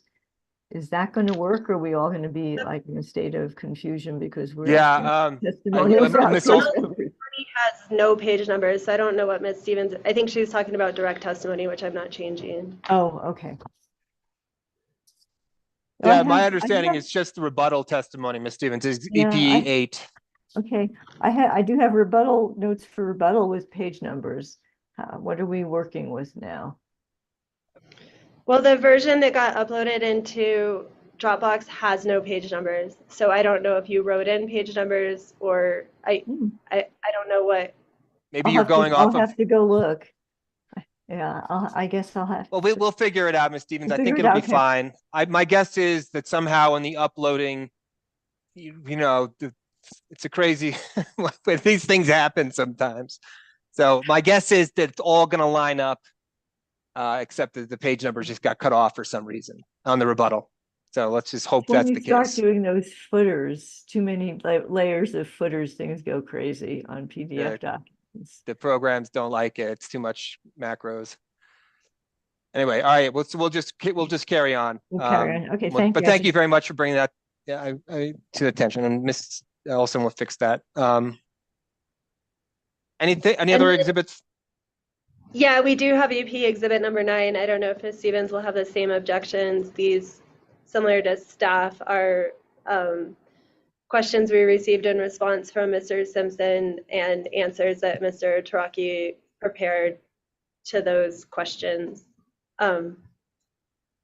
So I can walk Mr. Taraki through those.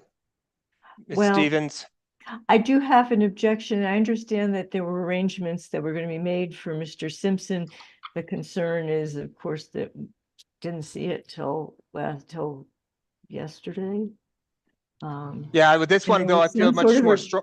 I feel much more strongly about this. Riding his bike, I think, in the Baja Yeah. for a while. You know what I mean? So Ms. Stevens, I mean, I feel very strongly about this one. When I alerted the folks that we had to change the hearing schedule based on my circumstances, Mr. Simpson did inform me at that time, like, hey, I planned my life around the hearing happening and the time you said it would. And so I felt very badly about that. And I said, well, Mr. Simpson, we need to just figure out a way that if you have any questions for EPE, you can ask them. And so that you get to participate and have your own due process rights protected in this particular proceeding. And apart from, not having a hearing when the rest of us, well, having a hearing at the time that he was available, then you all weren't available. What are we going to do? At some point, it was just like he had to be able to ask questions. And so unless you have a good answer as to why this wouldn't come in, I think it has to. Yeah, my I position. totally agree. I just feel that we should have been given more prior notice, as this process was developing. So I guess I am reserving an objection here, which I know you will overrule for good reasons, but just for the record, I'd like that objection to stand, that we were not. Sure, no, objection noted. And I wish that this didn't happen, but it did. And Mr. Simpson is in Baja California someplace. I don't know what he's doing, but it sounds interesting. And anyway, so we'll allow this in, subject to Ms. Stevens' objection. And again, Ms. Olson, could you just again go through what it is exactly, just for purposes of the record, so it's clear? Yes, so EP Exhibit 9 is a series of written questions provided in lieu of cross-examination from pro se intervener Phil Simpson, and responses that were prepared by Mr. Taraki, and I'm happy to walk through and authenticate them quickly for the record. I mean, I don't think that's necessary. I'm sure these are in fact the questions that Mr. Simpson wished to ask, because I know he was going to be asking you questions and suggested that be a solution. So whatever is responded here, I'm assuming, is in good faith the best answer to Mr. Simpson's questions. Unless there's some objection to that, I mean, I'm happy to just take these and admit them into the record. Okay, well, we'll just do that. So this is EP Exhibit 9, and that is admitted, subject to Ms. Stevens' objection. And then I don't know if this came through on the record clearly, because I forget where someone interjected, but EP Exhibit 8 was also admitted. And then we kind of had a conversation about it, but I just wanted to make sure it was clear that was admitted as well. Anything further from you, Ms. Olson? No, Mr. Hearing Examiner, with admission of those exhibits, I pass Mr. Taraki for examination and questioning. Okay, so the first person we had up with Mr. Taraki would be CCAE, either Ms. Lynch or Mr. Desayan, for 15 minutes. And so I think we'll do that and then take a quick break, and then we'll see how far we get with the rest of the day. So Ms. Lynch, it looks like. Correct. Great. Just because, the PNM right case took a lot of time and effort, and Charlie Desayan was, our attorney there. And exhausted. Yes, I hope you recovered. Not really, but we're doing the best we can. Okay, same for us. Mr. Taraki, it's nice to meet you. It is my pleasure. Thank you. Let's see. I'm going to try to run through a series of very quick questions. I know we're on a tight timeline here. So the first set of questions will examine how the cost writer works. And so, I'd like us to fly through that, but stop me if and when. So I'd like to talk to you about the cost recovery mechanism and bill impacts for this TEP. Does that sound okay? Yes. All right. So first, I'm going to review my understanding of how the TEP cost writer generally works, and I'd like you to confirm that I'm on the right track, okay? Okay. The company records all TEP-related costs in a regulatory asset, and then recovers those costs the following year, plus carrying charges calculated monthly at the customer deposit interest rate, correct? That is correct. Can I just pause for 1 second on that point? And Yes. this may be a question for Ms. Olson or it might be for Mr. Taraki. In the PNM rate case, we had extensive testimony from Andrea Crane, who appears in a variety of these proceedings, that there has begun a great misuse of regulatory assets in commission proceedings. Now one way and then her position is it's for unusual circumstances only, storm damage, I don't know, like the retirement of a major plant that's totally out of the normal. So that was a question that was outstanding. And I was preparing for this case, and it's like, oh, well, here's a regulatory asset that's like absolutely normal course of business because it's part of this TEP proceeding, which we'll be carrying on. I mean, one answer to that concern, to the extent is that this is only realistically a tracking regulatory asset. So to even refer to it as a regulatory asset isn't entirely accurate because it's really just a tracking mechanism. So I don't know if that's a Miss Olson question or a Mr. Taraki question. I'll just say one thing and then I'll let Mr.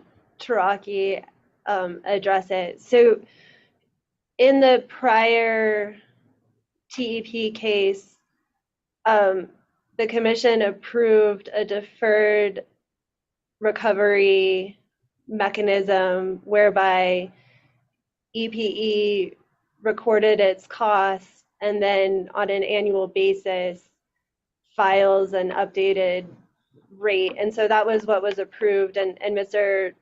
Taraki can explain the accounting treatment or any of the kind of technical questions on that. And so all we're asking for in this case is approval of the programs, and those programs have an affiliated cost. And then we're asking to continue recovery through that deferred, previously approved recovery mechanism. Yeah, and I understand that exactly. And I mean, my point broadly though is that like there is at least discussion among some regular participants in these proceedings that the term regulatory asset and the way that it's being utilized. I mean, I don't think this idea is at all, controversial. I just think what's problematic is that there's this thing called regulatory assets. Ashley Shanauer wrote an RD in which he tried to capture the legal concept and describe how it functions at this commission. But I can tell you is in meetings with others, if you ask what is the standard practice for regulatory assets in this commission, the answer that you're going to get is there is no precedent in terms of actual consistency. So I just, maybe more for the record than anything, I want to be clear that like this is not a regulatory asset in which future rate making treatment is being sought. You're effectively just saying, look, it's a deferred cost mechanism. As costs are accrued, we track them, and then later on we adjust the rider to reflect those costs actually accrued. Yeah, I think that's right. It's an accounting treatment. Right. But I'm telling you, this is going to be a problem in more than just this case moving forward. And I would not be surprised at all if there was some sort of inquiry docket open to figure out how we fix this, because there was pages and pages and pages of testimony in the rate case about what we have done with regulatory assets and liabilities and when is it appropriate to use them. Anyway, so go ahead, Ms. Lynch. I don't need Mr. Taraki to say anything more. I've got everything I need with that. Okay.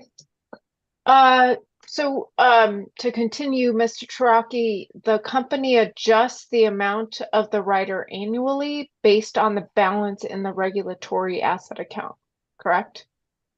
That is correct. Okay. And to be just totally clear, the amount of the rider will depend on how much the company spends on TEP programs in the previous year. That is correct. Okay.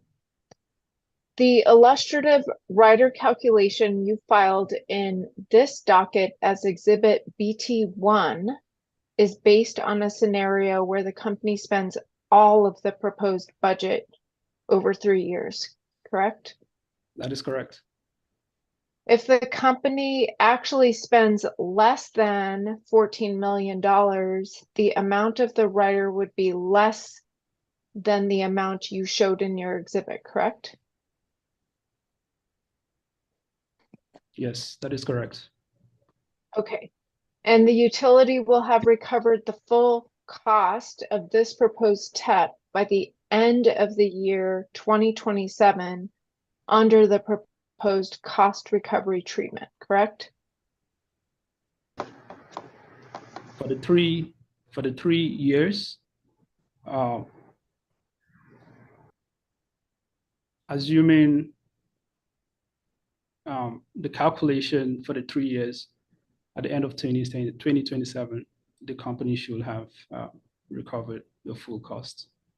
Okay, great. So now we're going to move into regulatory accounting principles that EPE uses.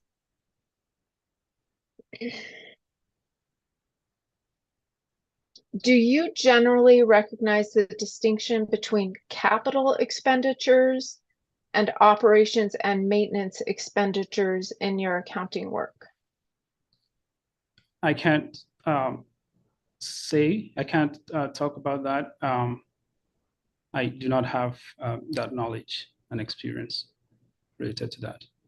Okay, so we'll take a step back. Can you then briefly summarize what your understanding is of a capital expenditure? Mr. Hearing Examiner, I'm going to object to this as outside the scope of this proceeding. I don't know what we're talking about, capital costs and. Sir, I'm sorry.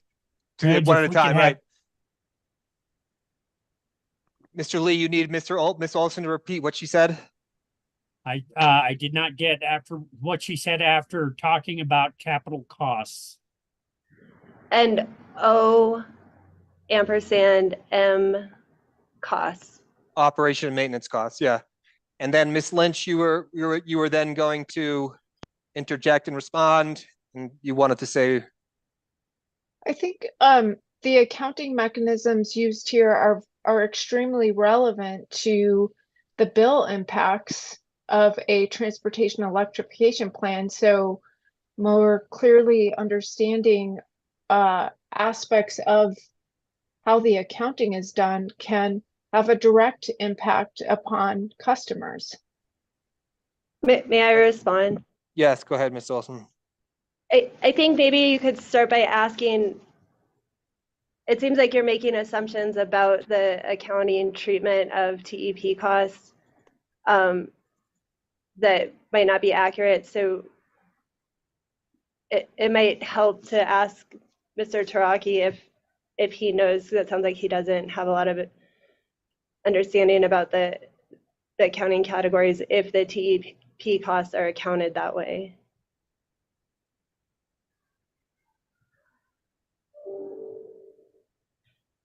Yeah, I mean, Miss Lynch, I'm not an accountant either, so you can. I mean, if he doesn't know the answer, he doesn't know the answer. I mean, that's it. But I mean, I don't see a problem in Miss Lynch asking the questions, Miss Olson.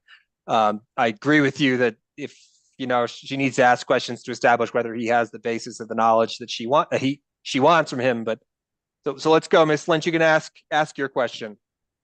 Thank you. Most of the questions have fallen within that category, as described by Ms. Olson. Here, we're just looking at capital expenditures and the definition, and I'm trying to establish your understanding, Mr. Taraki, of what a capital expenditure is. Yes, based on my limited understanding of capital expenditure, these are expenditures that are sunk in nature and requires investments that last over a longer period of time and has the capability of a utility earning a return on those investments. Thank you.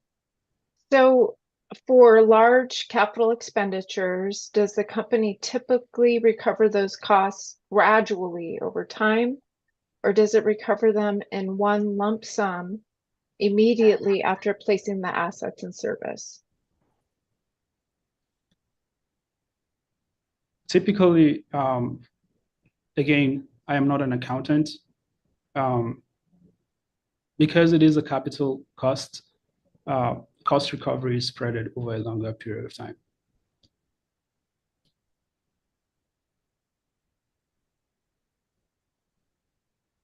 And does the period of time during which the costs are recovered generally correspond with an estimate of the useful life of the asset or assets that have been built, or with an estimate of when the benefits of the investment will be realized?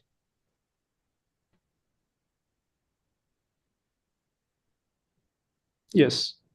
Okay.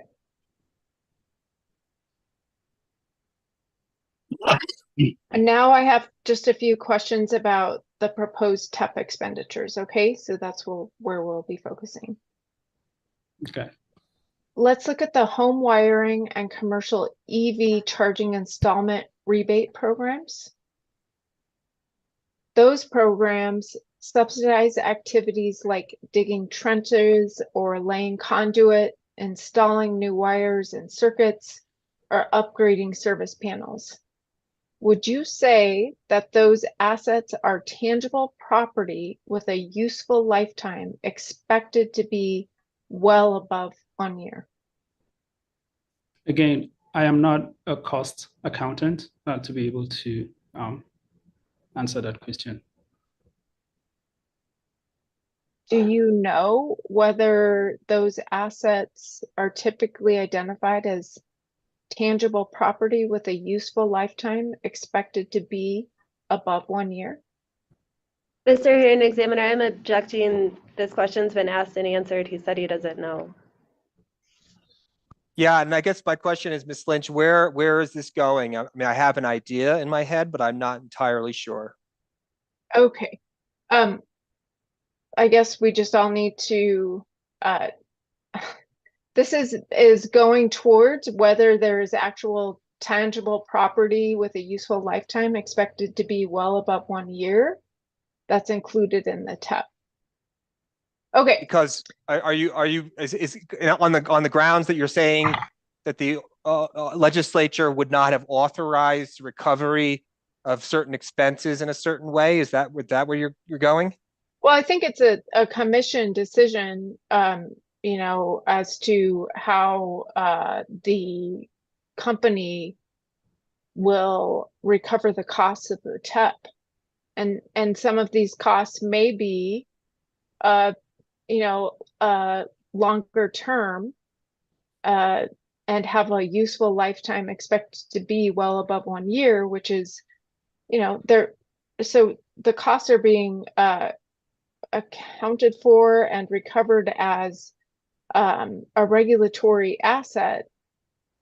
But as you explained earlier, that may not be the best mechanism, and it may actually hurt customers more than if the TEP were spread out over time. The recovery of the costs. Yeah, no, I thought that's where I thought you were going. Yeah, I'll allow some questioning into this. I mean, I think it's a reasonable. I don't know that Mr. Taraki is going to be able to answer all the questions based on what he's telling us so far, but you can certainly ask your questions. And I'll extend you a few minutes because I think I took some of your time, so not too much. Would you say chargers are physical assets with useful lives expected to be above 1 year? Yes. Okay, let's look at the Power Connect program, which would involve ratepayers subsidizing expansion of the distribution grid by covering a portion of commercial EV customers' line extension costs. Adding feeders, upgrading transformers, or establishing new service connections. Those are expenditures that are typically treated by the company as capital costs. Is that correct? Again, I am not a cost accountant to be able to say the difference. Do you know who at EPE could answer these questions?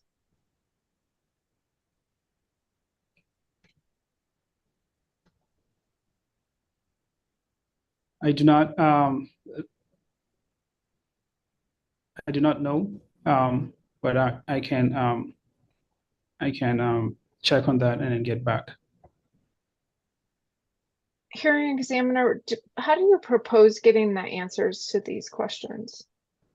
Mr. Hearing Examiner, I'm a little bit concerned that Ms. Lynch is talking about costs that aren't even listed in the proposed plan, but if she wants to point to a specific cost that EPE is seeking recovery for as part of this plan, then Ms. Rodriguez would have been the appropriate witness because Ms. Rodriguez sponsored the programs and the program costs. I mean, my answer to this is, I think, Ms. Lynch, is you're making really a policy and legal argument, which is there's a better way for the commission to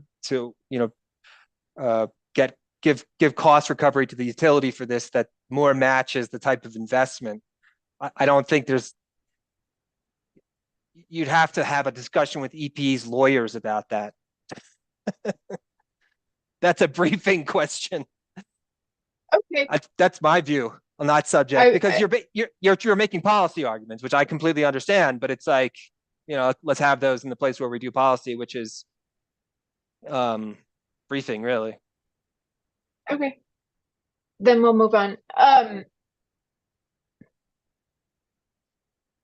This is in response to the rebuttal that you provided, Mr. Taraki. Can you please take your rebuttal testimony out and turn to page 24 and let me know when you are at line 4. Page 24.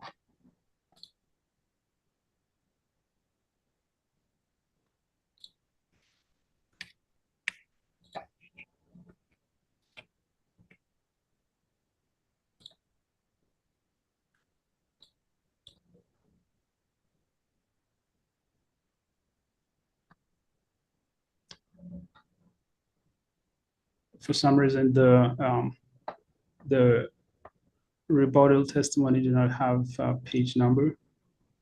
Oh,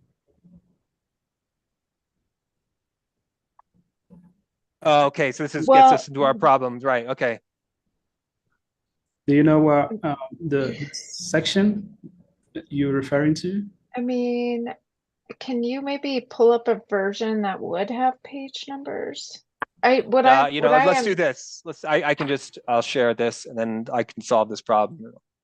If I may interject, they do have question numbers, and she's asking about question 47, I believe. Okay, 47.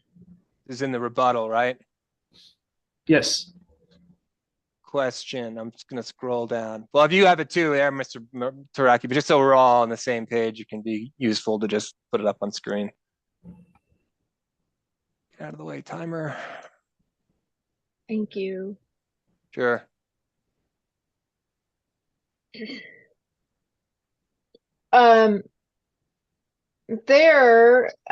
respond to Mr. Madsen's recommendation to amortize capital expenses within the TUP rider, declining to pursue the recommendation, correct?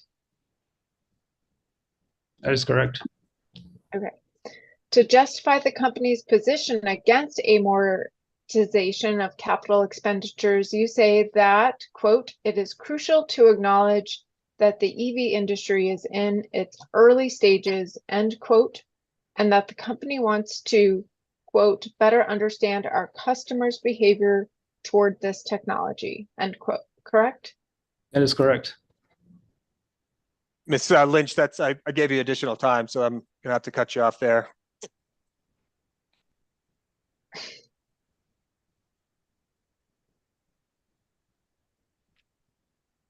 All right. And that's never enough time. We were told to cut time to accommodate all the other witnesses here, and it really diminishes the value of a hearing if we can't actually explore to the full extent what the expert witnesses have to say on a topic. And I think it's really valid and important to explore EPE's proposed cost recovery, especially as it impacts customers? Well, I mean, the truth is what we're doing is we're heading into a second day of hearing. That's true. I don't think we need to compress this into one day if it actually needs and requires more than one day. And I'm sorry, we're all very tired. I get that, but this is important. Well, I know. I mean, the logistical limitation with second day of hearing is scheduling with you all. So if you want to come here tomorrow at 9 a.m., I'll be here. So will I. Okay, well then I think we can just say, unless there's some reason why one person, Mr. Lee, are you available tomorrow at 9 a.m.? Yes, Your Honor. Is there anyone who's not available tomorrow at 9 a.m.? All right, Ms. Lynch, how much more time would you like with Mr. Taraki? 15 minutes. The I other think thing that I should will be say, sufficient. Ms. Lynch, yeah, I understand, but the other thing to say, Ms. Lynch, is the hearing is not the only time in which you have the opportunity to ask questions, right? Like there's lots of ways to get at the information, and then there's ways to utilize the time apportioned to you efficiently. And that's not a criticism. I'm very familiar with the fact that there's objections to questions, and that oftentimes take away your time. But I have watched Mr. Throne just go berserk on people, and it can be done. And I don't mean that as a bad way. I hope I'm not treading water here. No, you're not. I'm just telling you that to have watched someone who's participated in these proceedings for like decades on end, and the way he formulated his questions, the way he did his cross-examinations, it was a learning experience even for me to watch. And I'm not holding him out as the be-all and end-all of all attorneys, but what I can assure you is that there are efficient ways to get at what the information you want. So you can have your 15 more minutes. Correct. Thank you. I think discovery is a valuable tool. I just know that for whatever reason, there were a lot of hearings here at the end of the last year and now at the beginning of this year. And that's a limiting factor. I apologize. No problem. Okay. 15 minutes. Thank you.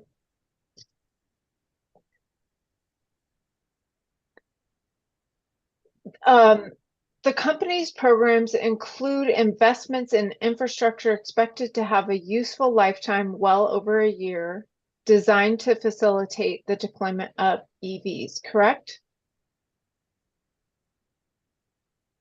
I'm not sure where you're reading. I'm just asking you, is that a correct assumption? Could you repeat the question, please? The company's programs include investments in infrastructure expected to have a useful lifetime over a year. Madam or Mr. Hearing Examiner, these questions are not related to Mr. Taraki's testimony. Ms. Lynch, could you repeat the question so that I can contemplate what Ms. Olson just said?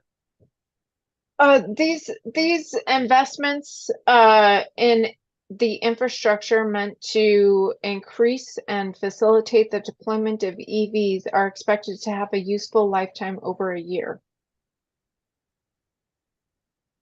I'll overrule that objection. I think Mr. Taraki should know enough about the subject matter to at least answer that. Yes, the investment, depending on the investment, and whether it's capital or not, it's expected to. If it is capital, then it should have a useful life greater than 1 year. Thank you. I just have a couple of more questions. If the company spread out recovery of capital costs proposed in this TEP, say over 10 years, rather than recovering all the expenses in 1 year, would that generally have the effect of reducing the amount of the rider? Yes. And would that have the effect of reducing the amount billed to customers for TEP costs on a typical monthly bill compared to how cost recovery currently works?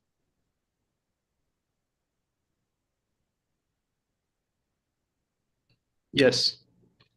So can I ask a Okay. question too in a minute, and I'll pause your time, Ms. Lynch, so I know you want this. But Mr. Taraki, what was the last rider amount, and what was the actual impact on customer bills? I mean, if that's in your testimony, I apologize, I just don't recall. I don't have the number at the top of my head, but it's in my direct testimony. Let's see, page 66, 166. Let's see. Mr. Hearing Examiner, I have my bill in front of me, and I can read that the transportation electrification plan recovery was 0.00124. So 0.0124 cents On your bill, Mr. Downs. on my bill, rate one. And do you, Mr. Taraki, were you able to locate where that information is in your testimony? Where the more general number for perhaps the average EPE customer, or more broadly, what impact the rider's having? And the reason I'm asking is I want to understand, Ms. Lynch is making some arguments here about, wasn't there a better way to spread these payments out, or blah, blah, blah. What is the impact of all this, and what are customers currently confronted with?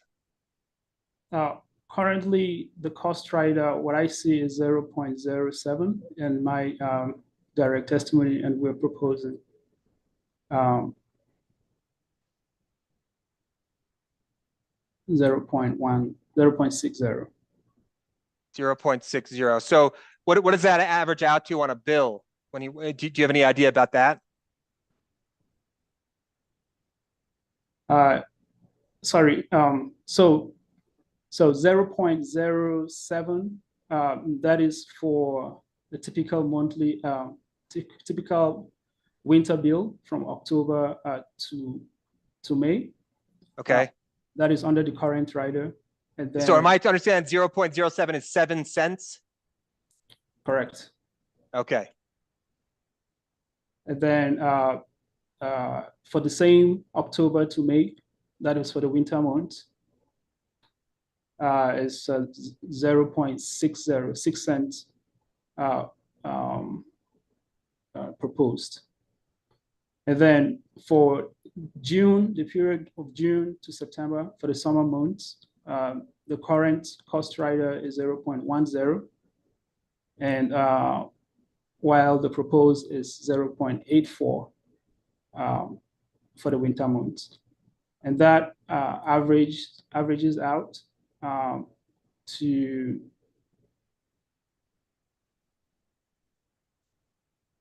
a year-round average monthly bill of 50. No, sorry.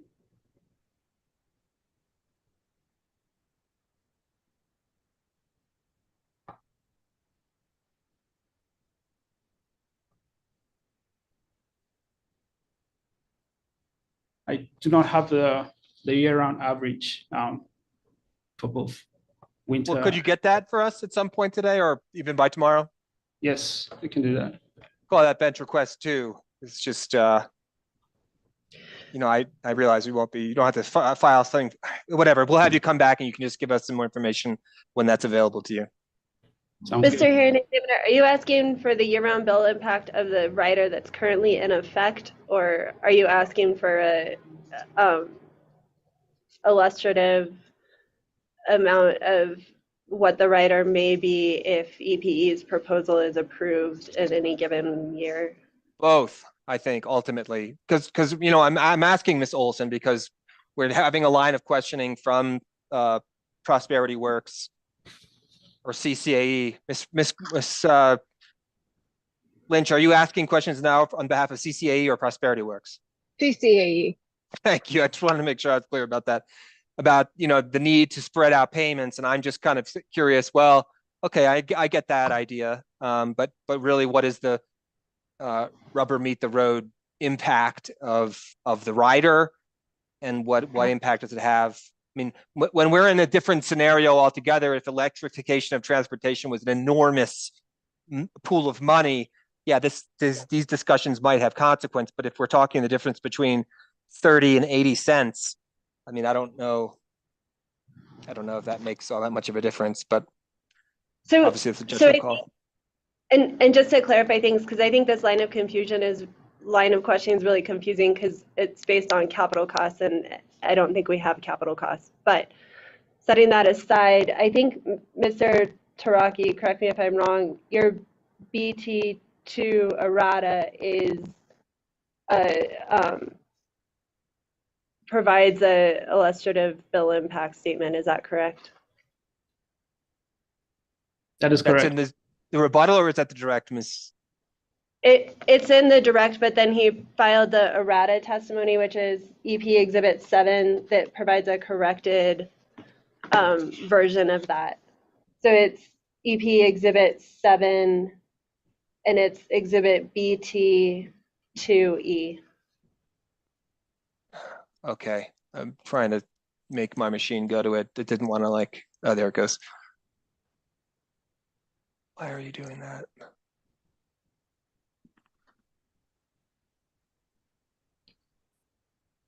BT7E? BT Go ahead. Exhibit BT-2E. BT2E, okay. So just so I make sure I understand, as I think this is a worthwhile endeavor. This is the document, Mr. Taraki? Yes, that is correct.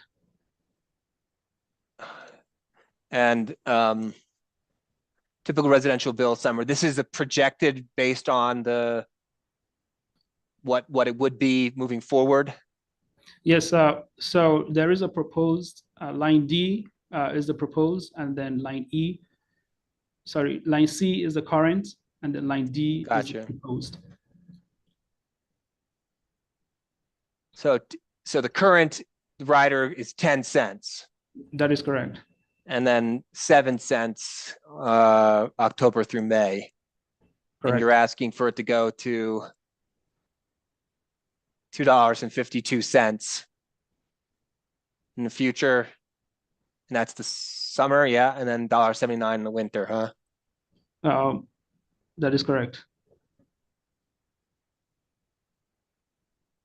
And so it's an increase. I can see the percentage increases there, right? Okay, carry on, Ms. Lynch. So I think actually, let me just say, I apologize. Mr. Taraki, I think this satisfies me. I don't need you to provide anything else at this juncture. So I will withdraw my bench request, and I think this is sufficient information for my purposes. Thank you for clarifying that. And thank you, Ms. Olson, for pointing me to this document. I just have one more question. Mr. Taraki, is EPE planning to collect the full predicted cost rider here? For the proposed TEP? EP plans to file for cost recovery for all expenses that has been incurred using the deferred collection methodology. In other words, Ms. Lynch, you're saying that this is illustrative only. Is that the idea?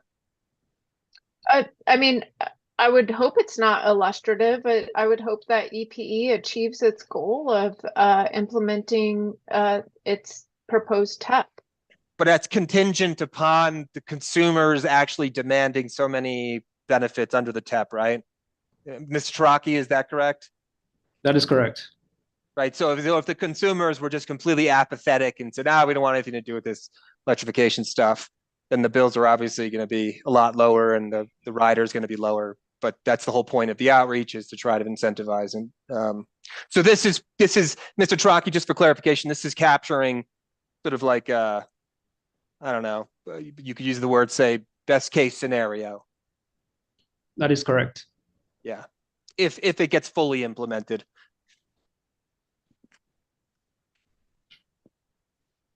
Okay. And the EPE has an incentive to fully implement its TEP, correct? Meaning, Yes, could it increase its revenues if the TEP is successful? yes, it has the tendency of increasing EPA's revenue due to estimated increase in charging by electric vehicle customers. Okay. Thank you, hearing examiner, for extending my time, and I really appreciate your expertise, Mr. Chiraki. And Mr. Traki, I wanted to ask you a follow-up question on that. I mean, sort of, Miss Lynch's question, I understand it exactly, and it's a perfectly legitimate question. But I mean, in some ways, is it correct to think of the investments by the utility in transportation electrification as sort of this zero-sum thing that says, well, if they expend something, they get a cost at they get a benefit at the cost of the consumer? Because I think my understanding is the whole point is there's like synergistic effects associated with TEP expenditures. Eventually the company can reduce costs for all customers if the TEP investments pay off the way they're expected to. Is that right? I mean, am I fundamentally mistaken? Yes, that is right. Due to increased in electricity consumption resulting from the transportation electrification programs, the increased sales has the ability of having a reduced impact on customers' bill as a whole. Through avoided costs and through opportunities for the company to make sales it wouldn't otherwise have made. That is correct. Yeah, I mean, it just strikes me as like, do we have any way of knowing however many dollars of TEP expenses, what amount of potential savings a consumer, an EPE customer can anticipate? Has anyone done that kind of work? None that I am aware of. Do you think it'd be possible to do that? I mean, not now, obviously, it's going to take a little bit of time, but I mean, is that theoretically feasible?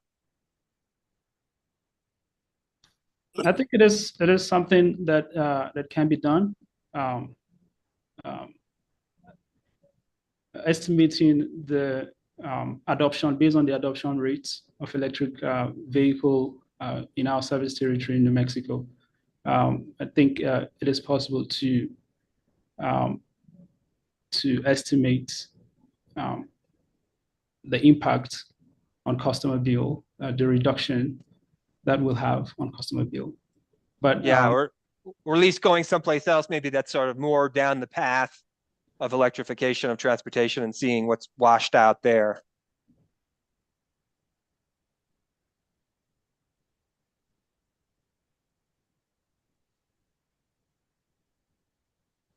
Are we going to say something, Mr. Strachey? I didn't mean to interject. I'm sorry, I didn't get your question, Mr. Herring. Well, I was saying the other alternative would be if you're just dealing with projections, you could always look at a state or a jurisdiction that has gone much further with transportation electrification and see what the data yields in a different environment. I mean, obviously, transposing that to New Mexico has problems for all the reasons we've already talked about in this hearing. But it's not as if we're the only place where utilities are relying on electrification to solve problems and reduce costs. Yeah, like I said, it is something that can be done using um, uh, uh, jurisdictions where we have information on the adoption rates. Okay.